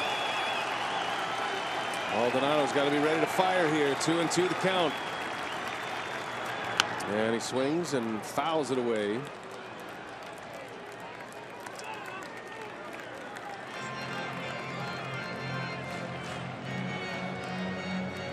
Odds are in your favor when you load him up and nobody out to score a run. But now it's down to Maldonado with 2 outs and 2 strikes.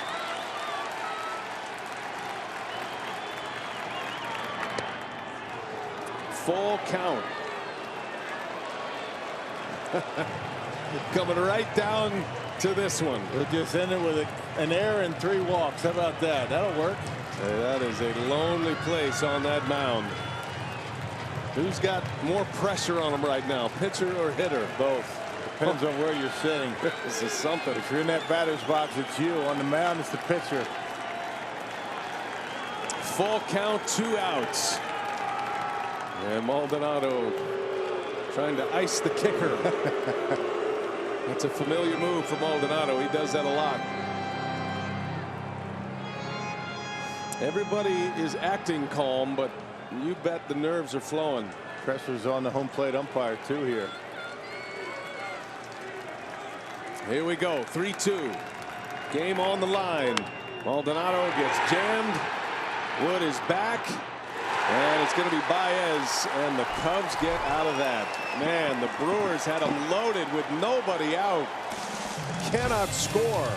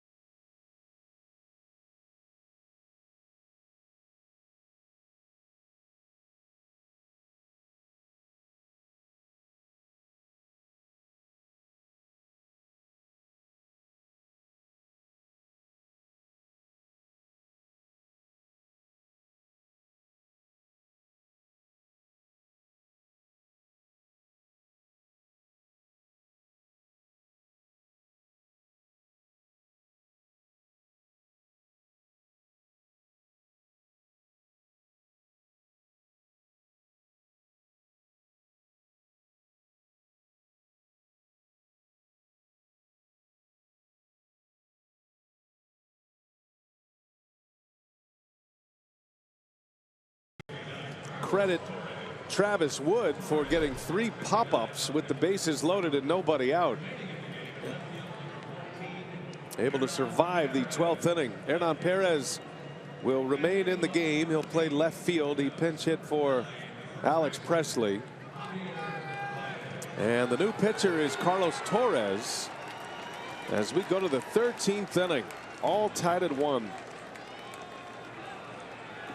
Now Torres in his 18th appearance so far this year. Last pitched on Saturday. Scoreless inning in the 3rd. And Torres, another guy throwing the baseball very well. Well, he's got the middle of the Cubs order to deal with.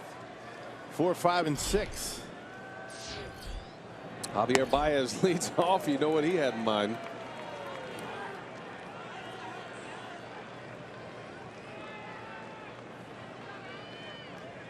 I worry about his spine when I watch him swing the bat. Yeah. He probably stretches out pretty well before he goes up there. I hope so.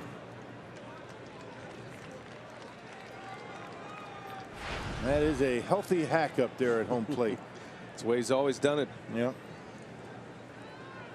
Got off to a great start when he first got called up. That ball is in the right field. Way back. Santana with room. He's got it. Sounded like it was off the end of the bat or towards the end of the bat.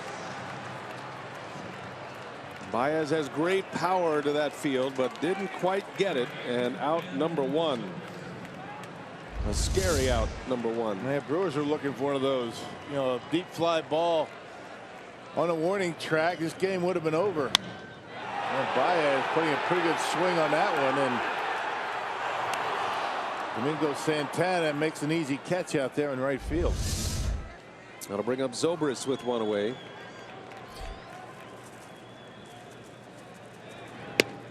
How about Travis Wood, the job he did? Wow. Bases loaded, nobody out, 12th inning, and the Brewers not able to score. 3 pop-ups. Yeah, man. Harmless pop-ups.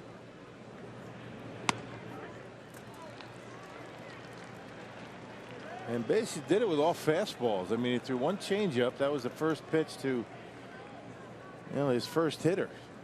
Yeah, that was Carter. The rest of them fastballs, and he got through the inning. Yeah, you got to give him credit too, making a clutch pitch on a 3-2 count. Had to have a strike. And he jammed Maldonado.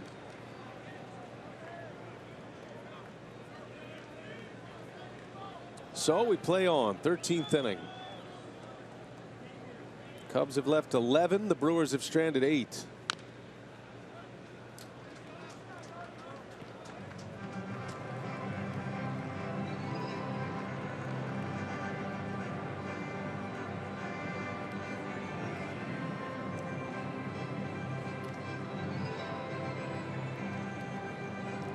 Carlos Torres out of the Milwaukee bullpen. He can give you a couple of innings if need be. There's a shot by Zobrist. Base hit. Ben Zobrist with his 3rd hit of the night, on base for the 4th time. And a 1-out single puts the go-ahead run at first for Chicago.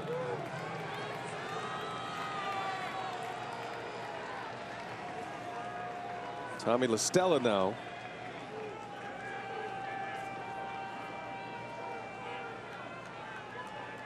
And Zobrist with only 1 stolen base. He's been caught twice. Well, not really a threat to steal, but there he goes. Takes off. Lucroy's throw, 1 hop, and safe. Didn't mess around. First pitch. Carlos Torres not paying much attention to him. He just took off right away and made it easily. Just his 2nd bag of the year. It's a big one. It puts the go-ahead run in scoring position. Pretty good lead, decent jump. Man, Lucroy's throw a little bit late, and another short hop.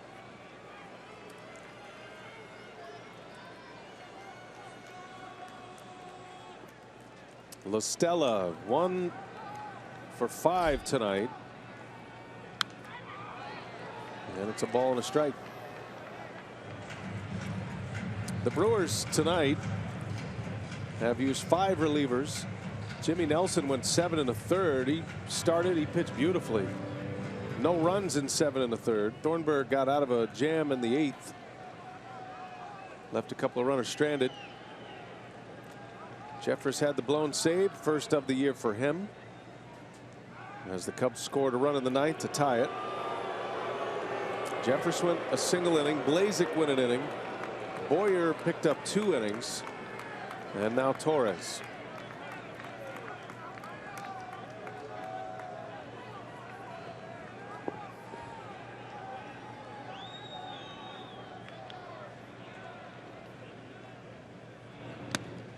That hit him. Got him on the thigh. Not the worst thing in the world to happen. They set up the double play. First and second with 1 out, and Addison Russell coming up. It just grazes the lower part of the thigh down there, and first and second now with 1 out.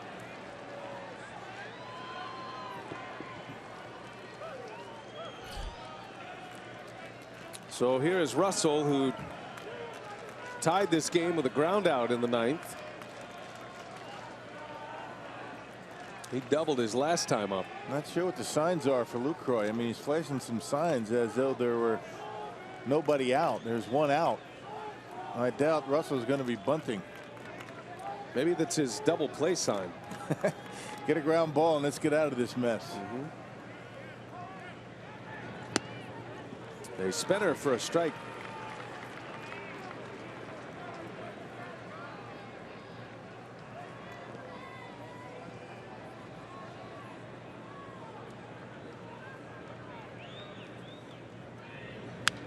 Ooh, had a big swing. Russell was on it, but he fouls it back. 0-2 the count on Addison Russell.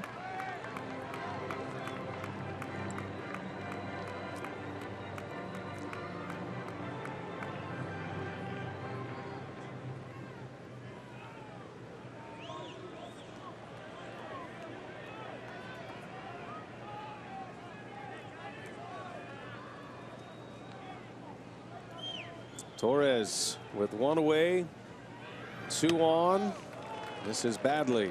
Nice save by Lucroy. Quick as a cat here in the 13th. An endurance challenge for a catcher. Cubs playing in their 3rd extra inning game. They have a win and a loss.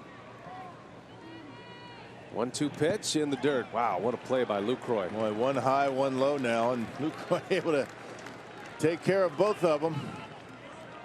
It's one of those blocks that doesn't show up anywhere in a box score. You hardly even knew it happened unless you saw it. But it's so important. If that gets by him, he doesn't keep it in front. The winning run or go-ahead run is now at third base. Brings in the sac fly or an error. And that baseball bounced in front of home plate. Those are tough to block. Still in a double play opportunity now because of it. 2-2.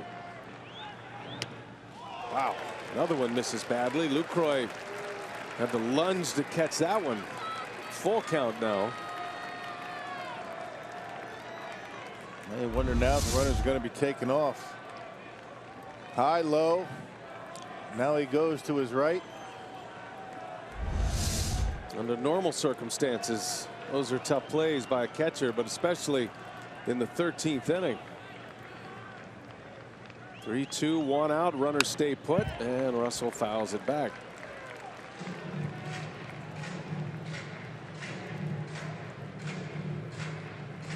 The Cubs won a 13-inning game against Washington on their last homestand. They went 7-3 on their last homestand. They lost an extra inning game against the Braves, also at Wrigley, earlier in the month. Another 3-2 from Torres.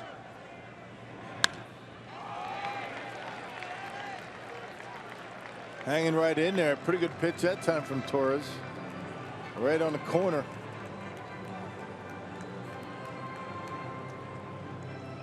Surprised the runners aren't running, though. I mean, they've already grounded in 3 double plays tonight, and it seems like with Russell up there, he makes pretty good contact. Torres not a strikeout pitcher. Right.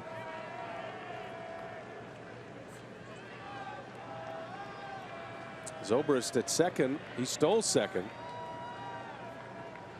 Stay put, and a swing and a miss, and there's the reason why, perhaps. There's your strikeout. He got him up and in. Second out of the inning.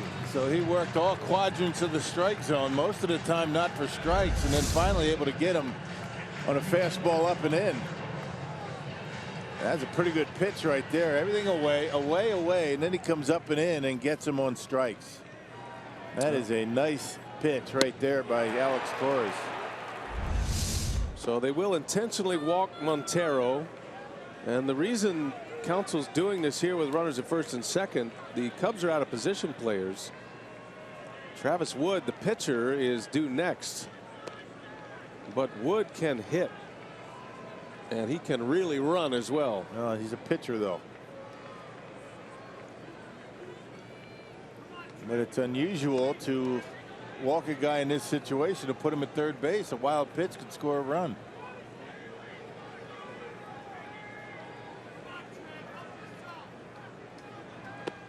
Well, there is a base open. It's just not the lead base. Now they're full, and it's going to come down to Torres against Travis Wood. Yeah, desperate time, desperate measures, right? You walk the go-ahead run at third base with the bases loaded. It's not something you see every day.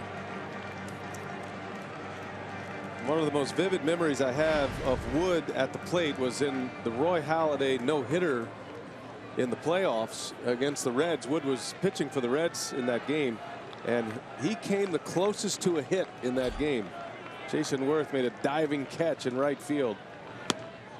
He's got a healthy cut. He does have a healthy hack. That's a pretty good swing. And anything hit on the ground, you can't waste a lot of time with Wood running. He can go a little bit. He pinch runs often when you're out of players.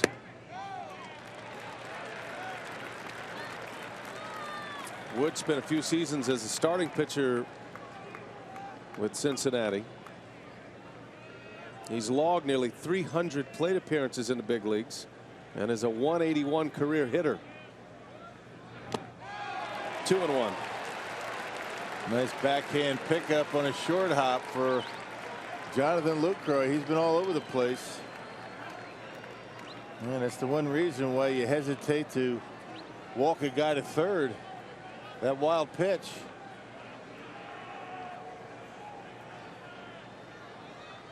Brewers had him loaded in the 12th. Cubs load him up here in the 13th. 3-1. And now the screws tightening on Carlos Torres.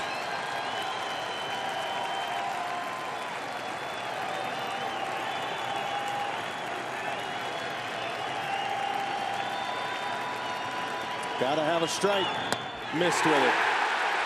Walks the pitcher. And the Cubs have the lead.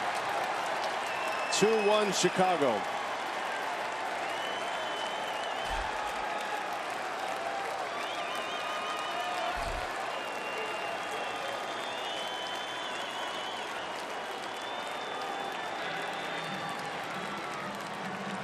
And Derek Johnson on his way out. Now that's the risk you run when you walk the bases loaded. And Craig Counsell sees his worst case scenario unfold. Yeah, well, you walk Montero. I get it. I understand why he did it. But if you're pitching out there, you've got to make the pitcher get a base hit. You can't walk him. I know he didn't want to walk him, and it's the last thing you want to do. But sometimes when all you feel like you have to do is throw a strike, that's when it becomes the most difficult. Now it's Fowler.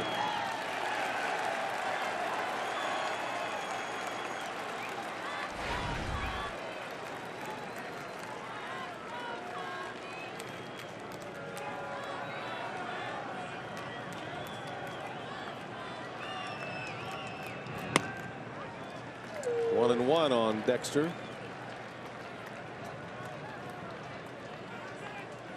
Seventh plate appearance of the night for Dexter Fowler.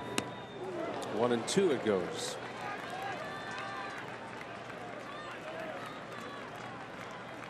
Well, the Brewers will have the top of their order coming up. VR, Jeanette, Lucroy in the bottom of the 13th inning. Now down a run and hoping that's all they're down. Into center field. VR is back. He's got it, and that will retire the side. A bases loaded walk has given Chicago the lead.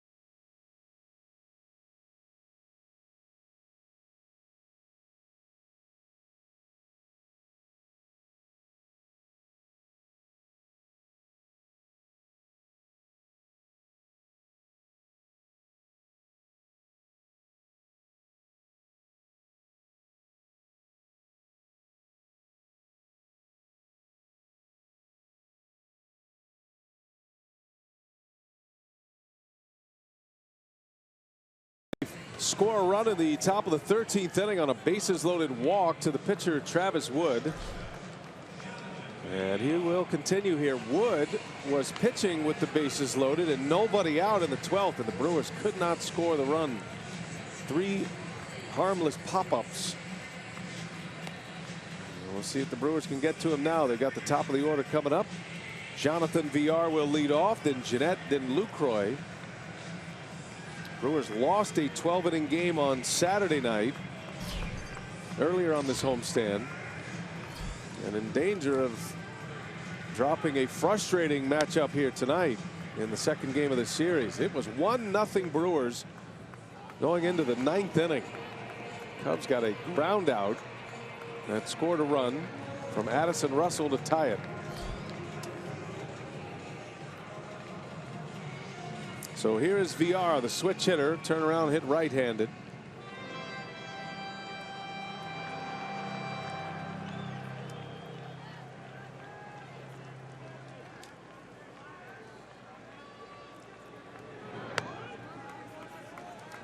Cubs were forced to use a 5-man infield last inning with the bases loaded and nobody out. And Wood, with some effective fastballs, able to get out of that mess. He has commanded the inside corner very well. Yeah, he's gotten in on some fists. He got in on Perez, Hill, and Maldonado. 2 balls and a strike on VR. And fastballs, cutters. We haven't seen too many of the changeups.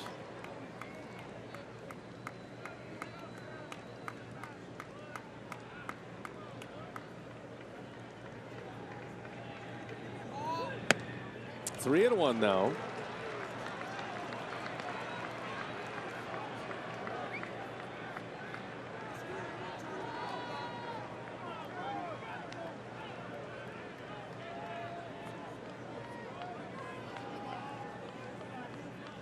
Hitters count for VR.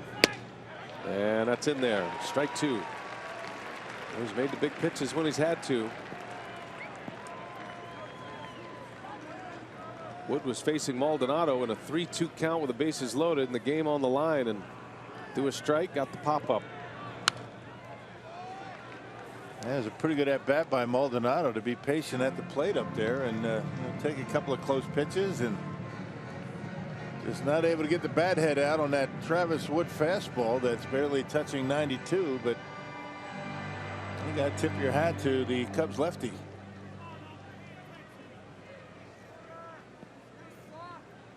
Another payoff coming from Wood. And VR pops it foul and out of play.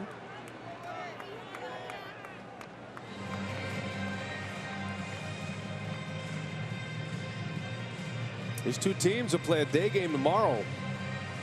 12:30. On the air at noon. Quick turnaround for these two. Cubs will be headed to San Francisco after the game. The Brewers to New York. That's a shot into the gap left center. And Brian can't cut it off. VR to second with a leadoff double. So there's the tying run in scoring position, and VR showing some emotion out there. And the Brewers are where they want to be with respect to the batting order. Now you got Gennett, Lucroy, Carter coming up. See if somebody can knock one out of here. There's a good job of getting down on that baseball by VR and barreling it up and finding the gap out there in left center.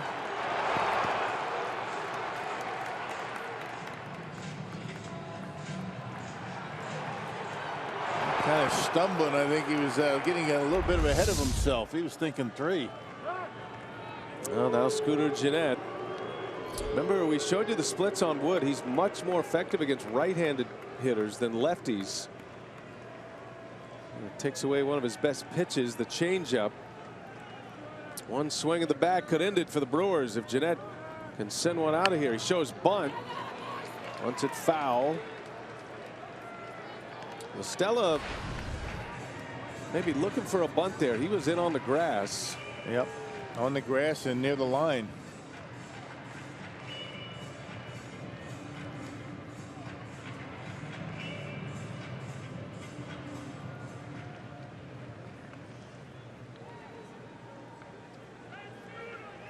Scooter has one hit against a left-handed pitcher this year. It was a home run against Madison Bumgarner opening day. He's 1 for 13 this season. It's been a few weeks on the disabled list with an oblique injury.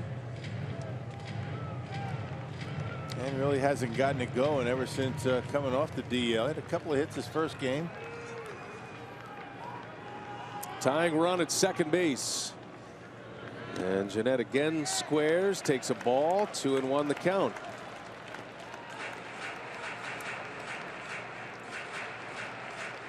And you wonder if he's going to keep bunting as he gets the count in his favor. And I figure he's going to get a fastball here. Here comes Bosio. He saw something he didn't like. And the Cubs pitching coach on his way. This could be a one-sided conversation here. Usually is. Boz. He has done a marvelous job with this Cubs pitching staff. Did anybody else say anything? No, that was pretty much a firmly delivered message.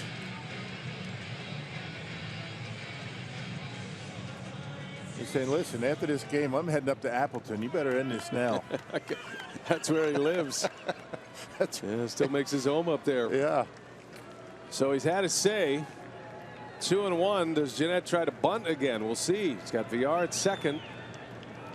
And an inside move. Yeah, not a bad thing to do. You know, they know that VR is very aggressive, trying to take extra bases.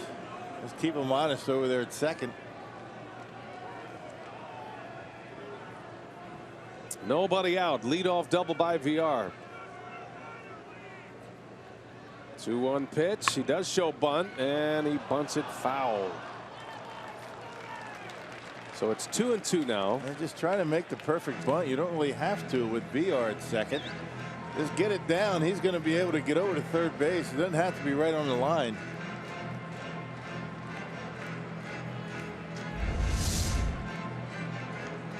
He's deadening the baseball very well. He got it down on the end and got it on the ground, but trying to be a little bit too perfect with it.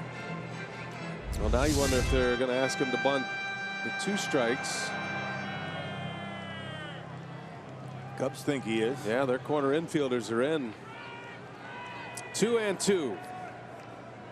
And Gennett swings a ground ball back to Wood.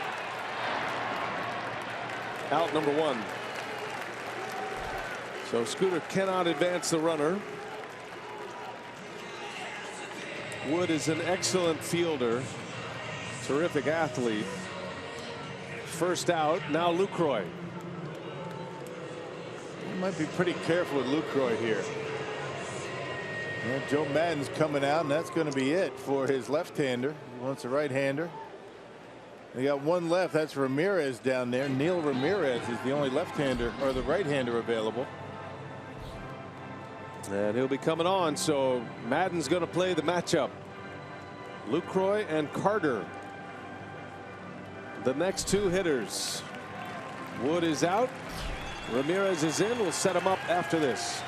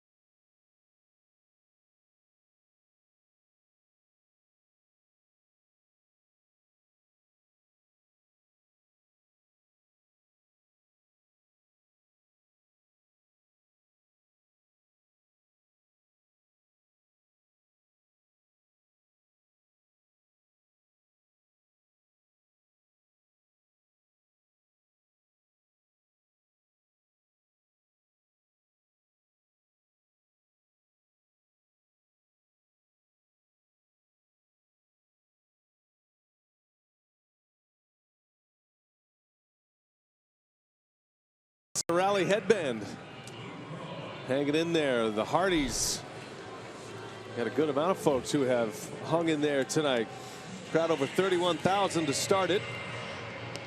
And now the Brewers with a runner at second base. The tying run after Villar doubled will face Neil Ramirez, who has 3 career saves, all coming in 2014. He is coming on for a save opportunity here for the Cubs. Yeah, 7 walks and 9 strikeouts for Ramirez. You can see left-handers hit him pretty well. The only home run that he's allowed has come against a lefty. Look at right-handers. That's why Joe Maddon goes to his right-hander. A 133 opponent batting average. But he does have that 491 earned run average. Here is Lucroy.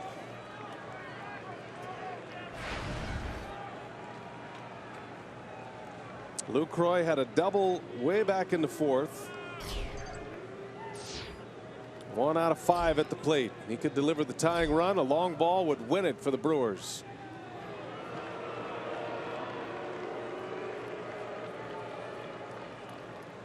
Just when you think Lucroy's opportunities would end to homer in 4 consecutive games, he gets yet another chance.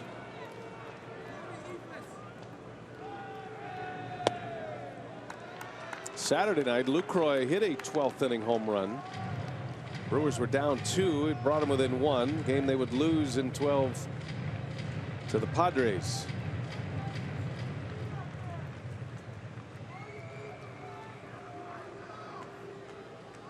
He's found that home run stroke. Base hit will do it. Trying to get it tied. And he buckled his knees. Ramirez in there with a strike. 1-1. Back-to-back sliders. First one missed. That one on the outer half. Good pitch. It's not going to take much to score Villar. He can run. Ramirez, former first rounder by the Rangers. Part of that Matt Garza deal the Cubs made with Texas. That was back in 2013. Matter of fact, we've seen a couple of pitchers tonight in that deal. Justin Grimm was part of that as well.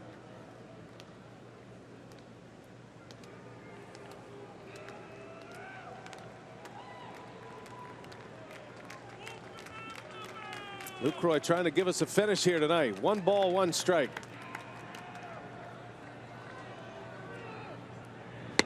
And a big swing and a miss. 1-2 the count.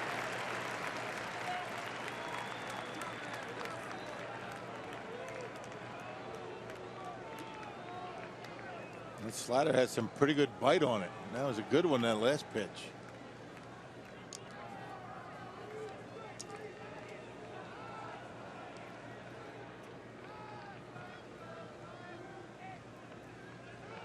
Villar with good speed at second. The tying run in the dirt. Terrific job by Montero. These two catchers. Now David Ross started this game. Montero has not had to go the distance like Lucroy, but boy, making some plays behind the plate. Again, if that gets by him, that's a runner at third and 1 out. Brings in a lot of different ways to score a run. Yeah, Montero came in the 9th inning. 2-2 now. Lucroy hunting that one mistake.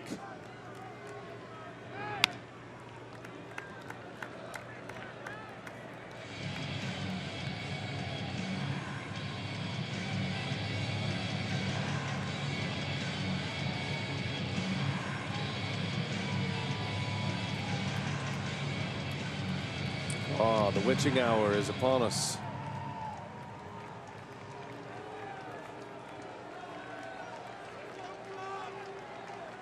Happy Thursday, Rock. Thank you. You too. Getaway day today. Can't win on a Wednesday. See if they can win on a Thursday. 2-2. Lucroy is late. Fouls it off. Did you pack? You all packed? All packed. Packed, ready to roll. Bag's got to be here in 10 hours. We're prepared for whatever the Brewers and Cubs have to offer us tonight. Exactly. Let's stick around. Honored to be witnessing this.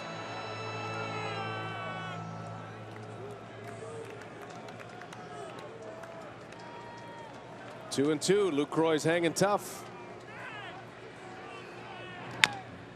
And another foul. Just keeps just trying to foul off some of these good pitches and waiting for a mistake. Hasn't gotten one yet.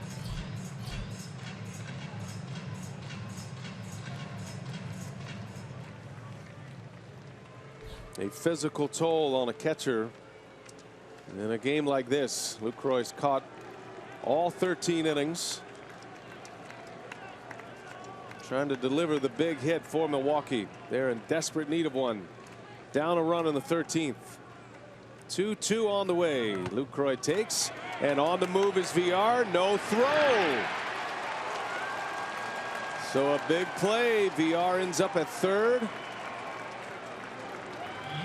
Well, you talk about good instincts. I mean, he is ready to take extra bases just about every time that ball's on its way to home plate.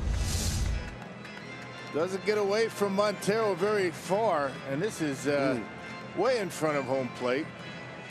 Jumps up, and really no play at third base.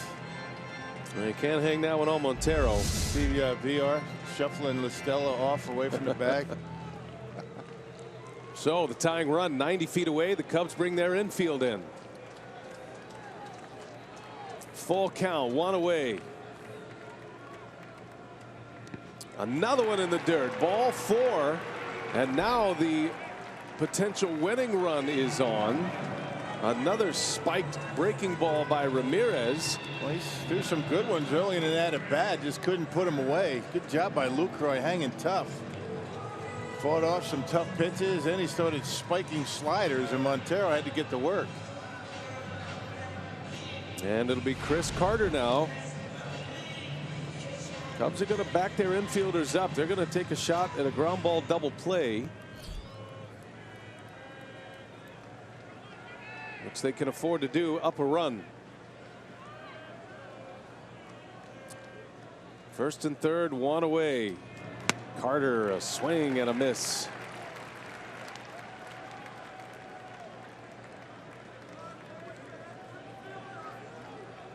Carter looking for his first hit of the night. Among league leaders in home runs coming into play tonight, has 11 of them. 0-2.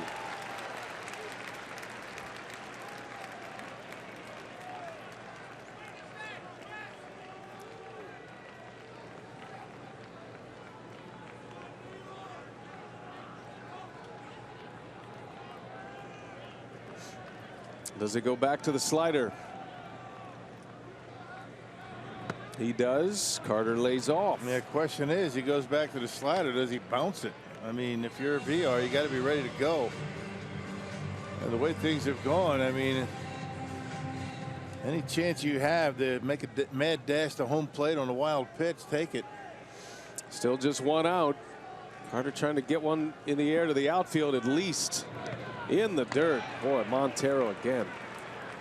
That is extremely well done. Yeah, he does it differently than Lucroy. He keeps that throwing hand on his side. He doesn't really cup the bare hand behind the glove. You can see the way he's able to square that shoulder up and drops right in front of him. And not only keeps it close to keep VR at third, Lucroy not able to get the second. The winning run. Now it's 2-2. Carter takes a called strike 3. Took a fastball. Yeah, that's the way it's gone tonight. That's the way the Brewers offense is gone. 2 outs. A lot of called strike 3s tonight. And this one catching a lot of the plate. He caught Carter looking for a slider, and why wouldn't he, right? It was all sliders. It looked like a borderline pitch on Fox tracks, but as you watch it go across home plate, it looked like a pretty good pitch. Perfect location. Right at the knees. That is the 7th out on a called strike 3 tonight for Brewer hitters. And VR still standing at third base, representing the tying run. Kurt Neuenhuis now with 2 away. And here comes Joe Madden. And he's going to make a pitching change. So he's got one lefty left. And he's going to play that matchup. Well, the Brewers have their big boy ready to go. I guess Ryan Braun not available, or he would have been used already. And Joe Madden knows it. So a pitching change. Game on the line, bottom of the 13th. 2 outs. We'll set up the new hurler after this.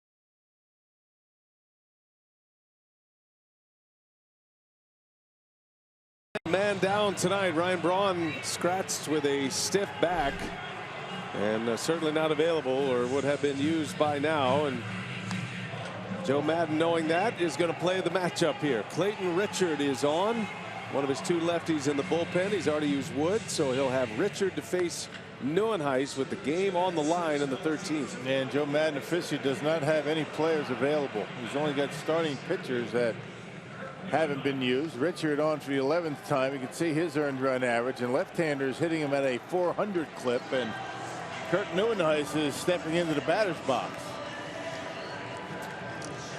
The Brewers have 7 backwards Ks, a number of those coming with men on base. Carter just took a called strike 3. Tying run at third, winning run at first. Kurt Neuenhuis at the plate. And a fastball strike.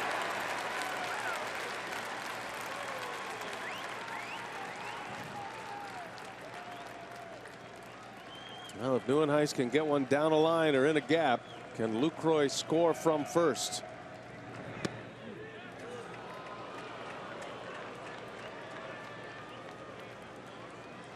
Villar for the tie, Lucroy for the win.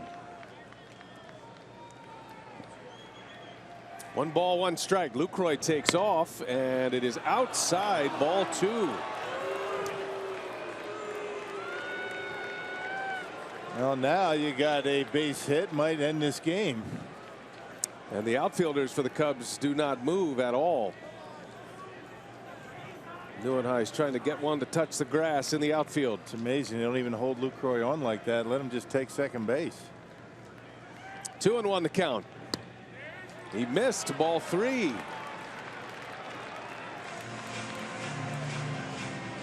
On deck is Domingo Santana, right-handed hitter.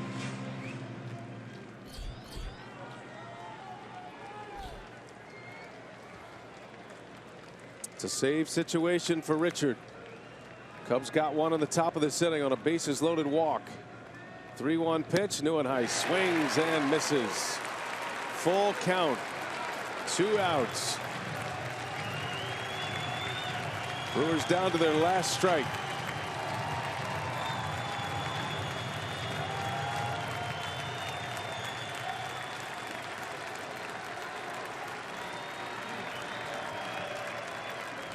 Payoff pitch on the ground, and that will do it. Cubs win. The Brewers